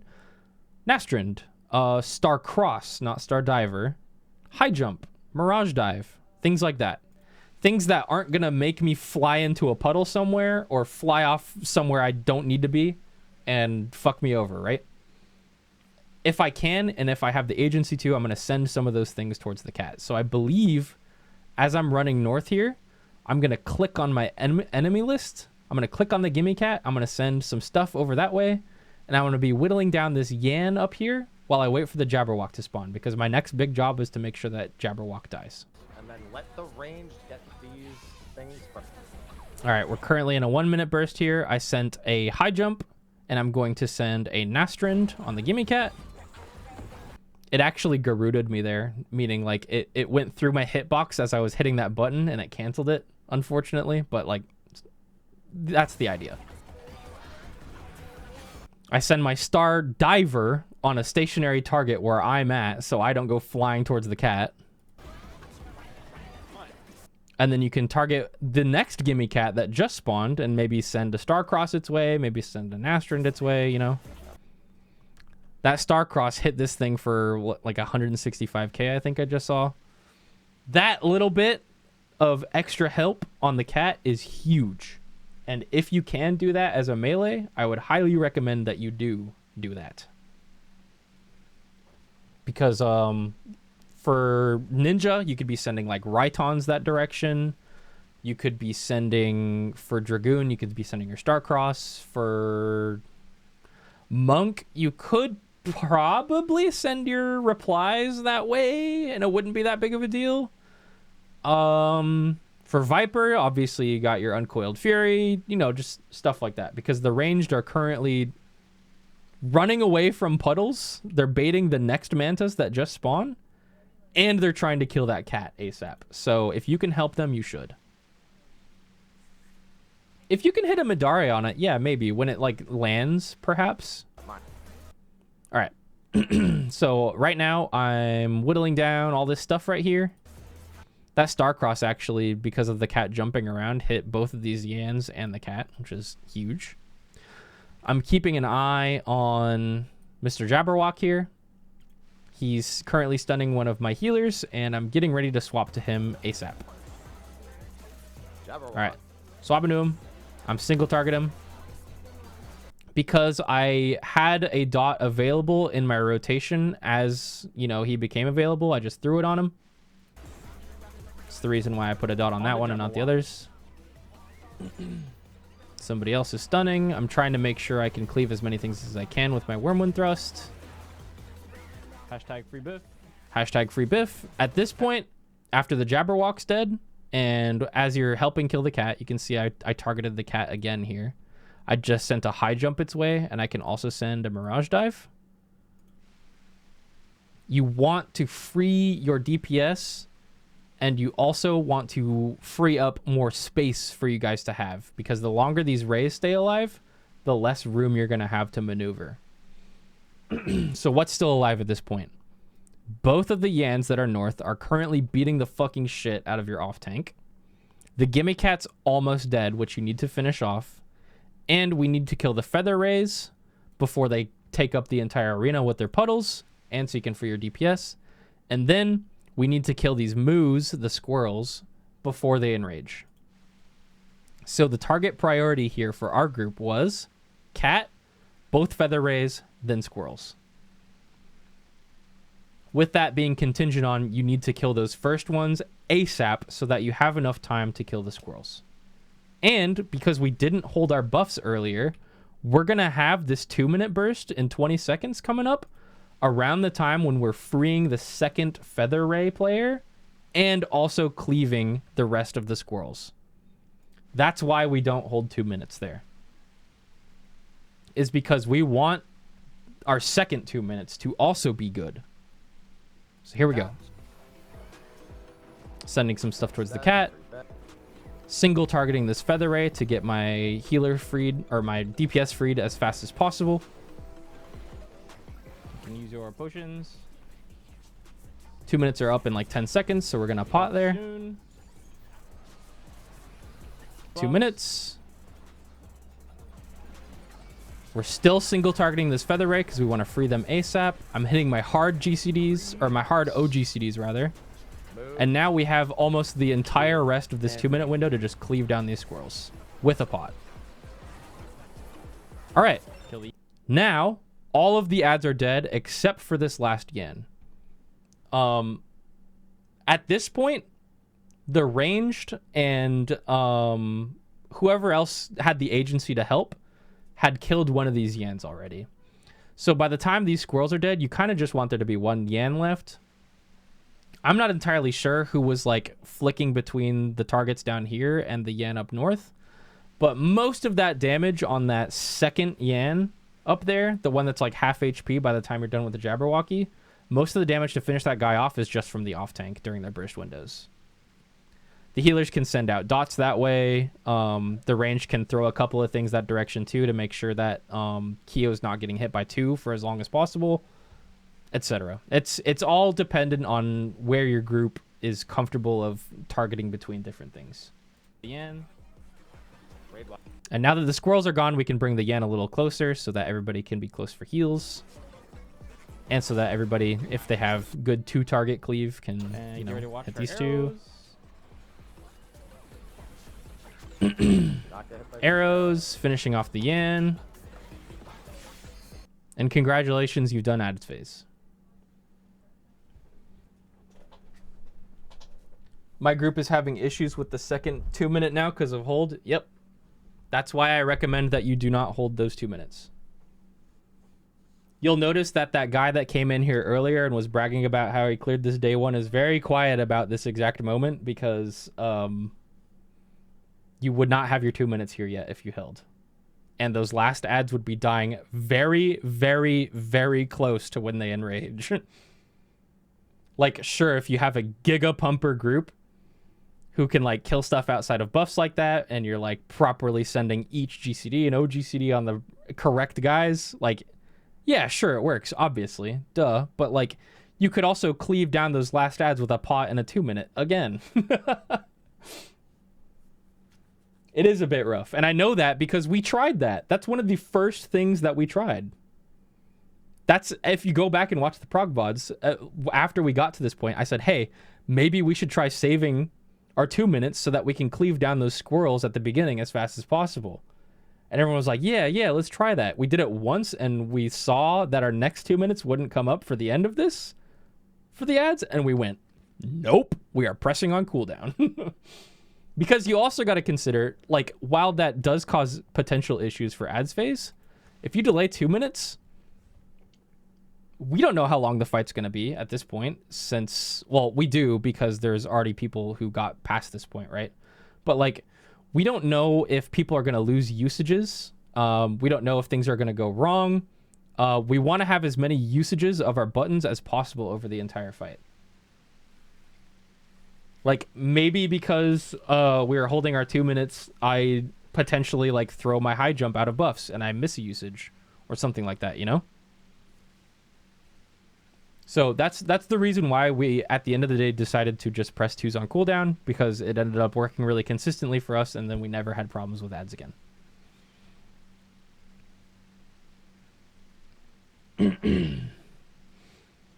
Why do you think the cat has a mechanic where if you send someone into its AoE, it doesn't gain a stack? I don't know. I didn't even interact with that at all. I have no idea what that AoE was all about. But, like, it enrages slower if you put somebody into the AoE, right? If I understand correctly. Maybe it's so that you can delay and have more time? Like a recovery strat? Like, it's a cool interaction, but I don't think you really need to, like, deal with that. Obviously you don't, because we didn't. I don't think it gives you a damage down, but it definitely saps your mana. So, like, you could have a DPS stand in it, maybe.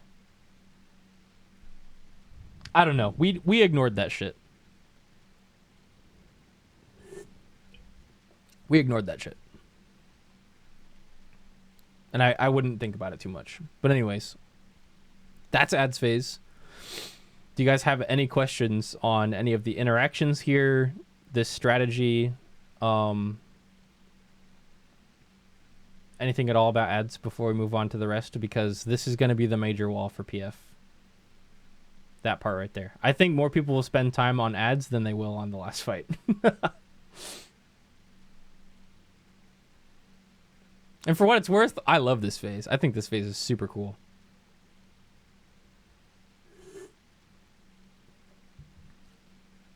Stuck there now? Yep.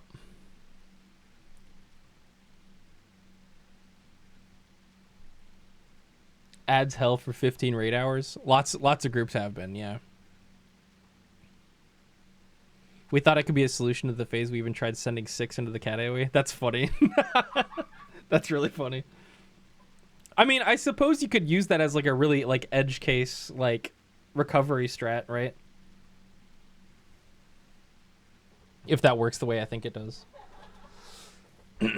Out of curiosity, where would you put Mug as a ninja if you kept it on cooldown? I would send it on that first Yan, and then if you didn't get full usage out of it, tough.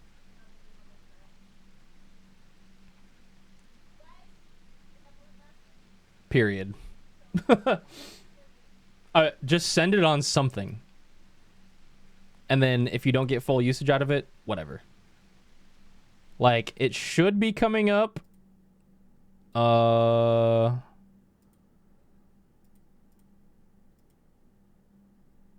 It should be coming up like here, right?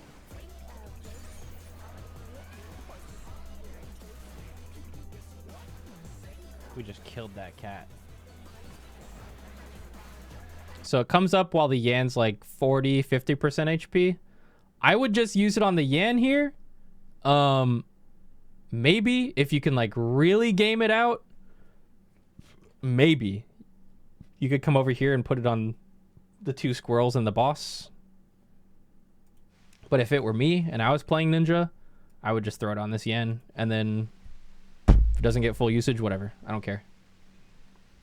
I would be pressing my Dokomori on this, and then I would be pressing Tenshijin, and then I would be sending most of my, like, I would make sure that this Yan died first, and then if it didn't die, I would send the rest of my buttons towards one of these right here.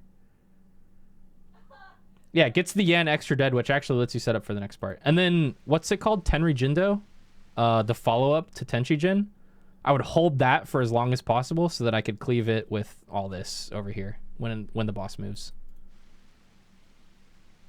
That's what I would do. Between the time of the second cat dying and the second Jabberwock spawning, if melees do have time, what should they be targeting? The yen. Yeah. You got it right, Delta. You can help that tank up there by like starting to whittle down that yen. And even if you have one, actually, you can throw a feint on one of those yens too. Me and Jitter had kind of like soft plan to throw feints up there, but then Kyo started LBing, or not LBing, involning around the time where we would, so I pulled it off. PF has a big issue with melees trying to hitting mantas. Yeah, it's because they want to get parse, because they think, ooh, 2-minute burst on 7 targets, unga.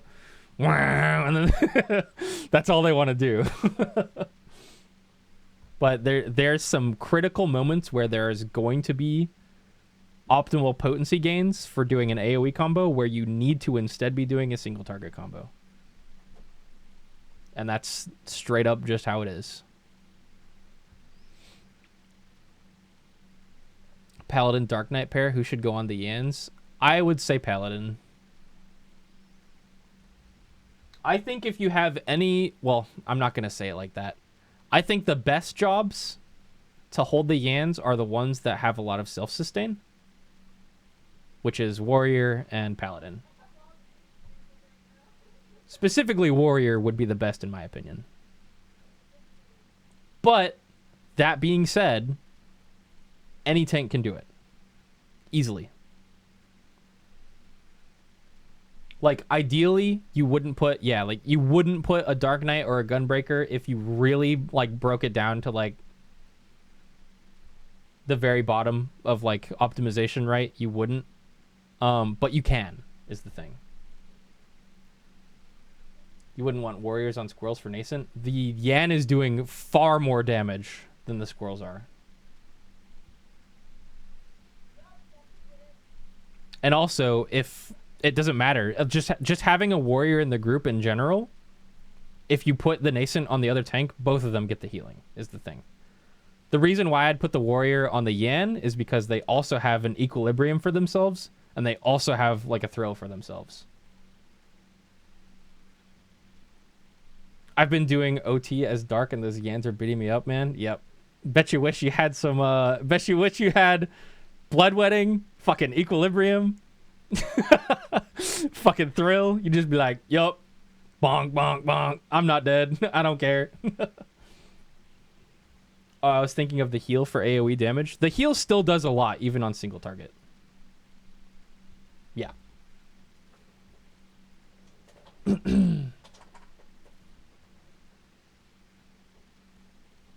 But also, yeah, Paladin, and during its 60-second burst, is like comparable healing to a Warrior. That fucking healing they get, ooh. Paladin's yummy, bro. Plus the Paladin can help out with the kitty too. They can just throw out like Holy Spirits or like maybe a blade. It's good shit. Dark Knight and Gunbreaker are going to get their asses beat just because of how the job is designed. And that's fine. Like, it's possible to tank those as those two tanks. It's definitely possible and very, very doable. But ideally, if it were my group and we were having struggles with that, which we kind of weren't, which is why Hai ended up switching to Gunbreaker, I would recommend that we just went like Warrior Paladin and then just like brain offed it. It's winnable. Yeah, exactly. I would have liked Hai to stay on Warrior here, but he ended up switching to Gunbreaker at some point, and he said it was mostly because it does more AoE damage, but at the end of the day, I think it's just because he likes Gunbreaker more, and he didn't want to admit it. Hai is a very greedy tank player who really likes getting big parses on Gunbreaker. That's just an objective fact. He tries not to greed, but it happens all the time.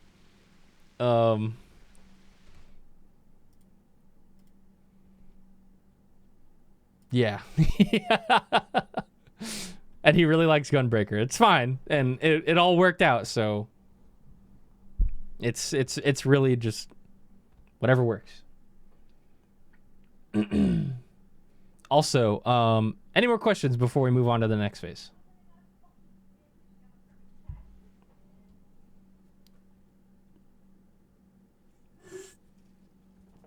Any more questions? If not, I'm going to move on to lightning and lava phase. Okay. So, immediately after ads, the first thing that's going to happen is obviously the arrows and then the tank buster. Can we grill up some yan steaks? Yup. Faint the boss raid wide, right? Or save it for later? You can really just put it wherever, TBH. Initially, Jitter and I, the other melee, we were putting the feints on the two Yans up north while the tank was taking two of them to help out. And then they started using Invuln instead around the same time. And we just pulled it off and just kind of saved it because we didn't really need it. Is there a reason you recommend not sending LB before ads? Just because it's a tight timing and you don't need it. And in fact, dealing more damage there would kind of change the timing of how everything happens throughout the phase if you were to kill things faster. Later on, once you can do consistently more damage with the rest of the phase with more gear, it's probably going to be a better idea to speed up, and this strategy is probably going to change too. But right now, what we had working, and this is just a general note for most progs when you're trying to get through something, if you have something that works and it's not causing problems for your group, if it works consistently over and over and over again and it's not causing problems, meaning it's not causing people to die, it's not causing people to get damage downs, it's not causing people to lose damage, if it works and it doesn't cause problems, you should not change it. Especially if your goal is to simply kill the boss. So, at this point, we were saving our LB for a healer LB for prog, or a tank LB for prog, or maybe a melee LB at the end of the fight to kill it. We were consistently getting through ads phase without doing this cheesy LB strat, so we were never even considering it. Because we didn't need to. How many puddles should the mantis be dropping with a good kill time? Just watch the VOD and you can count. I honestly wasn't counting because I wasn't paying attention to the puddles hardly at all. But at the certain right moments when we agreed to, I was focusing on killing the mantis so that there weren't more puddles than there already were.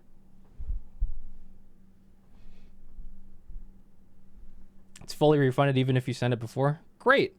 Our team didn't need it. I'm sorry to hear that your team needed it. Sounds like a skill issue, my friend. Sounds like a skill issue. The way we prog is not risking things for, you know, no reason. Crazy ego, he says. Hey, buddy, I hate to bring this up to you, but you're the one who tried to tell everybody in here that you cleared at day one, so you should know the best way to do things. I'll let you down the easy way, but there are 600 people here who are happy to listen and communicate with me and talk things out and ask questions. And if you started your stream up right now, I'm sure you wouldn't get anywhere near that. There's some ego for you. You could try, but you can't use my chat to try to teach people how to prog in a greedy and inconsistent way. Sorry, man.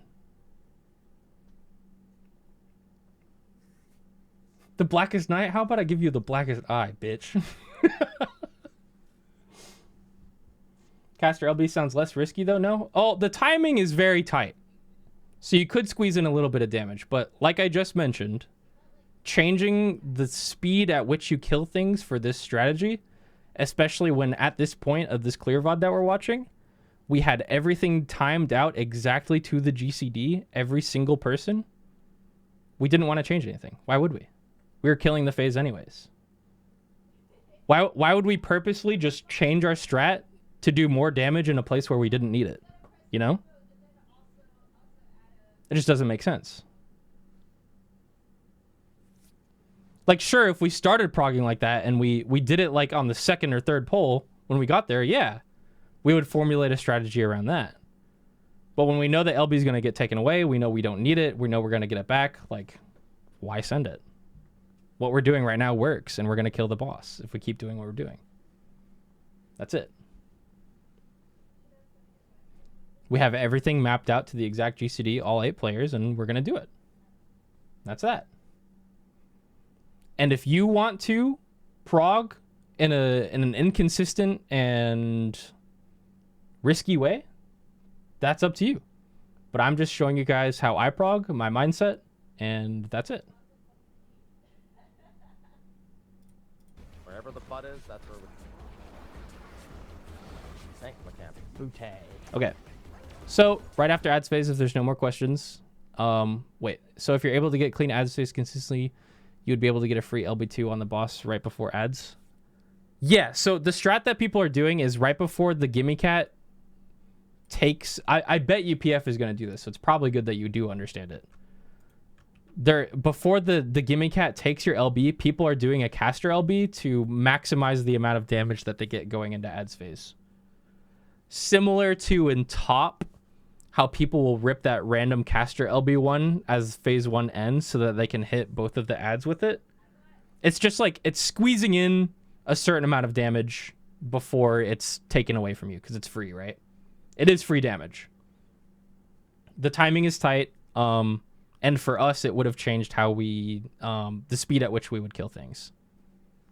So we chose not to do it, like I've explained like 6 times now. But you absolutely can. And if you get used to it and it's consistent for your group, then yeah, do that. Raid black.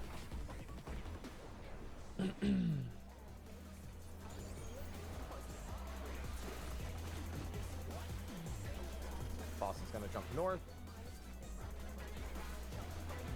I and I did confirm. Can fit 2 lightnings in 1 square if you really have to. Okay, so the next phase that happens is the lightning phase. This is the one where she makes the river with the 3 bridges and then the 3 grassy meadows. There's a strat floating around right now that I think a lot of groups are trying to do that, going back to this consistency thing that I'm talking about, is they're trying... Let's say that right here was a safe square. Let me change the color of mine.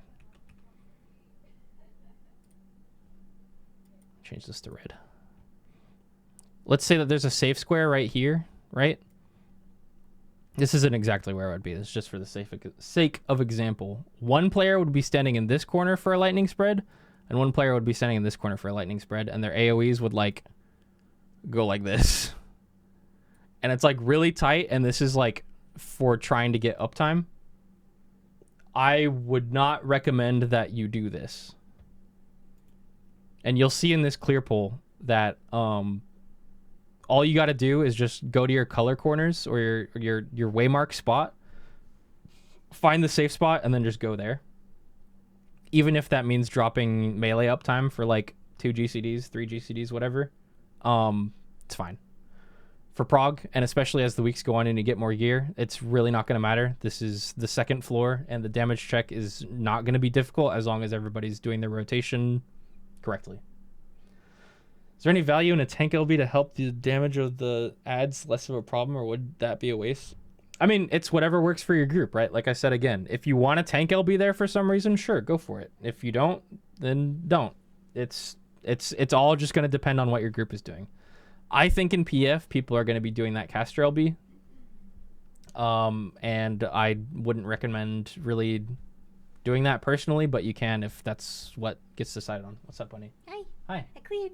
You cleared? Yeah. Good job! Now we still have like 5 hours of raid, so we're gonna try 7. Yeah, go to 7. Have fun. They cleared. Yippee!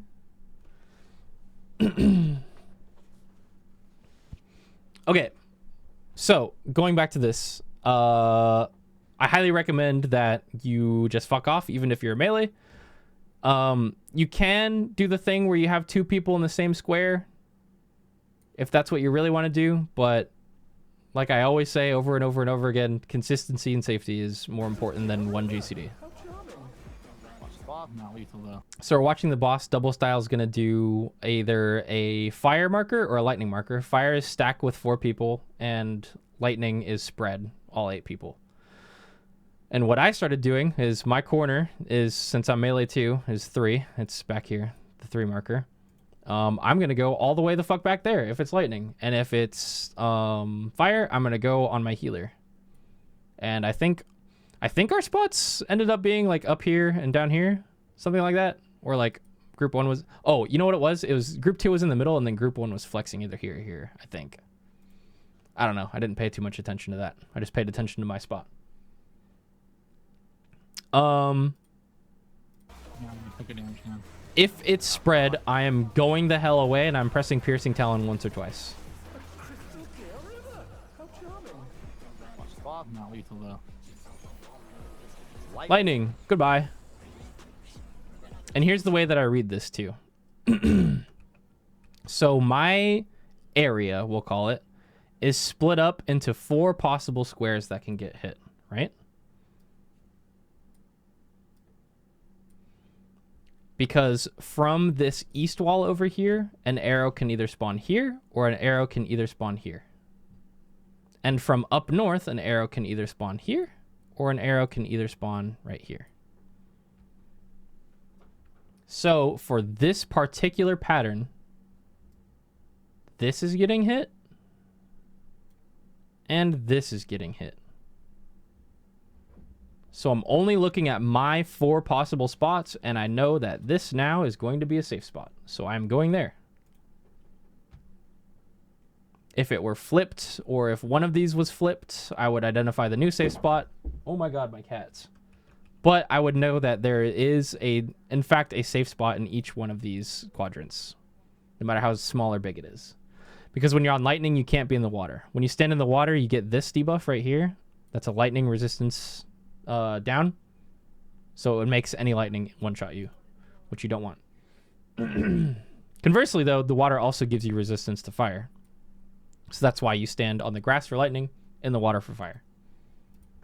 To my fuck off corner I go. To my fuck off corner I go. Piercing Talon. Piercing Talon. And the gap goes back to the boss. Do you want to swap? That's okay. And then you can notice that Adder even asks me, do you want to swap so you can get more uptime? You know what I say? No, it's fine. I don't care. I'll just press Piercing Talon twice. Not a big deal. It's 2 melee GCDs. But then, immediately after this, I fuck up and I get hit by the cloud and die. So, it's kind of funny how that works. It's remember to step away from the cloud. It's 2 Piercing Talon. That's no big deal. Alright, so my camera was facing in a weird like angle here, and I didn't see the cloud. But the cloud is going to blow up like this. It's going to go like this. It's going to make a big AoE around it, and anybody caught in it's going to explode. I was too busy on focusing on hitting the boss here when I should have just fucked off, like I just preached about, right?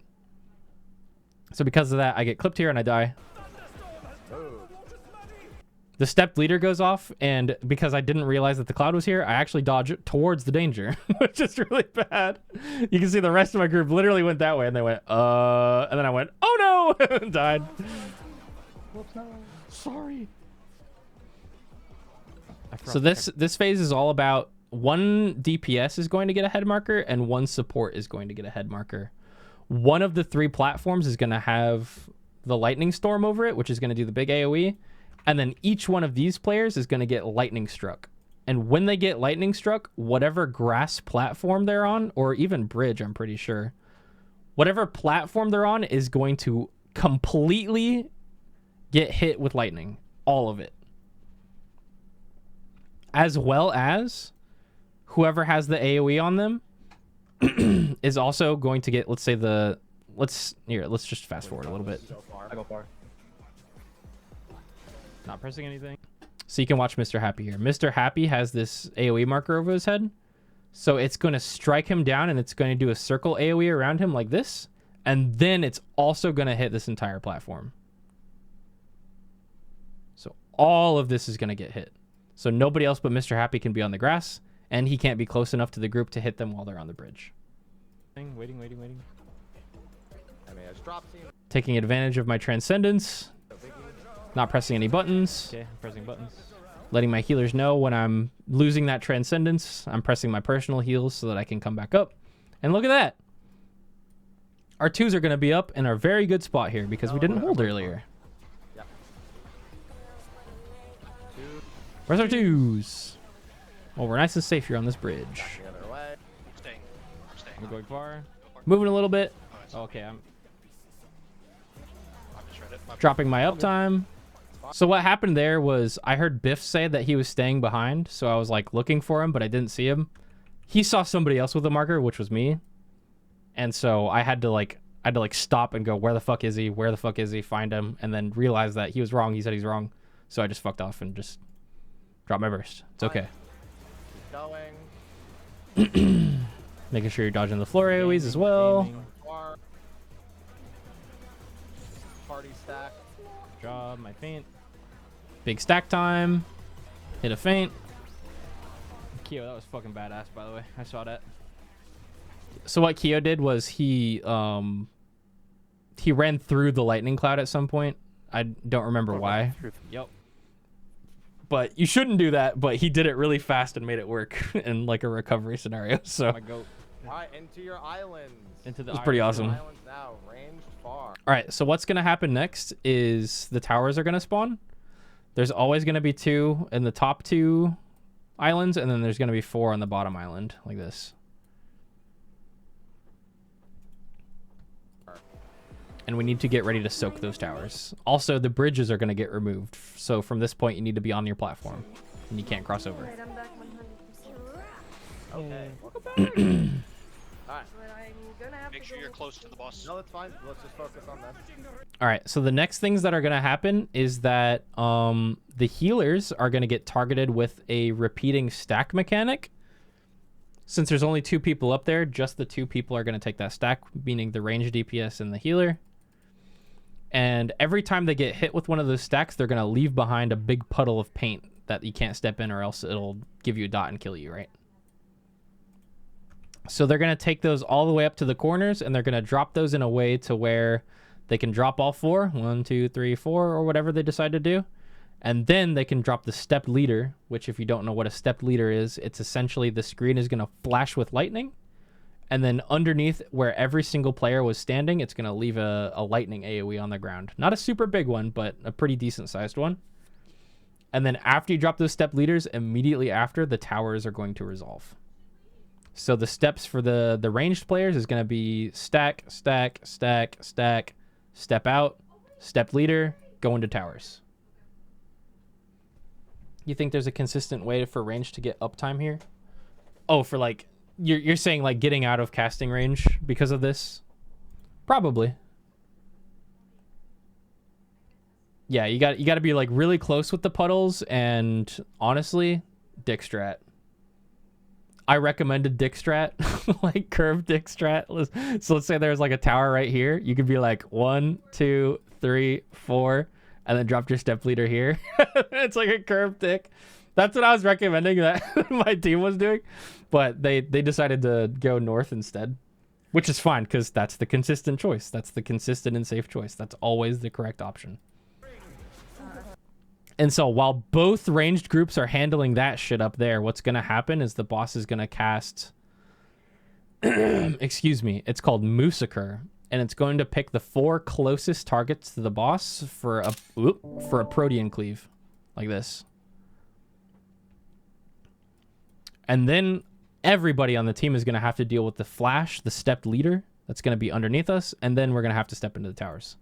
So the order of operations for the DPS, or the melees rather, is Protean cleave, proximity, stepped leader, go into your tower.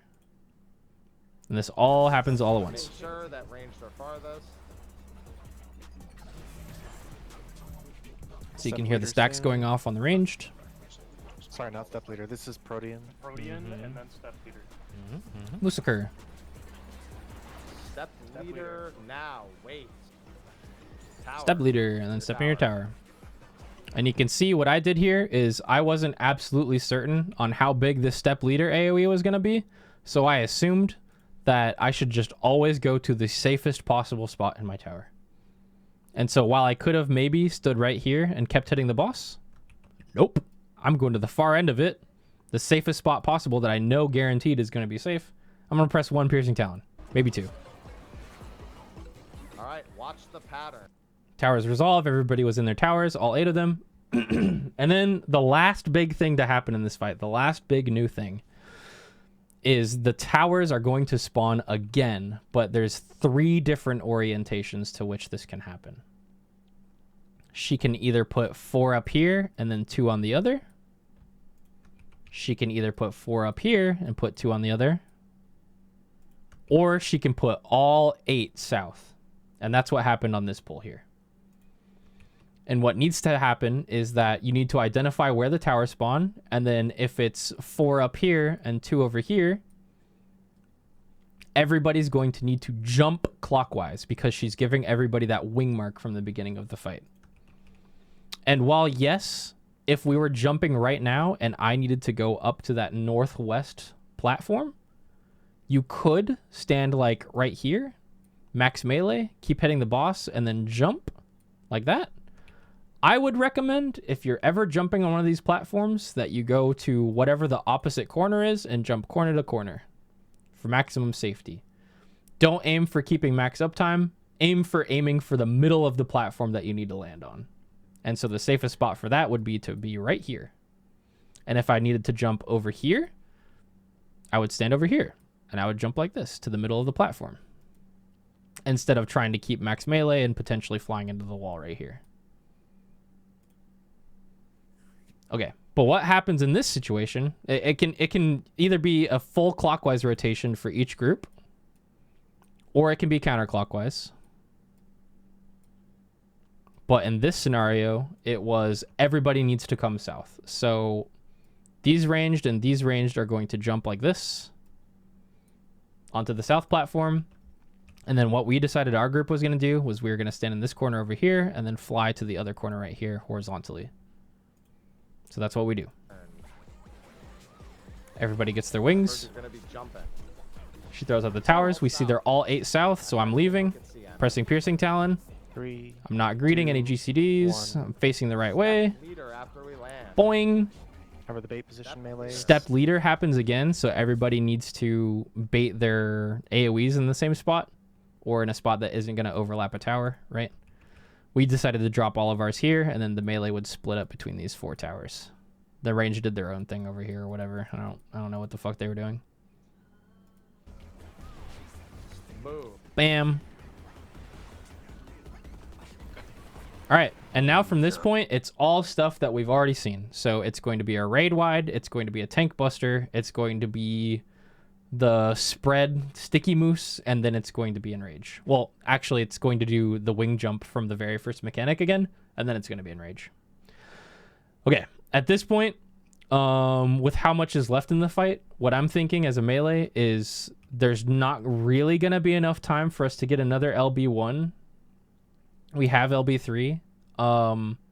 If something horrible goes wrong on one of these next 3 mechanics, like if someone gets the shakies and they stand in the wrong spot, we might need a tank LB or a healer LB. So I believe we saved this LB for the end of the fight. Like the very end. Let me know when you want me to rip it. Isn't this spread next? Just look at what the boss is doing. Sticky moose, spread, yeah. Spread. Sticky moose spread. This is actually our first time seeing it, so we didn't know what was after this point.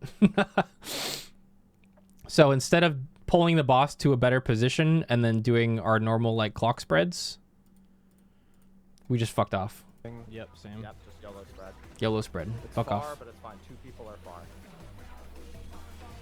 Choose. This is not. That was a 5-3 spread, so Mr. Happy died. Tank mechanic. Tank mechanic. Boss on the. Everyone on the ass.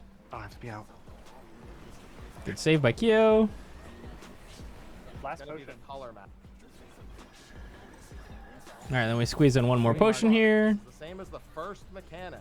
Just make sure you do it correctly. This potion isn't on any buffs or anything, but we're still getting 3 potions, so it's worth. Light parties. Light parties, same as the first mechanic. 4. 4 and light party. Do my elusive trick for safety. Light parties. Light Play this party. super safe. We have melee LB instead. Melee LB and win. It'll be woohoo! Through all the hardships. Nice. Wait, did it just go Very yay when nice. it died? Did I hear that? We did it! Yay! And actually, V's group just cleared. My girlfriend came in here and told me that their group finally cleared. That's awesome! And now I think they're doing 7, which is super cool. Boss dead as fuck on my screen. Hell fucking yeah, dude. Was she still on Dragoon? Yeah, I think she's still playing Dragoon. I believe. Yeah. She's been practicing lots and taking feedback and learning the job, and she's doing real good so far. Was M6 the first time we had a Lala as a boss?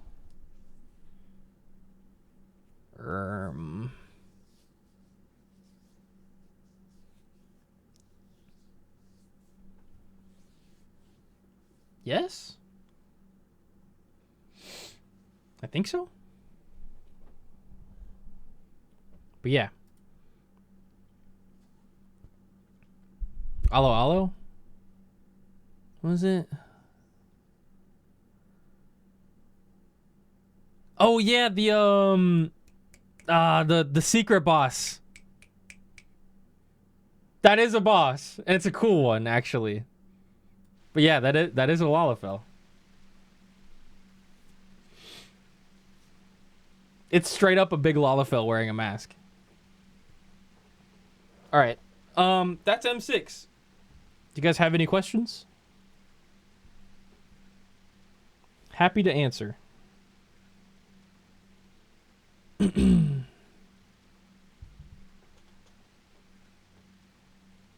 I gotta go pee really bad, so if there's any questions, I'll answer them when I get back.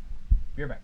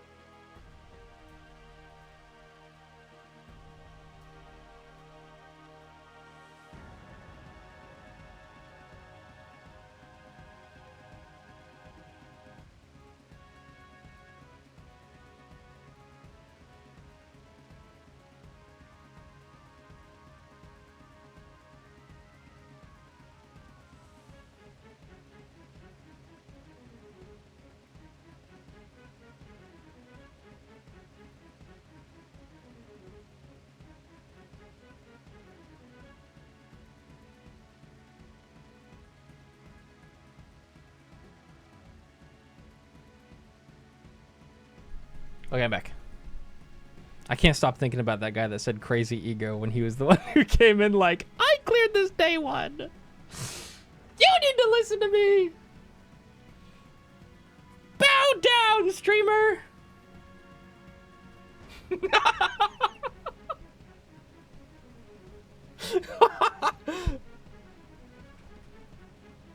What fight does the step leader mechanic come from? E5S.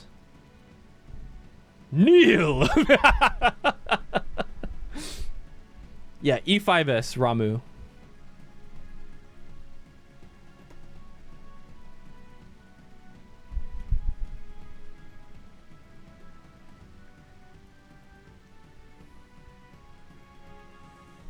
There's during like his like storm phase, he does those. It's called step leader, and it's a donut or a spread depending on if he's charged or not.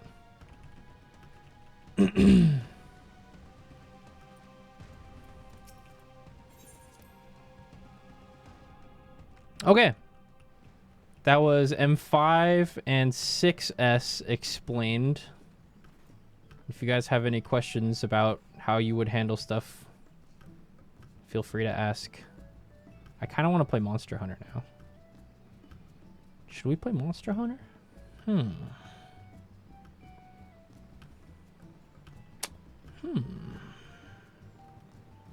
Should I play Monster Hunter or should I go watch V do M7? I kind of want a Monster Hunter for a little bit. Monster Hunter for like an hour or two.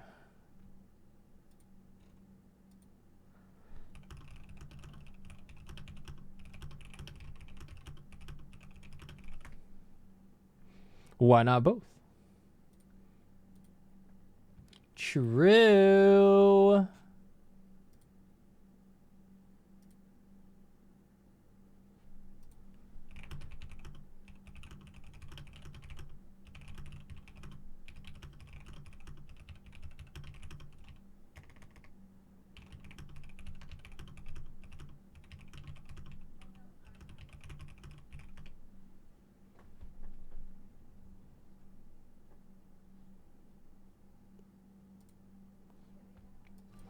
Okay. Monhunt? Monhunt anyone? Hunters? Let's do it. Let's play some Monster Hunter. Crazy ego.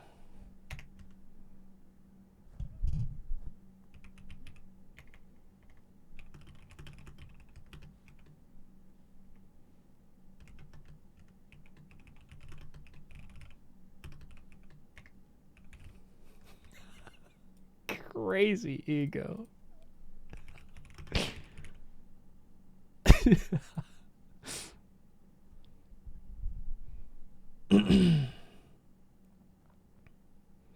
Top prog VODs?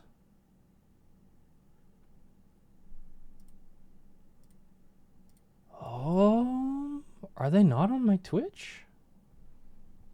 Oh.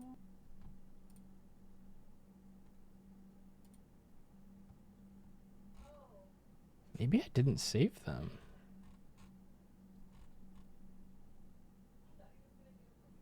So it would have been right before this. Oh yeah, it's not saved. Honestly, my top prog was like borderline casual. It took us like 2 months. We had somebody literally be like, I have to go to school now, bye. And they like left for like like 2 weeks. So yeah, it was like a really slow prog. It was fun though. I got to play with Rab and Biff. I miss Rab. I don't miss Biff. Fuck that guy. Yeah, that's actually where me and Biff met.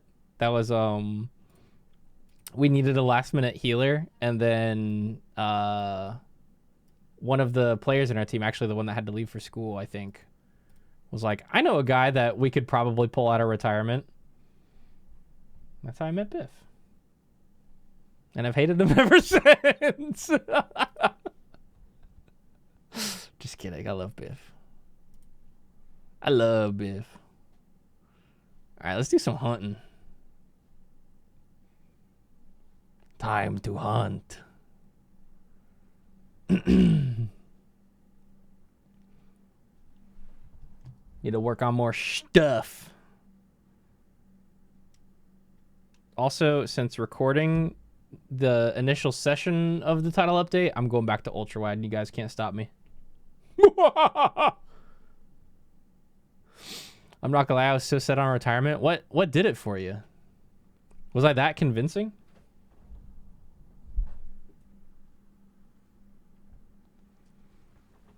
It honestly, Cal, I think I have all my top prog uploaded on an SSD somewhere. I'm like 99% sure I have all of my top prog recorded on an SSD in my room. So I could upload it. And you could probably find the one time during prog I ever got really mad. You guys know me. I don't get mad at video games and shit, but I got really mad one time.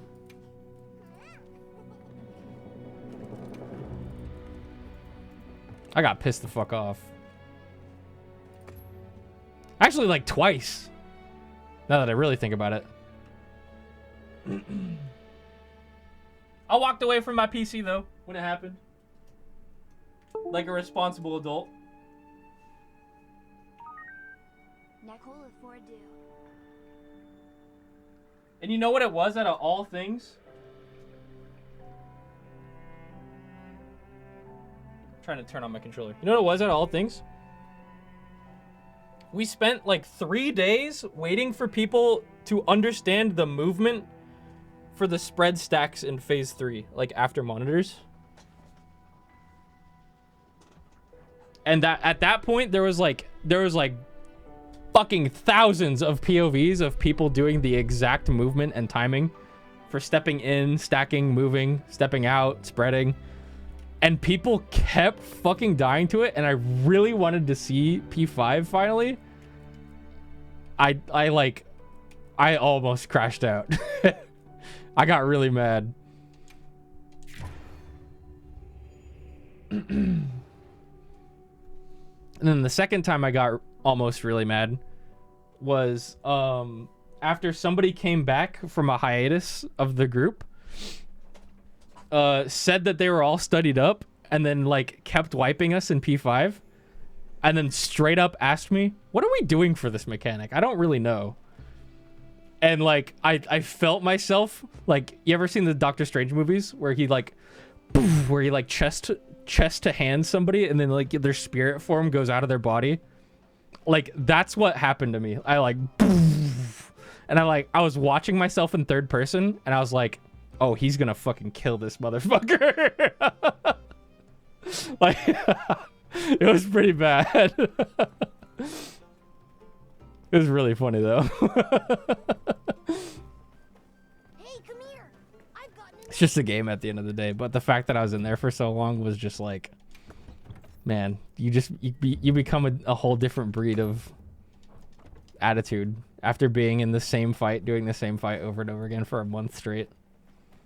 The Star-Lord zoom in? What? Yeah, pretty much. It's funny. I actually never finished this quest. We never found the Woodwood who has seen Alma's glasses.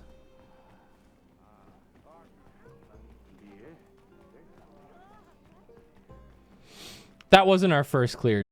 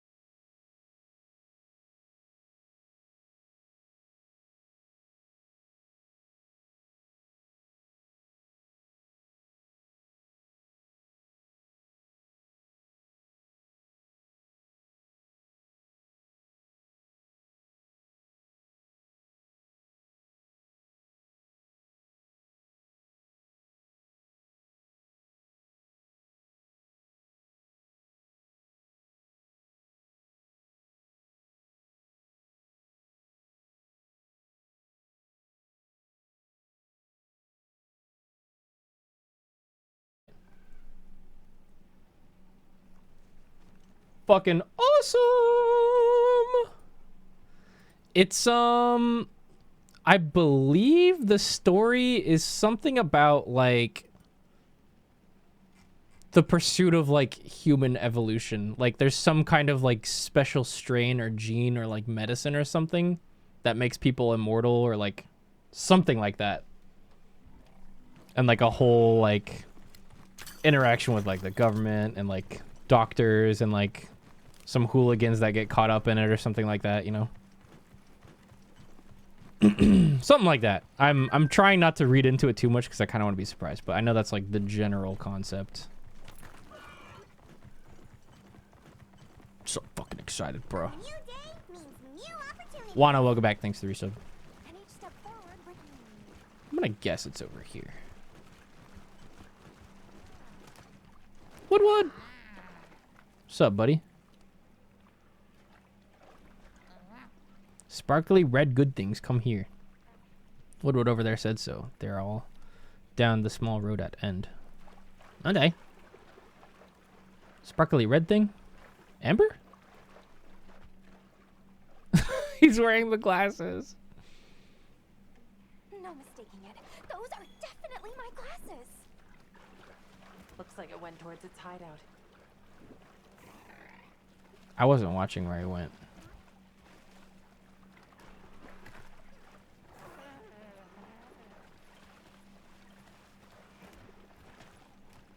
My ass was looking at the amber.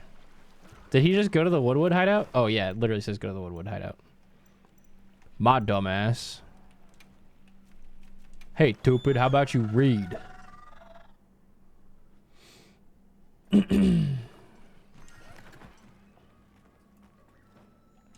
What up, Thunk?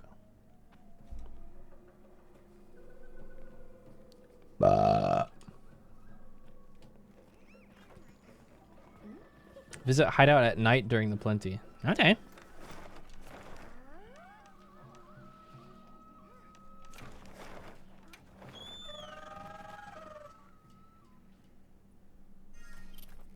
How do you fight Zoshio with the Charge Blade, man? I kept dying at least once because the AoEs are so insane.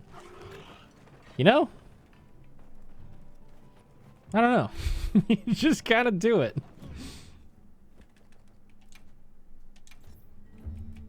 Sorry if that's too egotistical for you.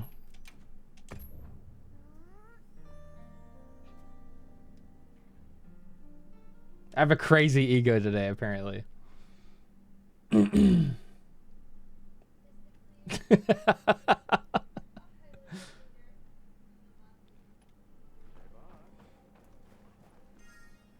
Oh, chat, do you want to get a lobby going? Who wants to hop in?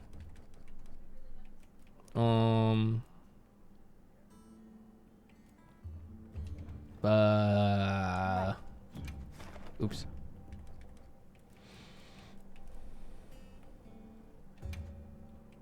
Squad lobby search. Whoops stream squad. Understood.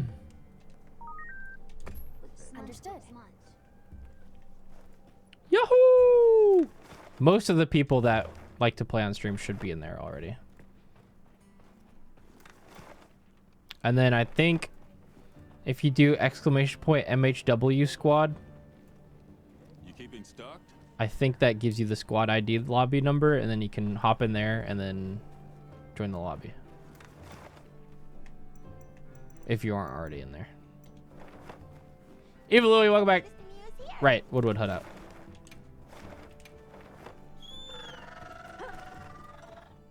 Dude, I want to go vend a Pokemon card show again. That was so fun. My glasses. I need to do it again. What the? Hello. Upvines is our festivizations. Man, what's going on with these damn Woodwoods? I didn't even know you could go up here.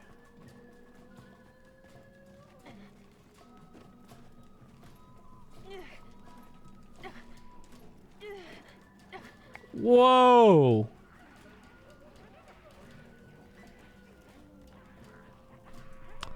God. too many people joined the squad and then it shut down the fucking squad lobby.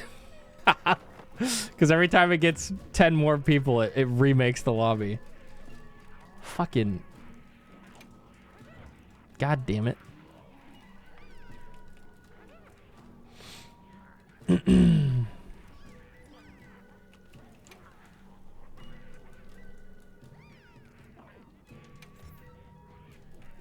Oh, there's actually one more past 40. So now I think the lobby limit is 50.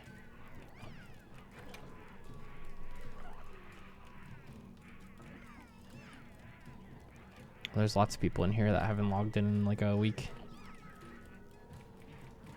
If I need to kick people, let me know if you need a spot in.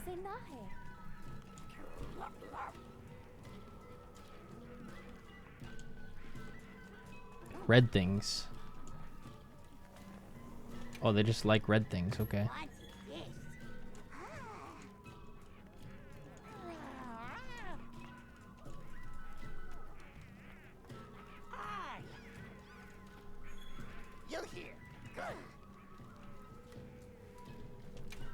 It's a good thing I've been collecting lots.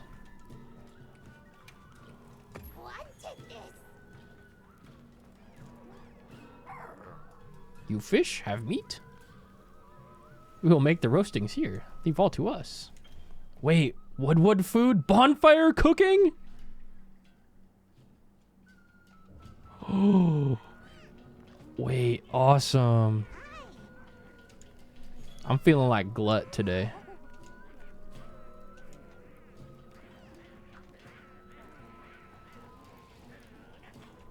Bear belly? I see. Search for the sleeping Ajax.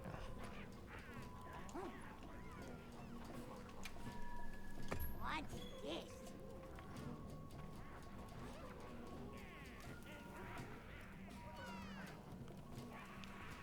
Here's open. You said something about Ajax being down below?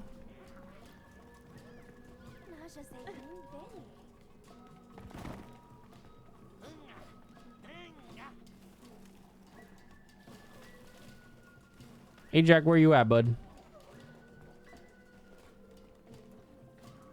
That's plum peach.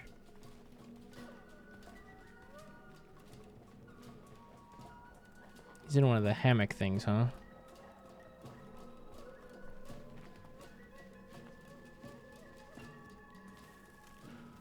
Oh, is that him? Oh, he's got the glasses. There we go. Why you disturb? Sorry to bother you, but that pair of glasses, we've been looking for them. We'd be grateful if you could return them to us. Glasses is mine. You want? We make tradings. You bring exquisitest honey, we make deals. How about I split you in fucking half and roast you on a bonfire? How about that?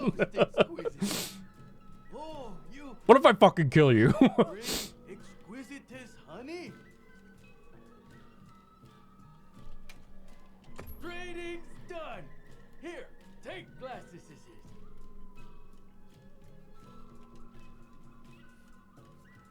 That'd be so funny. You bring me something I want, then maybe me give you glasses. And then it just hard cuts to the hunter just like splitting it in half with a great sword. It's like a fucking red splat on the floor. Oh god. You make a compelling point. All right, just say the word and I'll put them on for all the world to see. You could change Alma's outfit. Yay! Barrel bomb rolls in.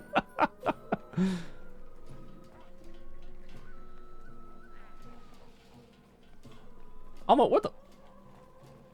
Alma's like, I want to try this bonfire cooking. You know what? Honestly, me too, girl. Me too. Excuse me. Oh, she's fucking dead.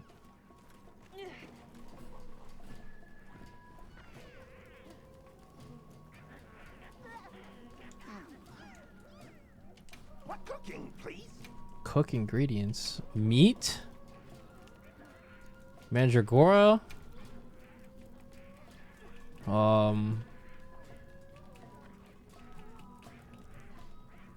Chemistry's tail. Oh, we're making KFC right now. What else goes with KFC? Excite shrooms for a little bit of spiciness.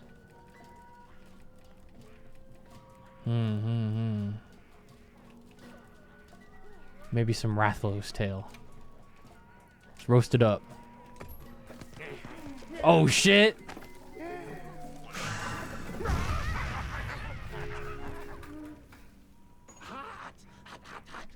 Rations, charred lizard, life powder, well done steak,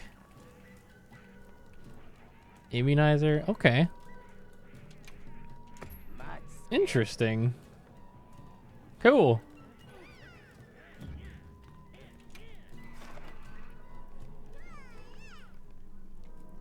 Oh, I need to get some crowns on Mizutsune today. All my crowns are done except for Mizu now. So maybe if Chatterms have some gold crown Mizus, let me know. Perhaps I will come yoink one of those.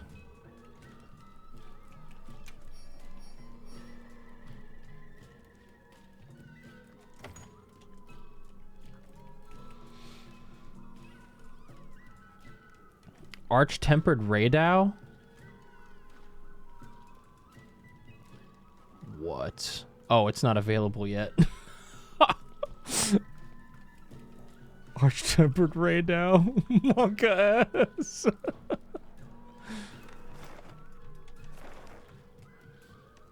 To the Grand Hub! I don't think I've used any of my Barrel Bomb bowling tickets yet. Because the first day we streamed this title update, there was literally like 80 people in the lobby, all throwing barrels at once. I couldn't see what the fuck was happening. Wow, we sure got here fast. Welcome. What up, Rolly? Let's roll. Happy rolling. First roll. There you go. Easy now. All right.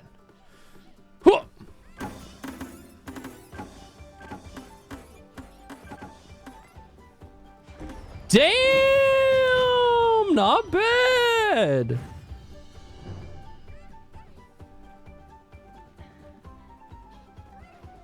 All right, next roll. Huh.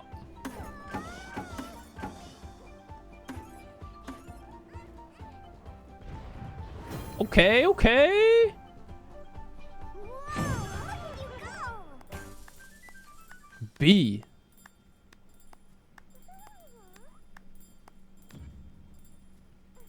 Oh shit, you actually get stuff. Gunpowder. Okay, okay. Is there a special reward for getting an S? There's gotta be, right? I didn't realize that the big barrel at the end would come back. Oh, does it not reset? Barrel bowling strap pendant.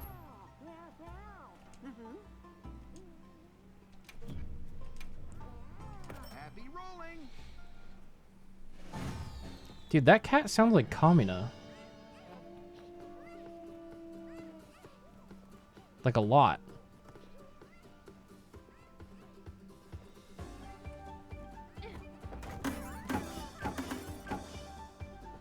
Oh, that was a bad roll.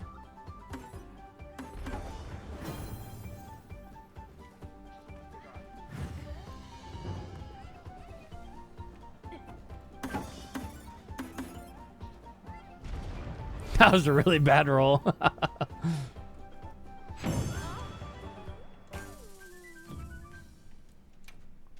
You get stuff for it, though. See you around. Dude, that sounds just like Kamina. Okay, roll out. That's gotta be him. There's no way it isn't.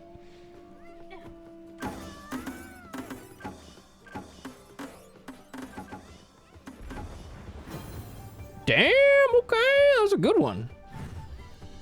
Now I basically just gotta hit the big one at the end.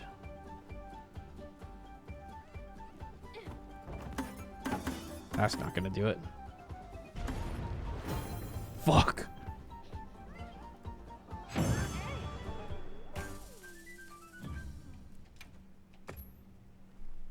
wait for your next spin. I'm positive that's him. All right, one more try. How did I do that the first time? Somebody had to have figured out like a perfect way to do this.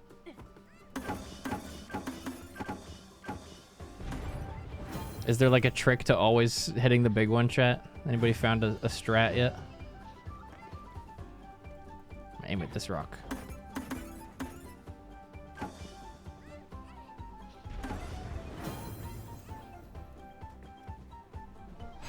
Throw it right there. Right there. Points on my monitor. I can't wait for your next spin.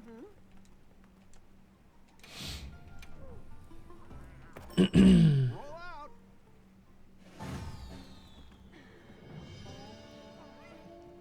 Yeah, I think I'm gonna go over here. Stand between these two, then aim at this rock right here.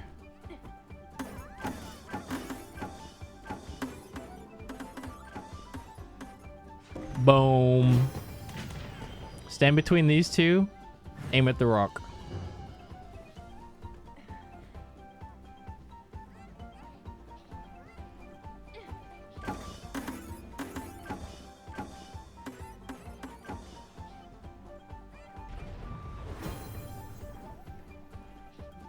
I haven't done the arena quest yet.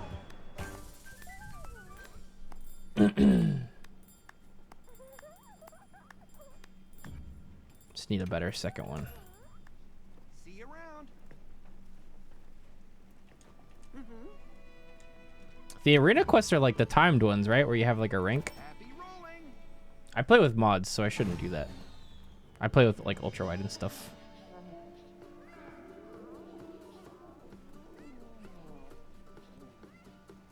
There you go. Easy now.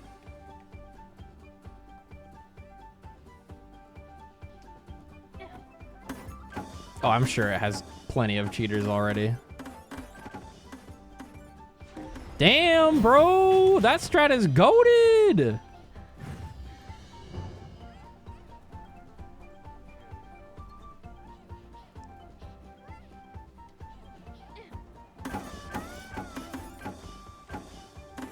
I'm a barrel bowling pro! Graw! A rank!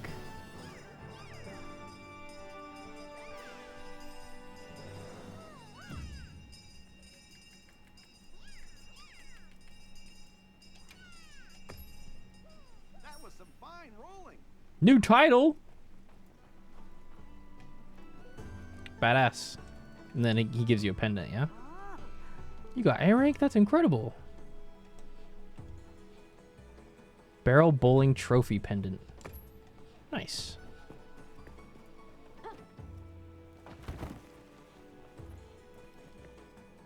Yeah, this is the arena quest guy, right?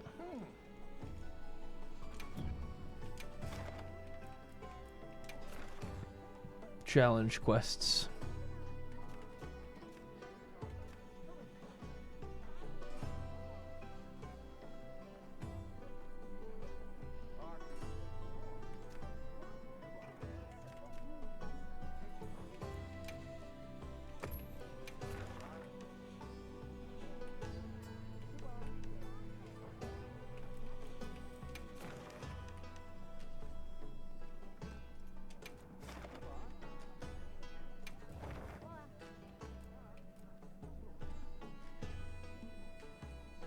Charge blade set. Let's try one. Let's see how goated I am. Is there like a set loadout?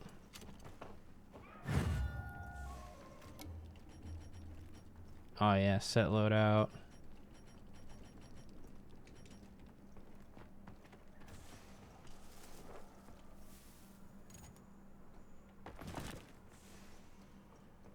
Oh, this is the Odo one. Nice.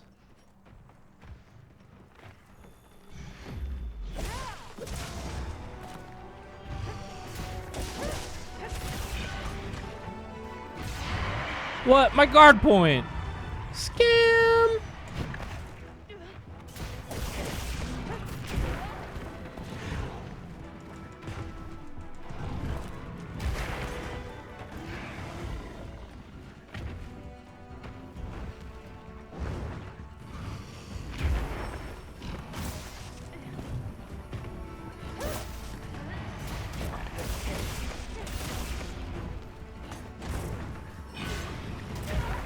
My guard point!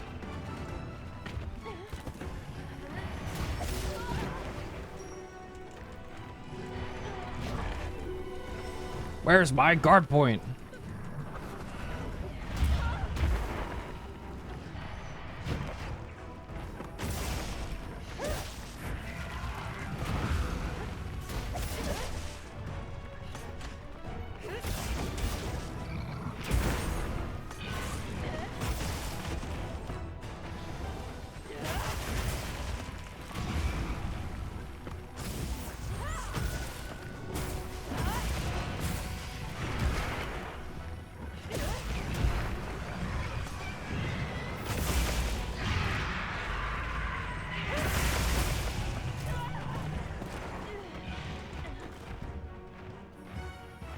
One more because you're Rathian. Yep.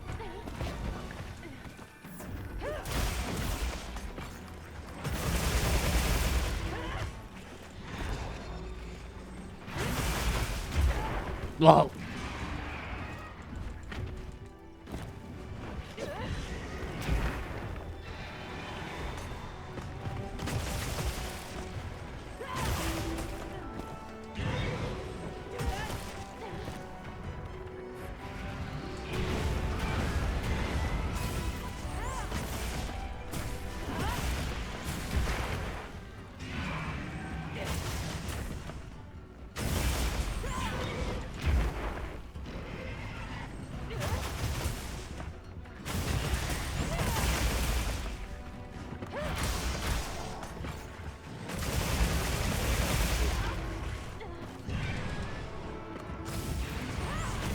Where's my damn KO, man? Fuck! I headshot him like 3 times. I was really banking on him getting knocked out there, but he didn't. Oh well.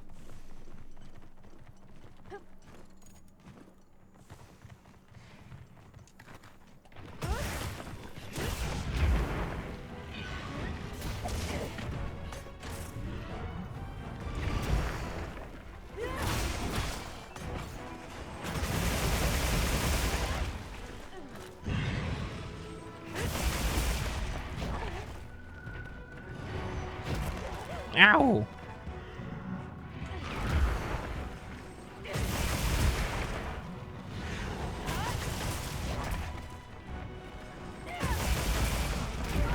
Ugh.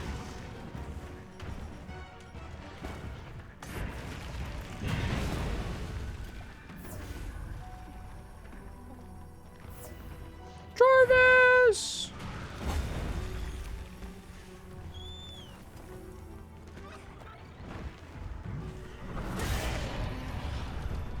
Gotcha, bitch.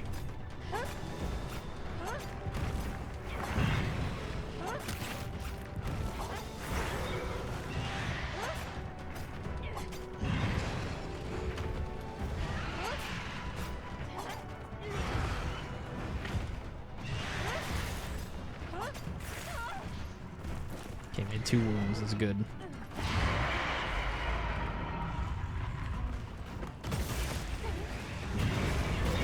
Man. But max potion, right? Oh, I have 2. Yoink.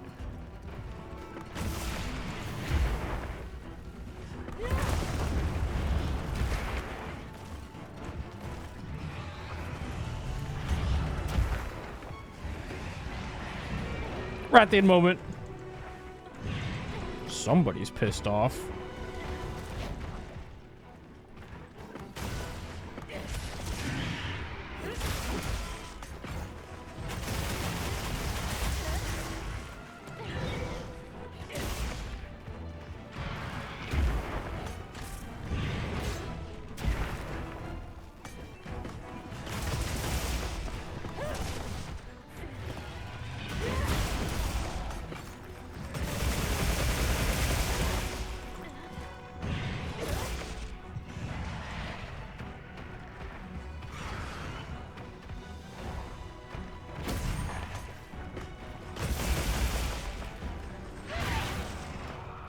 Forgot I have offensive guard on this.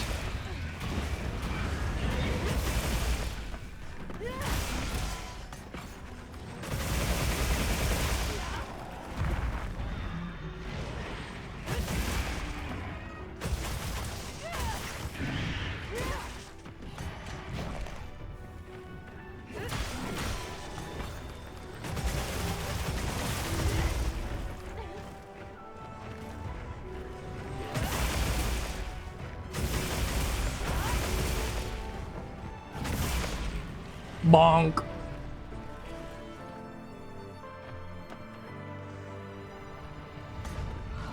That was pretty slow.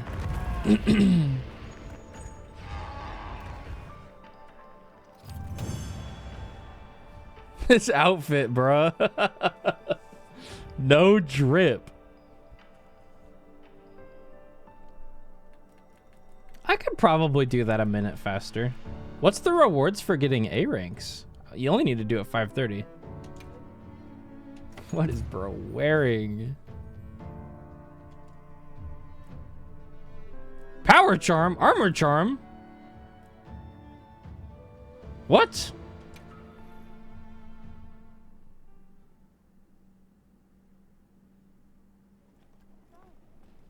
Oh, does it take them away from you when you go in there?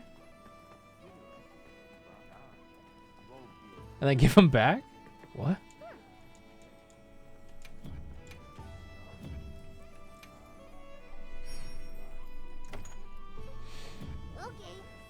Okay.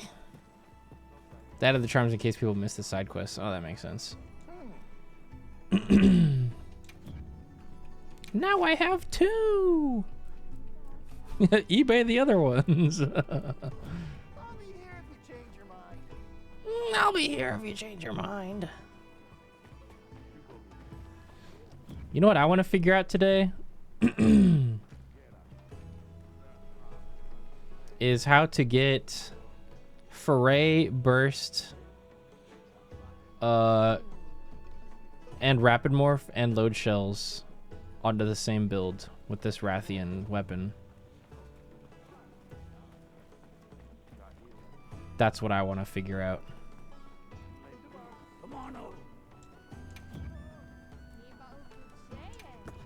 I know it's possible. This has gotta be. And I think the Mizu Greaves are gonna be the secret as to how. So Foray level 4. And then what did I have in here? Yeah, Foray.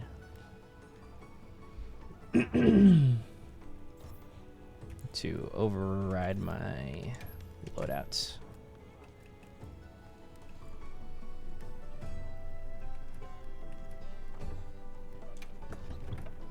Was also thinking of making a set with just straight up this stuff, the Numinous Crown, and then making the other one.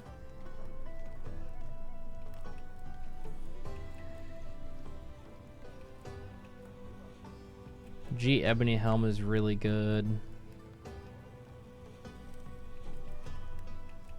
So I want to get Burst there. So I want to make the Numinous Chest and Coil, ideally. And then I drop Flare.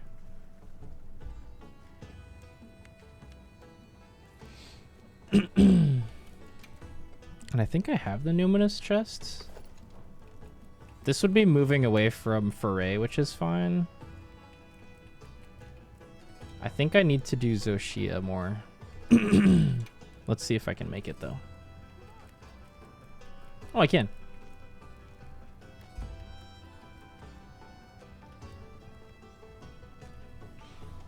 Agitator and Coalescence. A sage choice. With a level 2 slot. Watch this. Yeah, I'll eventually be making everything. Like I said last time, my end goal for this game is to make all the armor in the game. Okay, so if I take all this out, what are we at? Damn, we're already at Burst 5. I need one more point of Agitator for max Agitator. Oh, this is a nasty ass build. The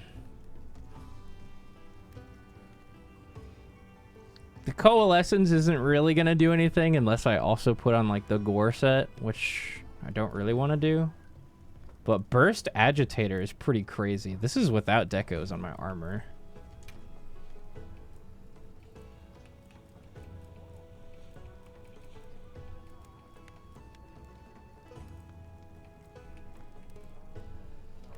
Is Agitator's Challenger, right? So we need this to get level 5 here.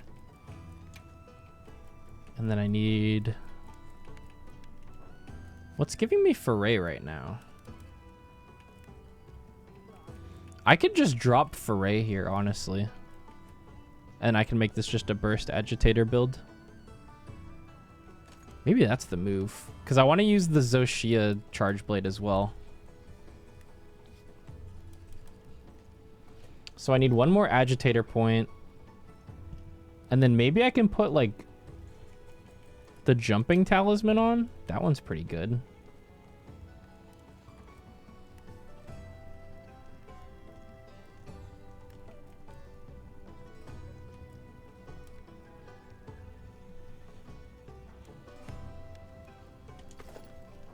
Evade Extender is pretty freaking comfy on CB.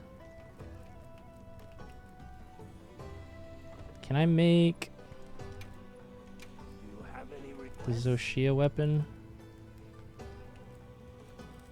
Where is it?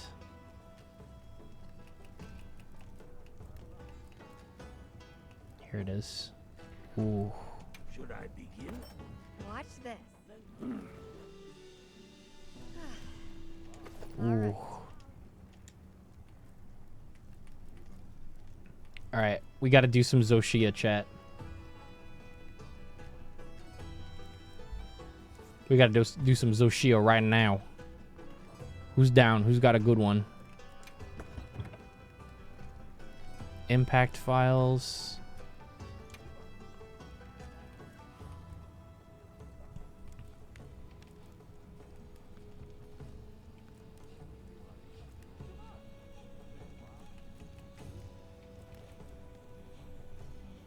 Which magazine jewel should I put in here? Which ones do I have? Do I have any extra ones? I love load shells, so I'm always going to put that in this slot.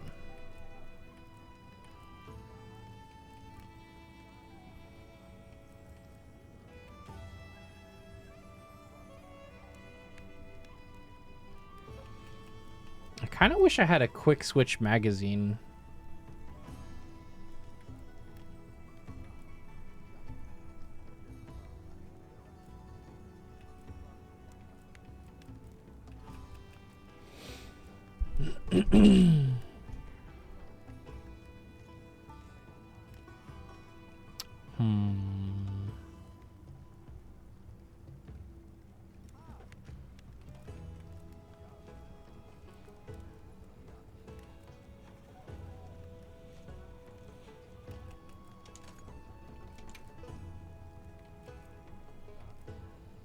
Is there quick switch 2 jewels?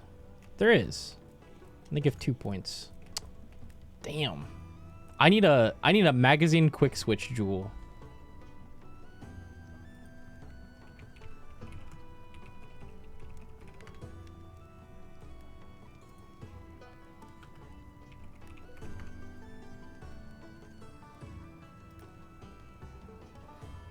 I'm checking Game 8 right now to see if it's possible to get that even.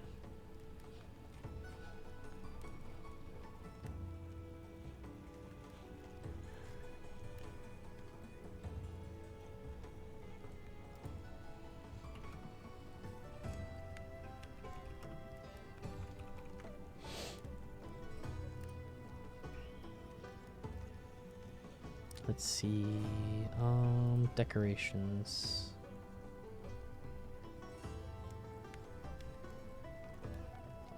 Weapon decorations.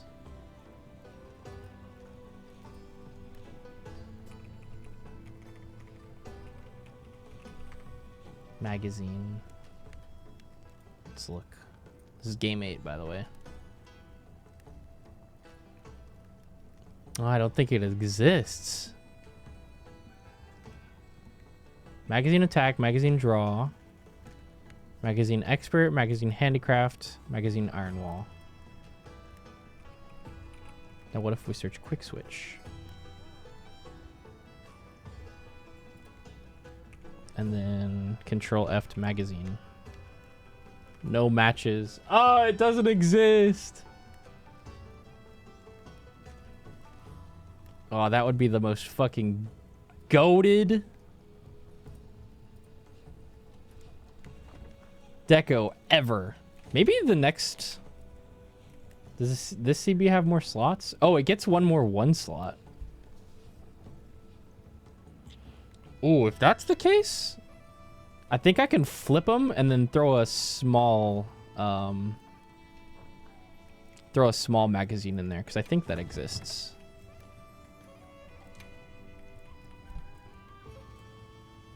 One of the two does. The white flame procs are really good with Savage Axe. Yeah, that's what I was thinking. I want to see how often it procs. See how good it is. Yep. Yup. Yup. Yup. Yup.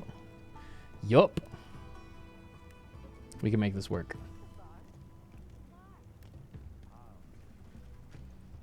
So we're going to put the big quick switch jewel in the 3 slot, and then we'll do a small magazine, or a level 2 magazine, and then a level 1 magazine. Or actually, I can just do the level 2 magazine and then just have something else entirely, like a guard or something. Yup, yup, yup, yup, yup, yup, yup. All right, what should we put on this build for armors?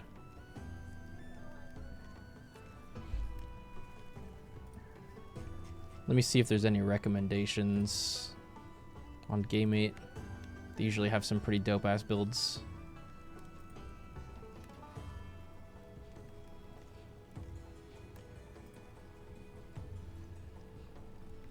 Oh, they're recommending a Zoshia Agitator Charge Blade build.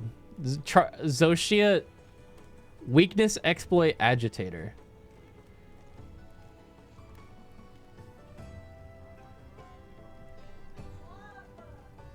Chain, Mighty, Physique, Sane. Oh, yeah, and they're doing it with... Oh, shit. That's pretty cool.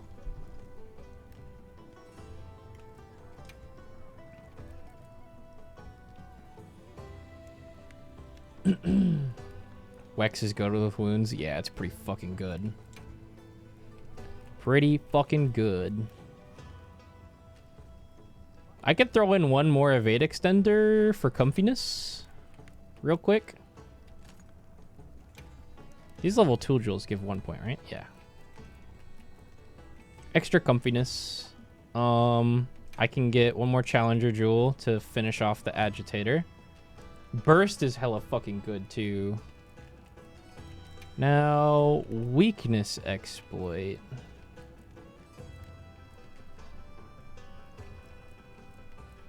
If I didn't care... Oh, you know what? I could do Part Breaker. I've heard that Part Breaker has some kind of, like... Since it has part damage, it can make wounds easier to be created. I don't know how true that is, but every time I've put Part Breaker level 1 or 2 on a build, I feel like I've always made more wounds, even though that's not what it says it does. Maybe I'm just imagining shit. Have you experienced that at all, chat? Mr. Purple, welcome back, by the way. Thank you very much.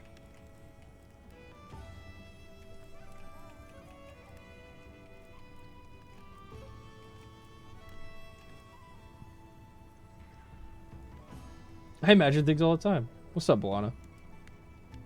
I also heard Counter-Strike is ridiculously fucking strong.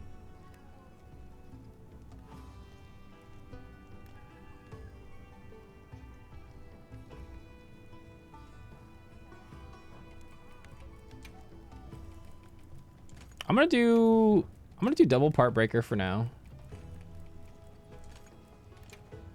And then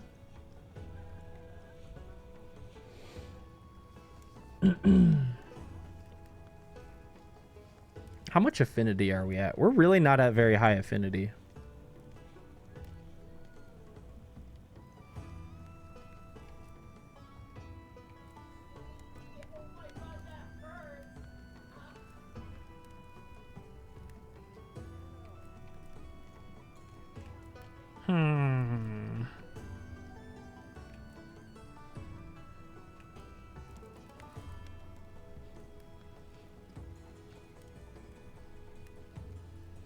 What should I do for this level 3 slot? Just like a point of Wex, I guess?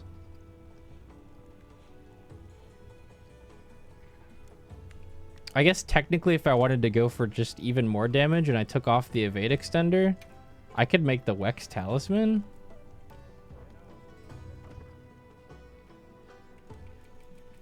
And then get like level 3 weakness exploit. That'd be pretty fucking good, right?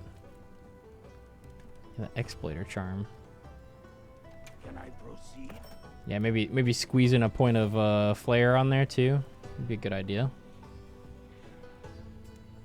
You can actually get level 3 flare just off of Should I begin? the charm, actually.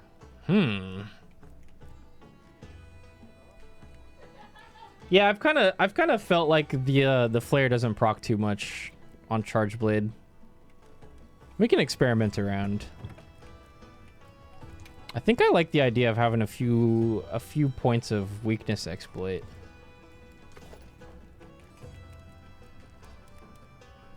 That's spicy. That's really spicy.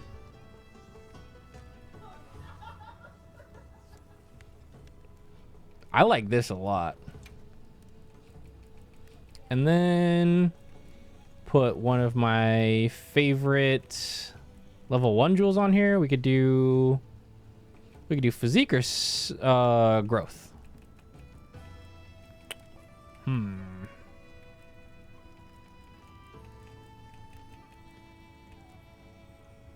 Or what's that one called with like shock absorber? That's probably the one I should throw on here. Shockproof, that's the one. Do I have any more of those?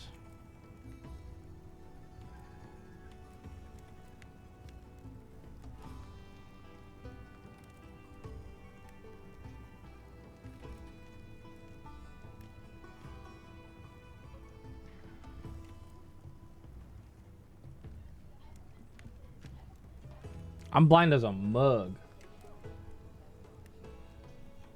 Or they're already in my gear.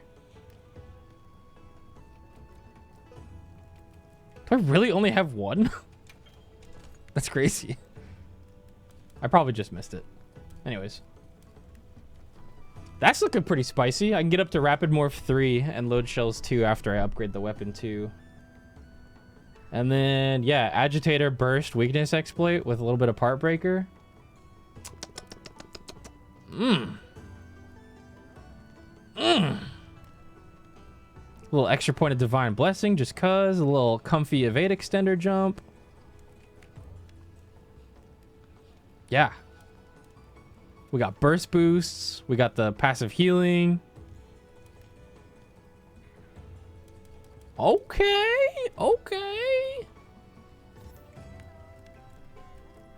Let's try this out. Another satisfied.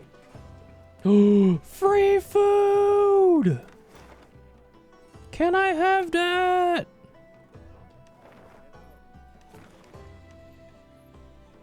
Did I wait too long? It's not there anymore. Fuck. Whatever, I'll just eat here. Fuck it all. Oh, this is all free. I want Carver.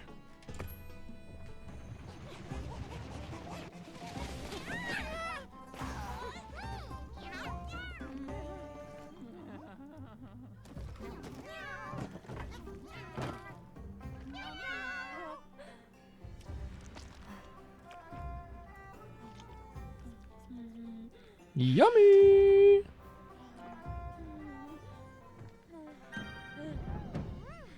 Ah! Yeah. Anybody in chat have a Zoashia?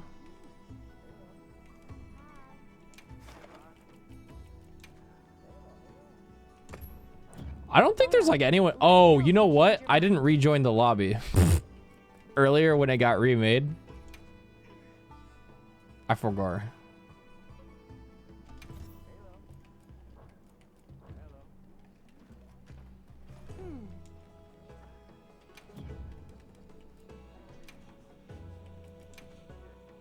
I was like, where is everyone? All right. Let me know if you change your mind. All right, anybody in here have a Zoashia maybe? Did I save one? I have a random Mizu. Hey, this one works. Let's do it. Lucky voucher. Let's go.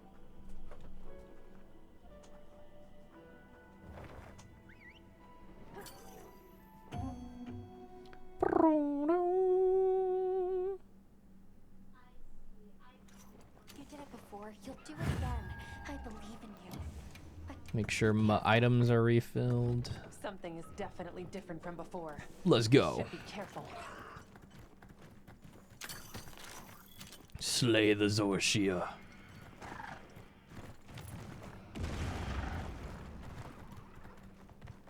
Oh, we're jumping into the middle of some action here. What's up, fellas? Yeah, yeah.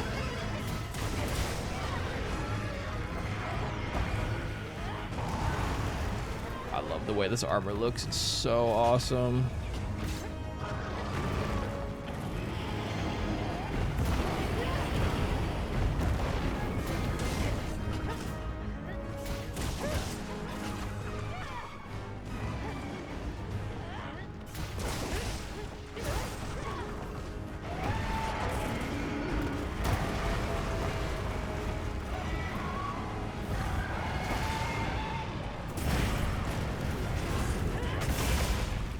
Alright, let's see if we can get some of those white flame procs. Ooh.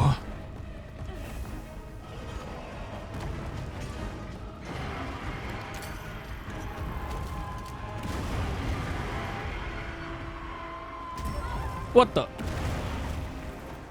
I was dead ass behind him.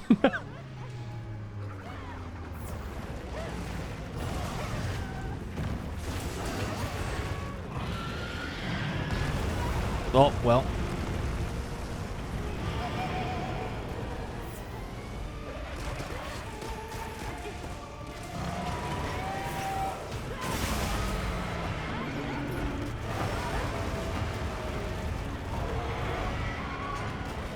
Can you chill the fuck out for a second?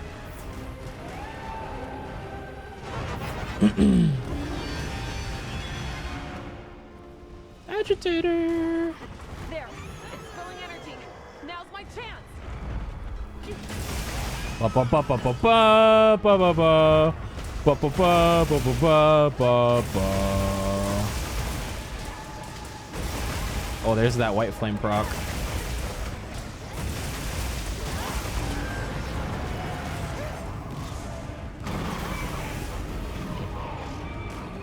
Spicy.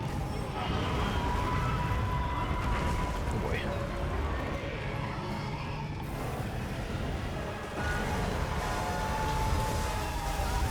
Whoa. Whoa. Whoa. Why you say fuck me for? Woo!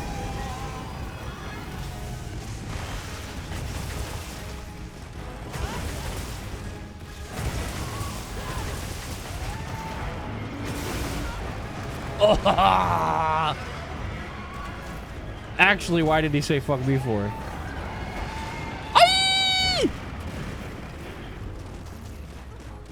Are you guys having fun not being attacked at all? It must be really fun.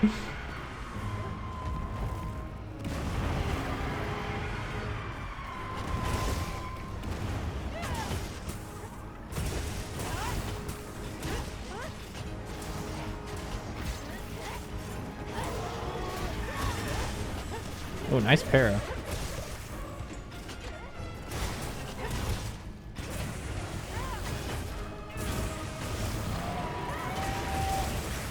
Ooh.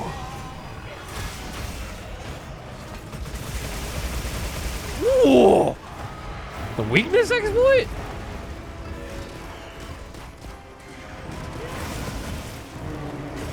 This might be my new like daily driver build. This is some gas.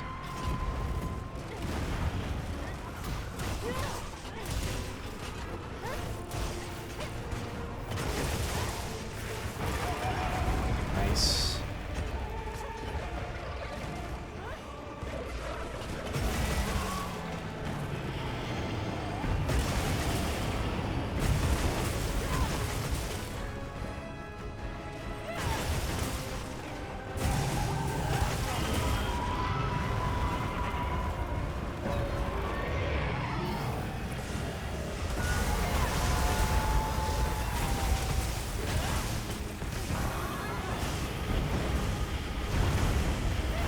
Oh, fire crystal.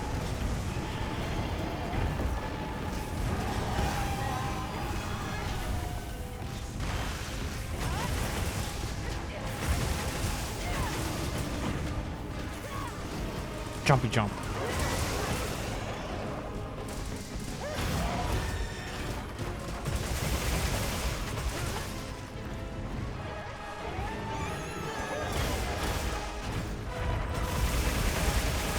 Oh.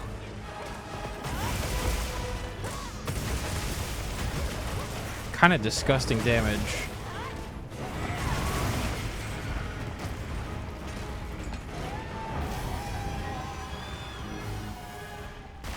Jarvis, you fucking moron, bro. Are you serious? He's like, I'm gonna turn around. Here I go.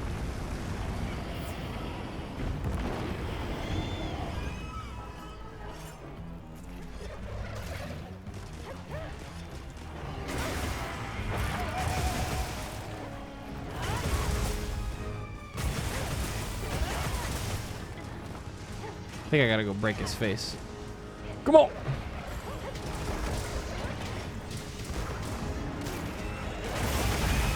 There we go. Nice. Perfect timing. Nice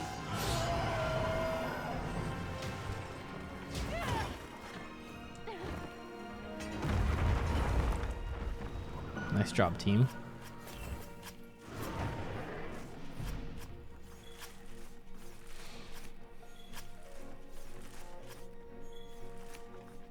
We did pretty good that fight, guys. Sorry for having such a huge ego. I counted 19 procs of the weapon skill. Damn, really? That's a lot of damage.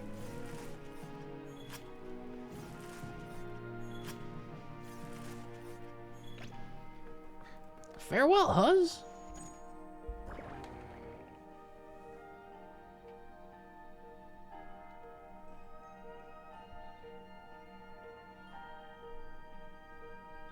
That's like an extra... How much damage is that? That's an extra like 1,000 damage over the hunt, right? Just from that proc? A little under?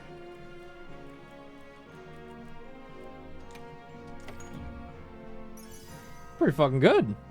Ooh, critical boost jewel.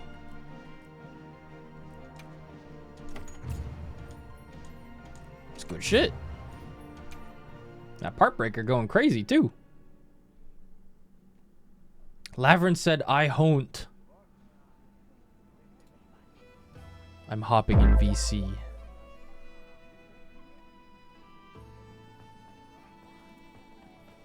Come on over. Is Lavrin streaming? You have any requests? I need another Zoshia. Safe wanderings. Yeah. Not a problem. Yes.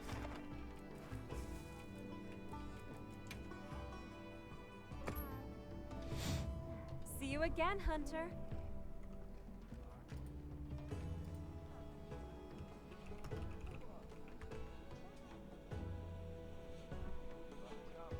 Pinging Lavrin, pinging Lavrin.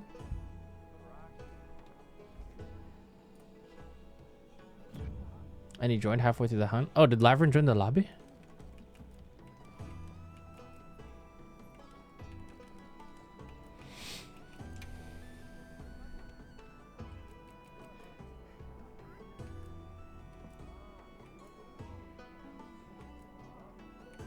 Oh, this is the squad. No,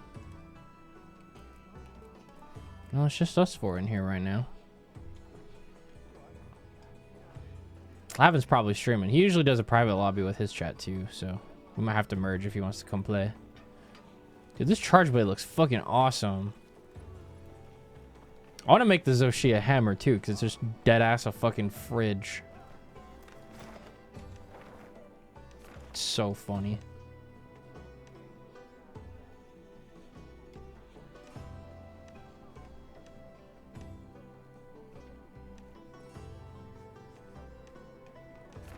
I'm tired of you.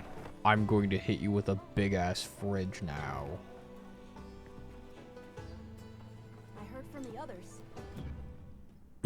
Oh yeah, that's what you mean. Like, I only got half as many procs as I probably could have because of the fact that we were late to the hunt.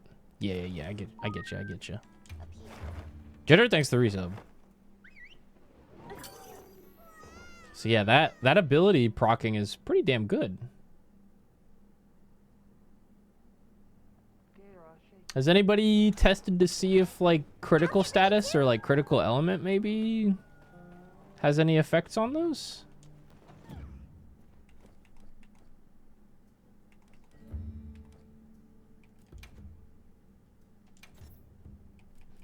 Well, like making it proc more, rather. I don't know if that would even work, but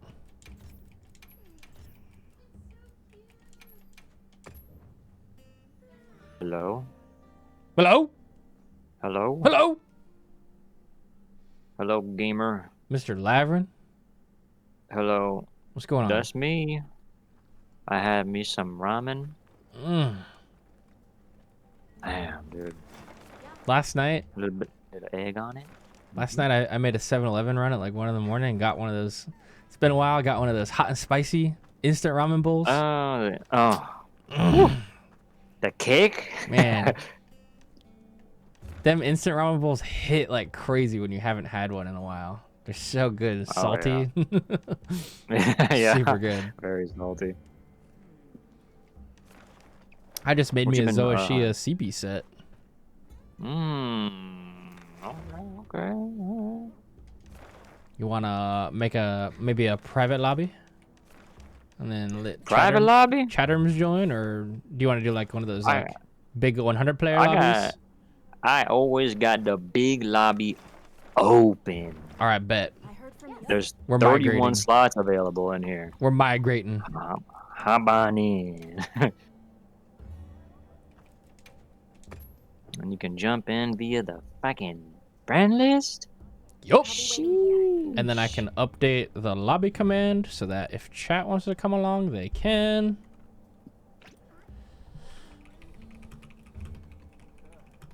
Here we I'm go. almost done with everything in this game. Again. I am missing 11 weapons and I'm done with crafting everything. Let's go! I'm so tired. You love to hear it. Having a good time though. It's fun. Hell yeah. Let me send you a... Where is it? A Link party invite? Yeah.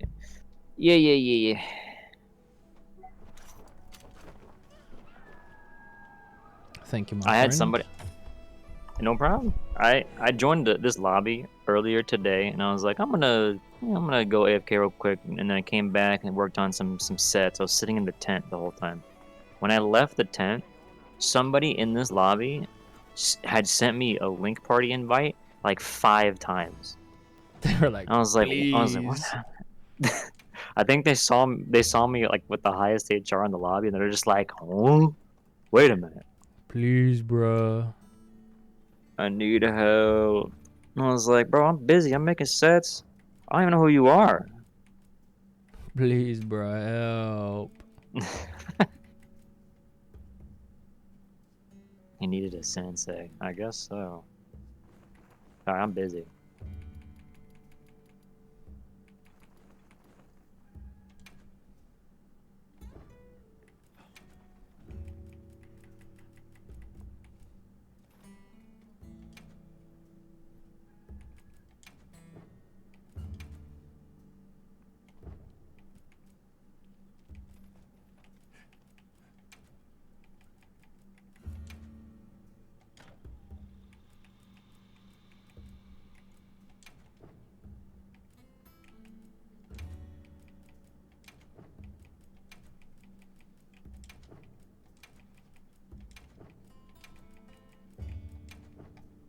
You got anything in particular you were trying to hunt, sir?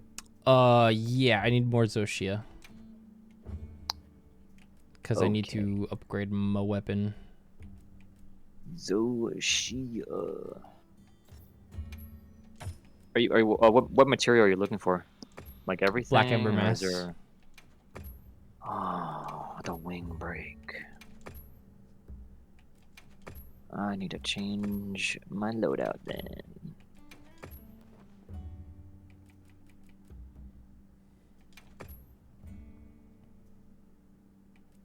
Where's my silly little light bow gun?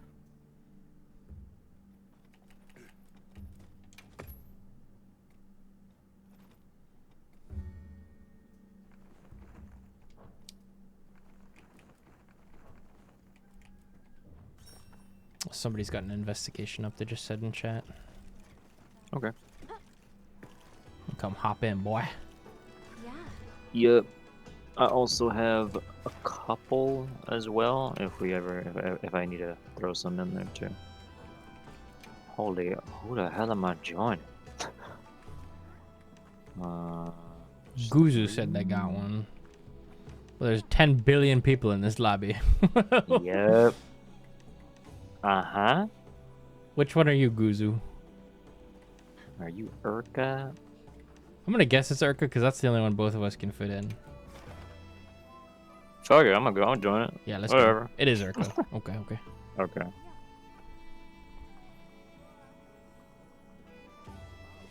So I got leftovers in the fridge, or I could order a Minecraft meal from McDonald's. Is that the first time you'd be ordering that or no? Oh, it's the second time. Man, I tried that nether sauce. Life changing. The nether. Was the theater memeing in an uproar, anything like that? My theater was a little more respectable than like the other theaters that you've seen online. But like when he said chicken jockey, we did all applaud and cheer.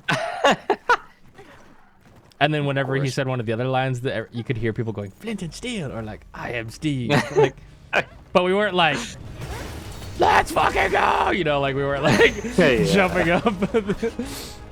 He said the thing. It was like the perfect mix of like still being able to enjoy the movie, but also laughing with the audience about the funny shit happening. It's perfect. That's awesome. Can I spoil one of the lines that he says in the movie that just like sent me? Oh, I don't care. That's fine. At one point, he's like, first we mine, then we craft. Let's Minecraft! And then they all put their hands in the middle like, go team! That was a real line that they said. I was fucking crying, man. First we mine, then we craft. Let's Minecraft. And I was like, shrew. Should shed a tear, a small tear real quick. Cinema. That's right. The very small, like, slight nod with the tear. That's Minecraft. Dude, I'm loving this Zoshia weapon effect. Yeah. It's fun. It's good. It procs a lot. Yeah. I've been using that too. Careful! Away! Away! Away! Away!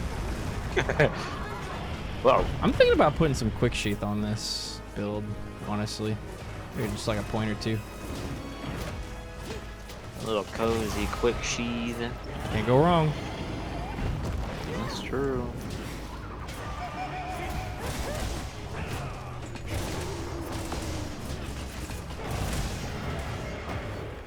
Uh-oh.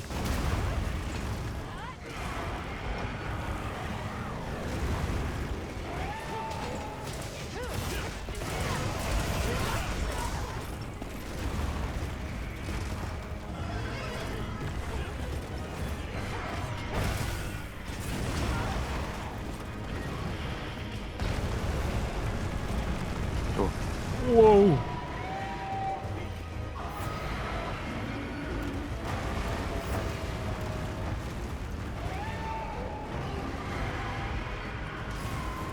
What's your fucking problem with me?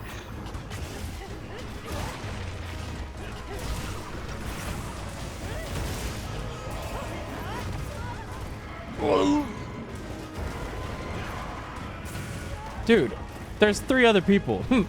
Attack one of them sometime. I'm sure it'll do you some good.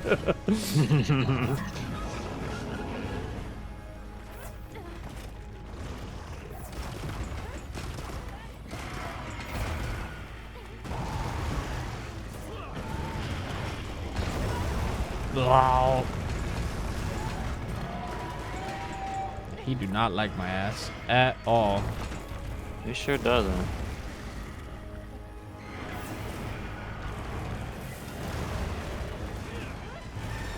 Oh, you know what? I need these.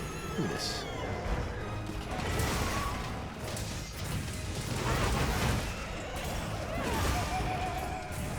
There's the KO.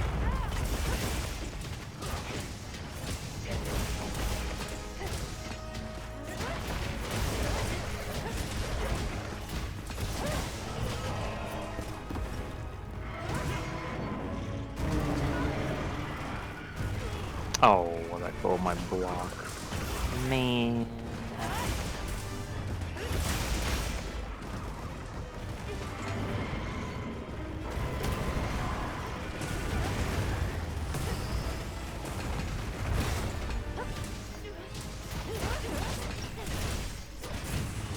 Oh, my poor sharpness.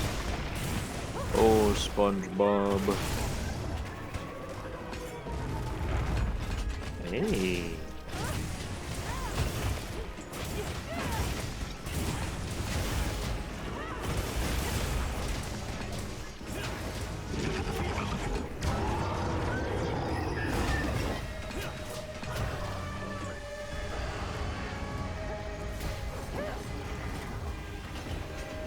Time for this bullshit. Oh my god! Oh my glorp! Oh my lord.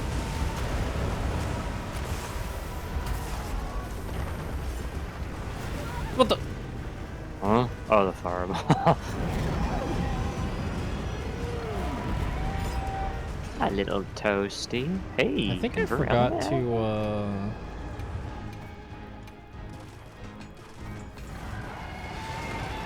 forgot to put the radial menu craft for mega potions back on my bar. My full bar. That'll do it.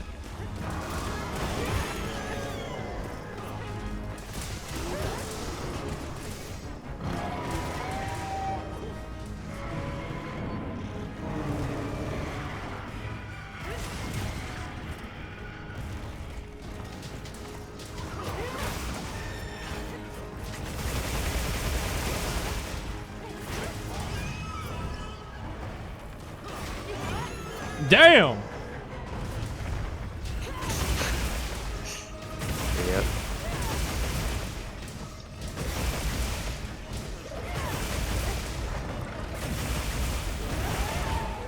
Uh-oh. Tinky's mad. Well, the slop.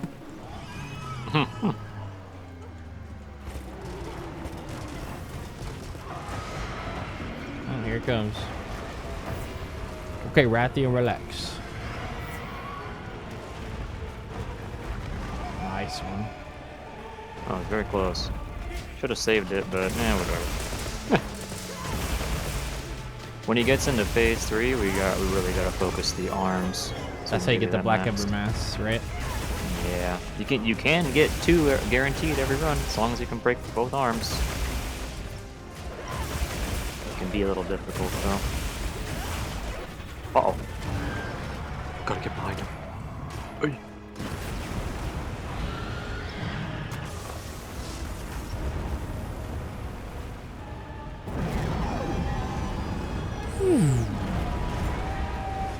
Sheesh.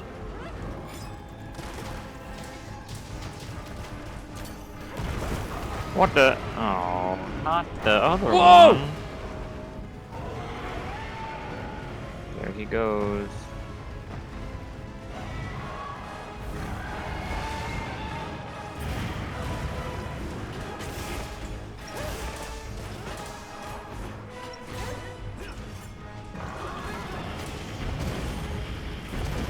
Oh, whoops.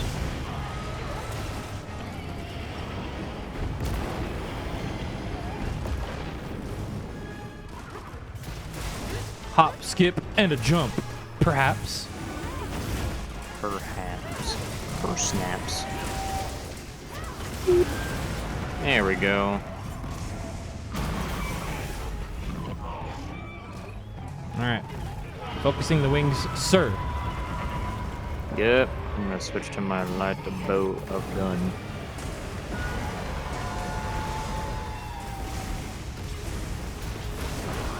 Wow. There we go. Okay.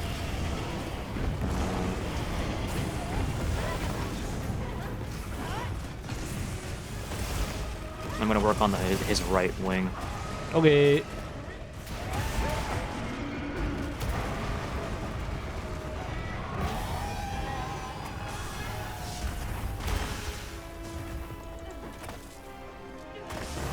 Careful. Ah, damn it. He'd be stomping. The stompies. He sure is.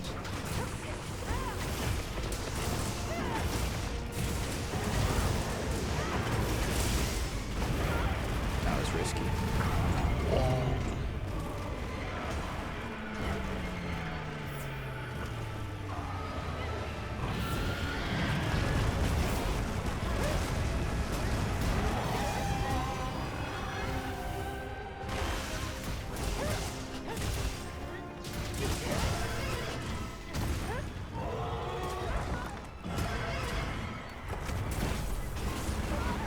Man.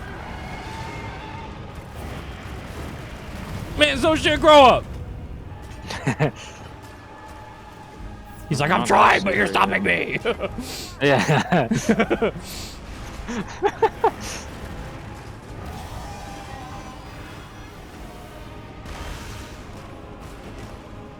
What the? It's all I missed. There we go. Wing time. There, one wing. And the other side. Quickly! 4 dice. He'll die soon.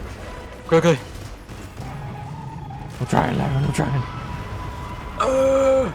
I'm tired, Grandpa. Oh god, oh god, oh god. Alright, we're good. Everything's fine. Jesus. Jesus! The wall! Oh. Oh, I'm gonna die.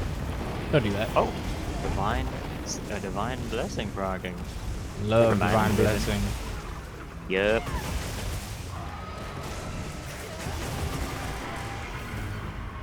Bro, not again, dude. I mean, I'll just lay here. It's fine. Don't think he's got me.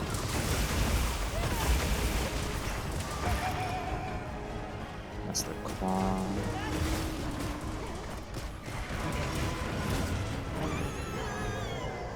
Knockdown. There we go. Nice. Alright, we're good. Kill. Kill. We can break his face maybe too. Yeah, I'll try to go for it. Hi, honey. What's up? How do you like the M7 so far? Is it awesome? He's the goohoo. He's the goohoo face.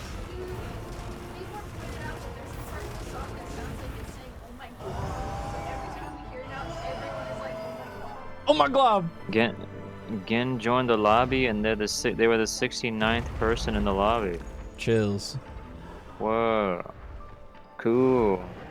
Literally chills. Did we? We didn't cut the tail, right? I don't think we did.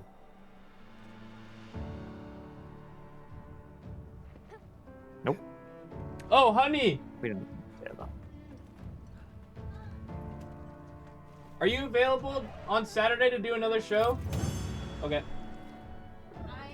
We're actually doing our static schedule right now. I'm just making myself available every Saturday. Okay, I have raid on Saturday at 5, but we'll be home by then. Probably. Yeah. This Saturday?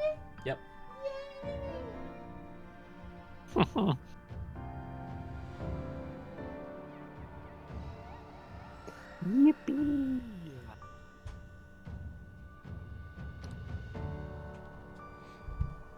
We vended a card show for the first time on Saturday morning to Saturday afternoon. It was so fun. Oh wow, we're gonna do it again. That's cool. Dude, did you see what I got? What'd you get? A couple days ago? Oh yeah, you got the Diplin or the Applin, right? The Applin, yeah. I was like, I'm gonna order from this place and have them ship the like one Twilight Masquerade booster, one Paradox Rift, and one Surging Sparks. And I opened just one, and I got the Applin. And I was like, oh, cool. That's how it starts, baby. Yeah, my first one. And you're like, what if I get another one? I don't have the money to do that. Otherwise, I would. Believe me, I would absolutely. Dude. All right. Watch this. Lend me it. Good.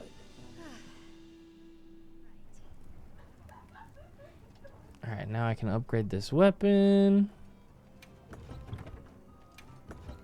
So many people in this lobby have Zoshias. We fucking love Zoshia around here.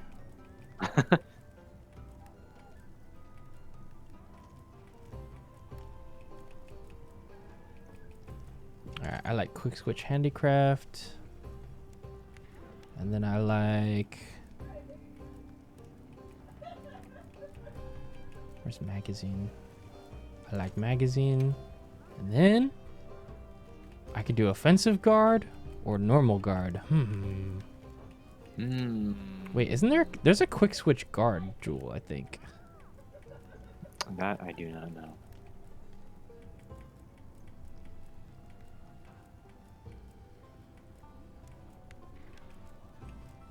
Ooh, there's Quick Switch KO. Ooh, I'm stealing that one. Okay.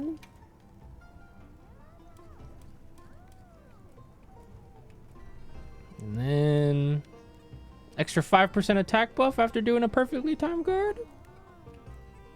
I like that. I think so. I like that.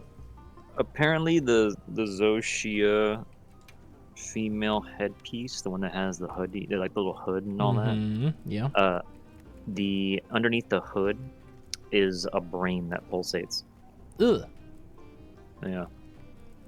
Pretty crazy detail, actually. That's neat. Ugh.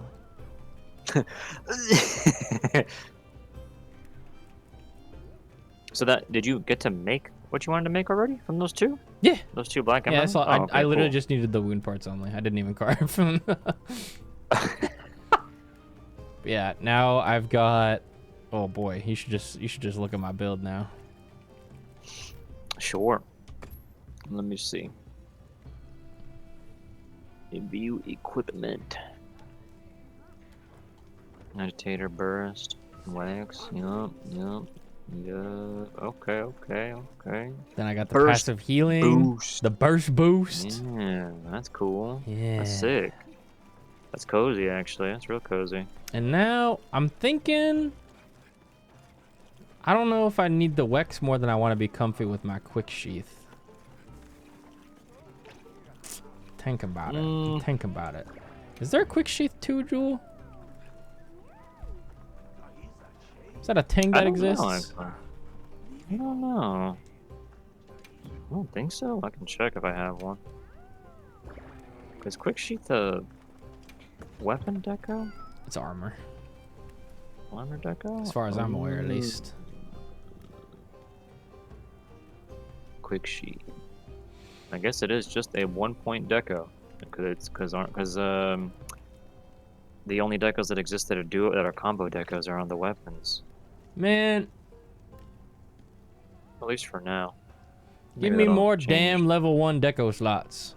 I do really like this build though. Comfy. Yeah, it's a nice build.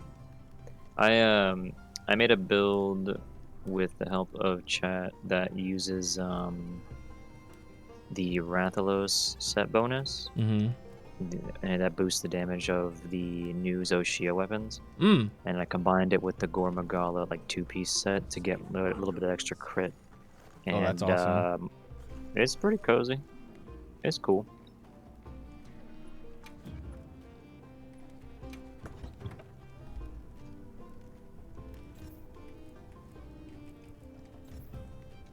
Oh, I need so many hunter symbol 3s.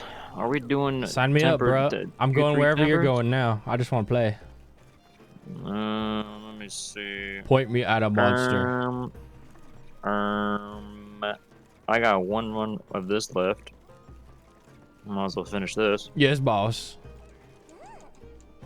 The Arc Veiled. And then I'm actually getting kind of hungry. I've been streaming for 7 hours now. Damn. Damn.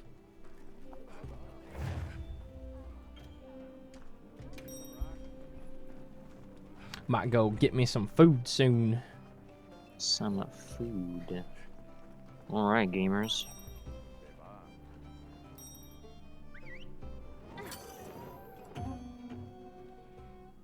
Dude, I've had the worst fucking neck and head pain on one side of my head for the past couple days now. Oh my god. I feel like I'm gonna fucking die. No. Dude, I like, feel you. After Prague and playing 15 to 18 hours a day, sitting in my chair, my upper back is killing me. I feel so old. I'm like, oh, my back. Wait, how old are you? I'm about to turn 30 in 22 days. Oh my, the big man! I wish I was about to turn. I'm not that far ahead though. Honestly, I'll be 34 this year. Damn. Yep. Call me Unc. call you Grandpa. The fuck? Okay, OG-chan. OG. Kids, they don't understand. Back in my day, we didn't have secrets and. We used to walk manually. we had load screens between our zones. Man.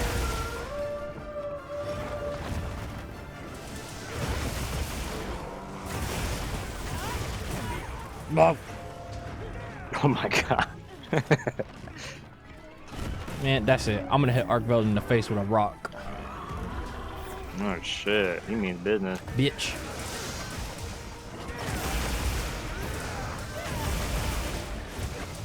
Back in my day, we flexed after a consumable. I know, that's true.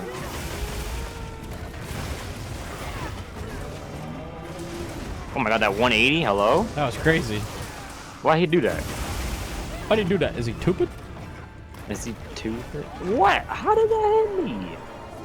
He's cheating. Hey, there we go.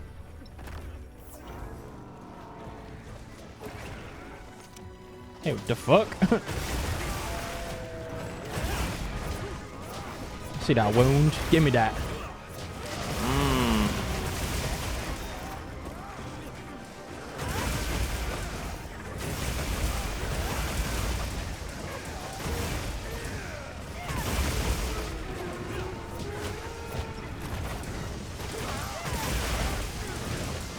Oh, tempered wound on the tail? Somebody get that. Uh-oh, wait. Can I have that?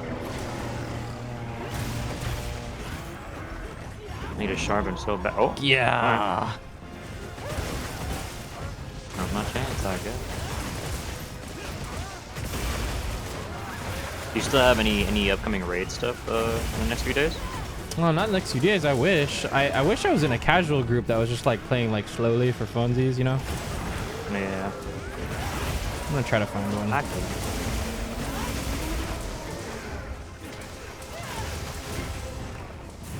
I yearn for the raid.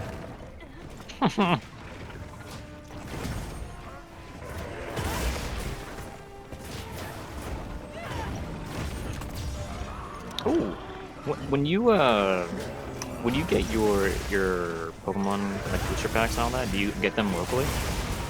It depends.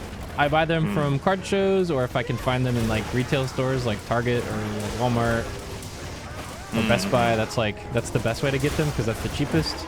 But also, I have the vending machines, like the official vending machines near me. Oh yeah, that's right. That's where I get most of them, honestly. And then if I want some but I can't find any at retail, I'll get them from like a local card shop. But they're usually like at market price, which is 1.5% or sometimes higher. Yeah, yeah. I assume the machines are not. Yeah, they're the inflated, intended price. Okay.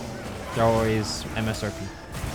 That's cool. And so because of that, people, when they find out the vending machine has stuff in it, they buy all of it and then they resell it. Yeah. That's the problem.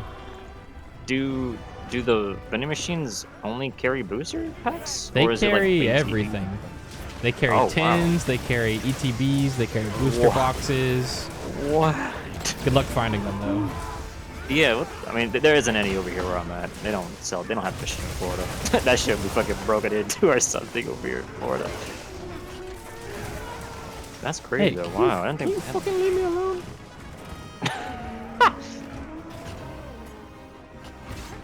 Bro, is he blind? One shoe, I'll show you in just a second when I am not getting my ass beat by a temper dark build. 1 sec.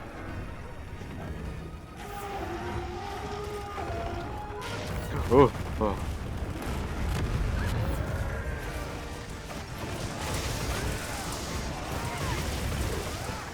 Nice. Very cool. Oh, you're talking about my game performance. You can type exclamation point PC specs to see what my PC has. The only thing I dislike about these new weapons, man, is the sharpness. But could be worse. They could have been blue sharpness. Could have been. Thank God they're not. Once we get more decos, it's going to be a handicraft stacking angle. Yeah.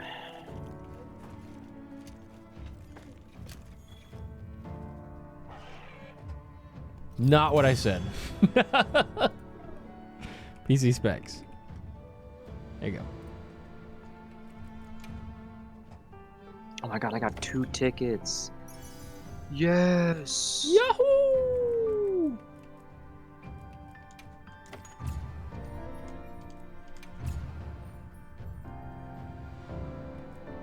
Hit him where it hurts.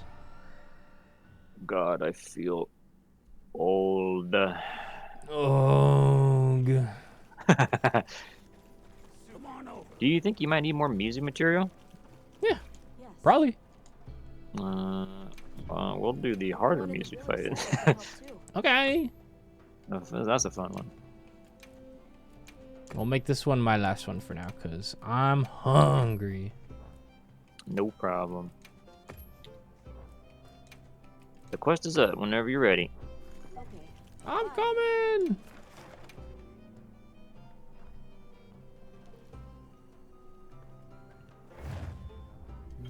Can I swap to Mayhaps Charge Blade? Yeah, sure.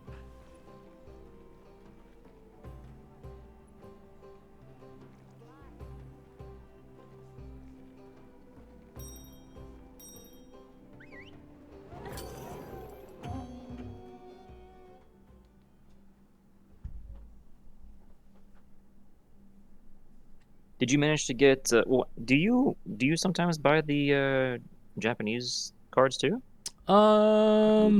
Occasionally, like when a new set comes out, maybe I'll get some stuff, but not like regularly. Is it Journey Together as the next new one or something like that? Journey Together is the newest set that just came out in English. The newest Japanese set right now is called Heatwave Arena. Oh, cool. Yeah. And then we've got a Team Rocket set coming out really soon, I believe, in Japanese. I don't know the name of it, but the English version will be soon after that, and it'll be the English version will be Heatwave Arena and that Team Rocket set combined into one called Destin Rivals. Oh, huh. And that already had pre-orders out on Pokemon Center, like official website, and I think a few other retailers already had their pre-orders done for that. Jeez. So, put it in perspective, the exclusive Pokemon Center website Elite Trainer box, the one that has the special stamp on it that says it's from Pokemon Center. Oh yeah, yeah. had over 1 million people in queue for it within minutes of it releasing online. And then the people that got them, some of them put them up on eBay before they even had them in person. They just had a guaranteed, like, here's my email of me getting one. I want to post it on eBay. I'll give it to you if you buy this eBay listing.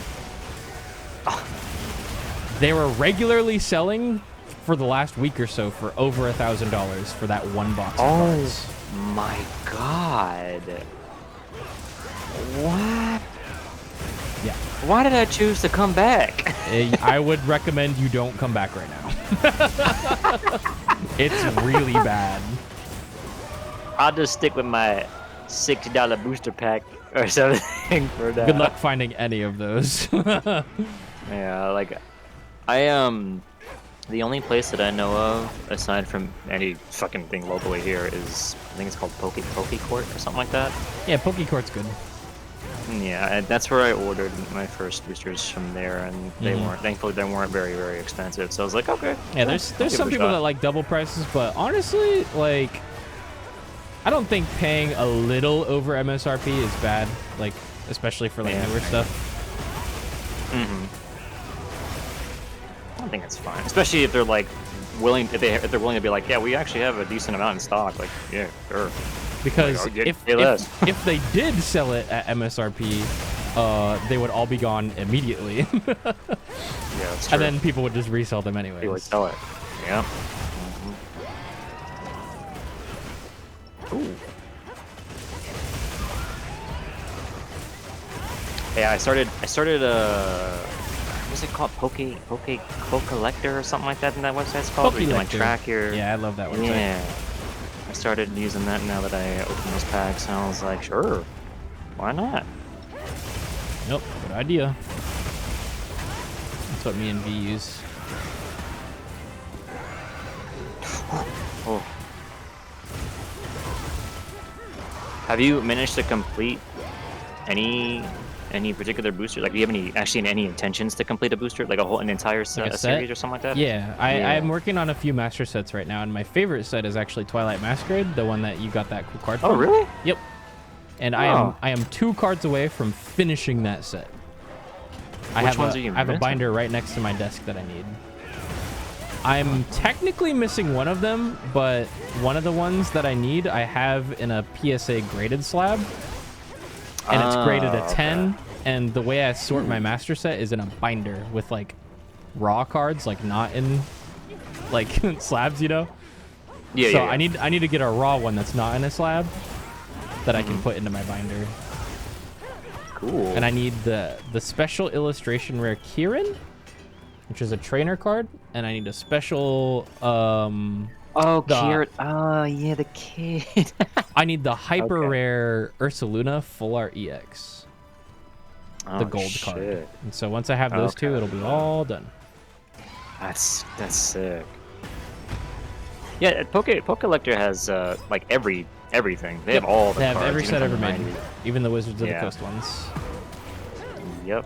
It's a really good website to keep track of cards. It's great, yeah. I love it. I really want to eventually. I don't know. I'm never gonna fucking get it unless I just trust somebody to be like, oh yeah, I have an extra of this. I can sell it to you. But what the hell is that character? The girl. It's like the 2-part card where one of them is the Growlithe. Yeah, and the other one is the girl. Yeah. I love that card. It's so cute. Do you like slabs? Do you like the graded cards? I don't really know per se right now because I just started. I mean, like, I think maybe part of me prefers to have like a binder sort of set. You know what I mean? Just because it's just cool to collect. Goodbye. Goodbye. We just said, pay attention, bitch. Yeah, I do think I like the binder collecting thing because it just reminds me of when I did it as a kid. That whole thing. But why do you ask? Do you have like a so I have that card in a slab graded a 9. It's one of the cards that I pulled and sent off to be graded, and it came back with a grade lower than I wanted. So I was planning on going to a card show, finding somebody with a 10, trading them mine, and then throwing them a little cash on top with like the upgrade. Oh. Yeah. which is a normal thing a lot of people do. But if you really like that card, I would much rather go to somebody who likes it, and I could just give you that slab. How does like, isn't that stuff like hard to open if I wanted to open it, or is that like not advised to open those or something like that because it might? Oh, like the slab?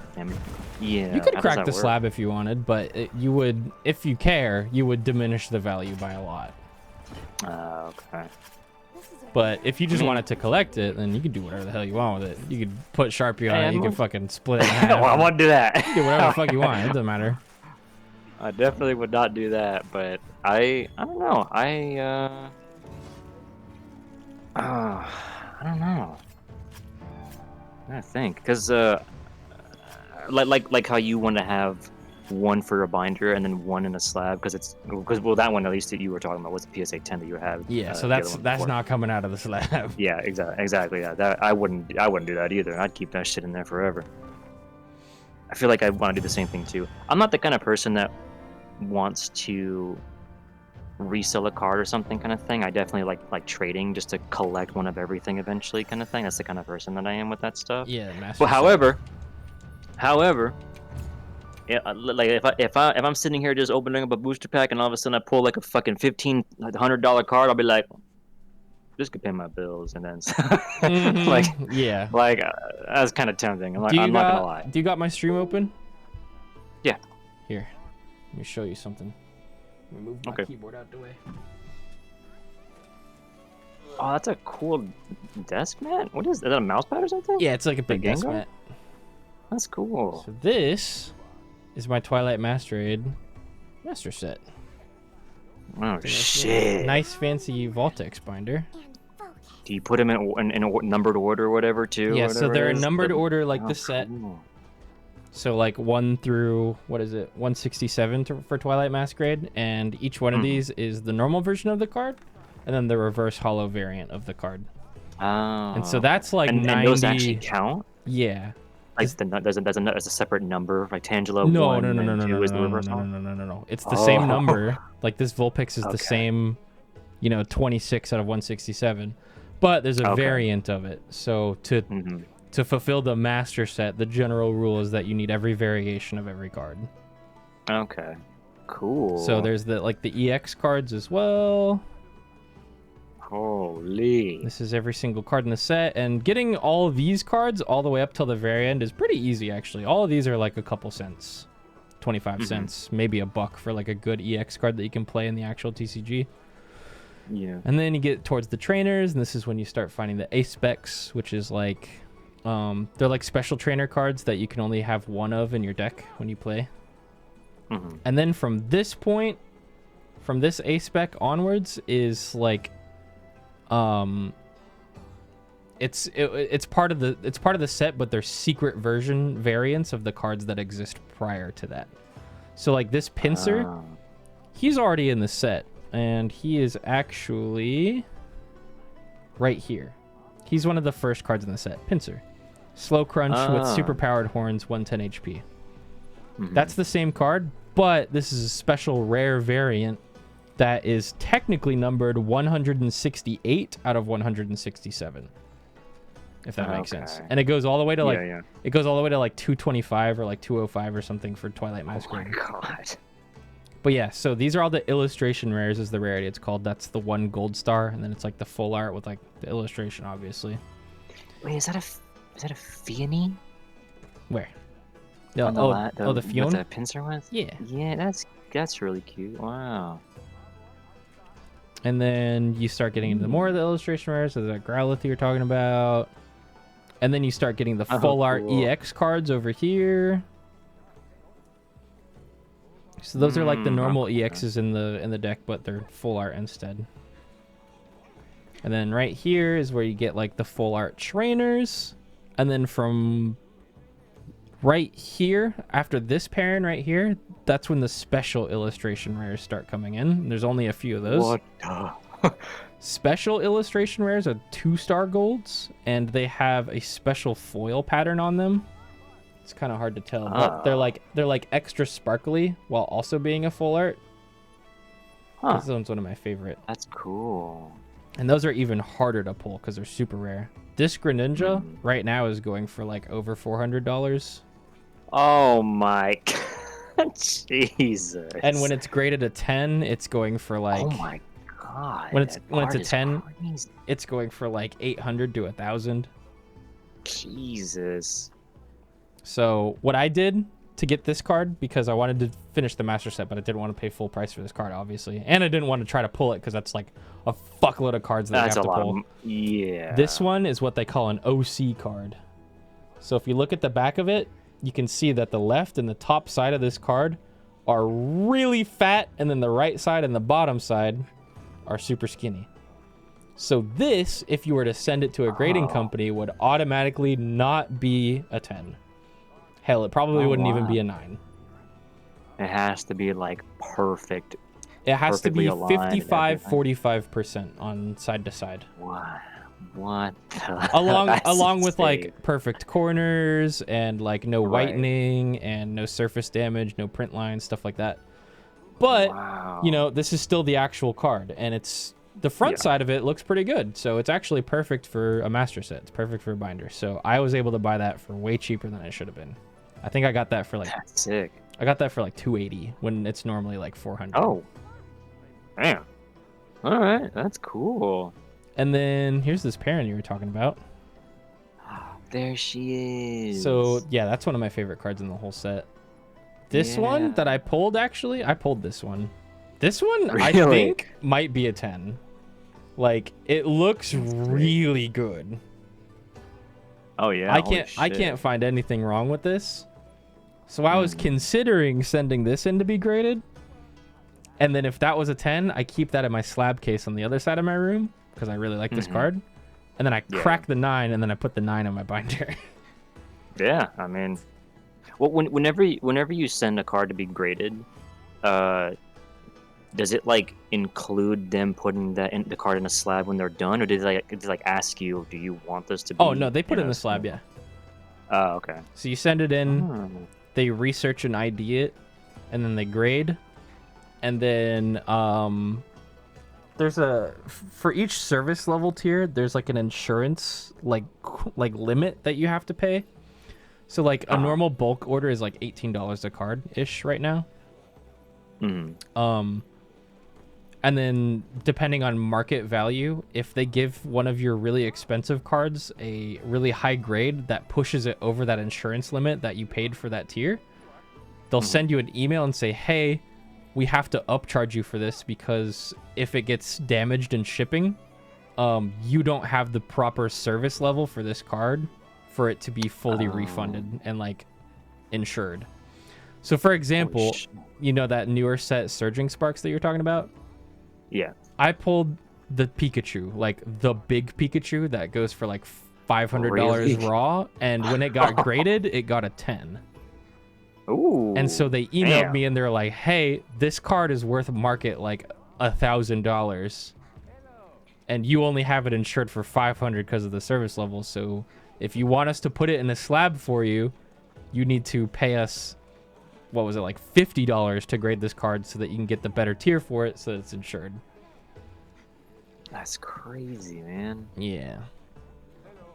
And then there's like side set promo cards that are like also technically from the set. These are like the Halloween cards. Oh, they have like the little stamp, the unique stamps or something like that. On These the card come from the itself. booster bundle. It's spelled like BOO, like boo, like Halloween. Yeah. So those are technically Twilight Masquerade cards, but they're not from Twilight Masquerade, if that makes sense. Yeah. And so I just need Kieran and the Gold Ursaluna. And then this master set's done. This is actually the card right here. This Ursaluna. There's just a gold version of it. Oh, okay, yeah. Damn, that's sick, man. Yeah, it's fun. That's so cool. It's a lot of fun. When it comes to using the sleeves for your cards, do you use the I guess it's is it form fitting one or something like that they're called? Oh, the perfect fits? Yeah, do you use those or do you use? I don't use those. Okay. You can though. I just use like I Ultra Pro penny sleeves or Dragon Shield penny sleeves. Those are generally the nicest ones.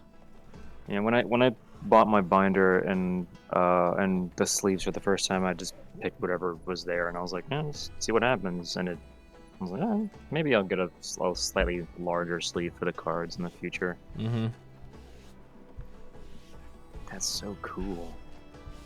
All right.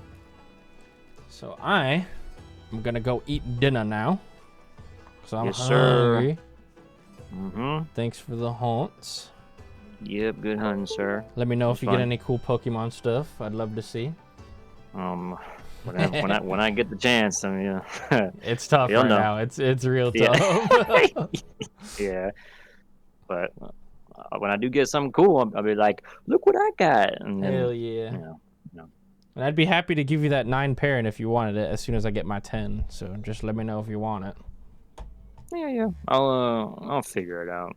Right now, I'm kicking back. I'm chilling. If you decide to do whatever with it, that's fine by me. I'm no harm, no foul kind of thing. Like I'm just kicking back. It's fine. All right, I'll talk to you But later, thank you man. for the offer. Yep. See ya. Have a good one. All right. Fun stream today, chat. Got some Final Fantasy done. Got to play some Monster Hunter. We went over M5.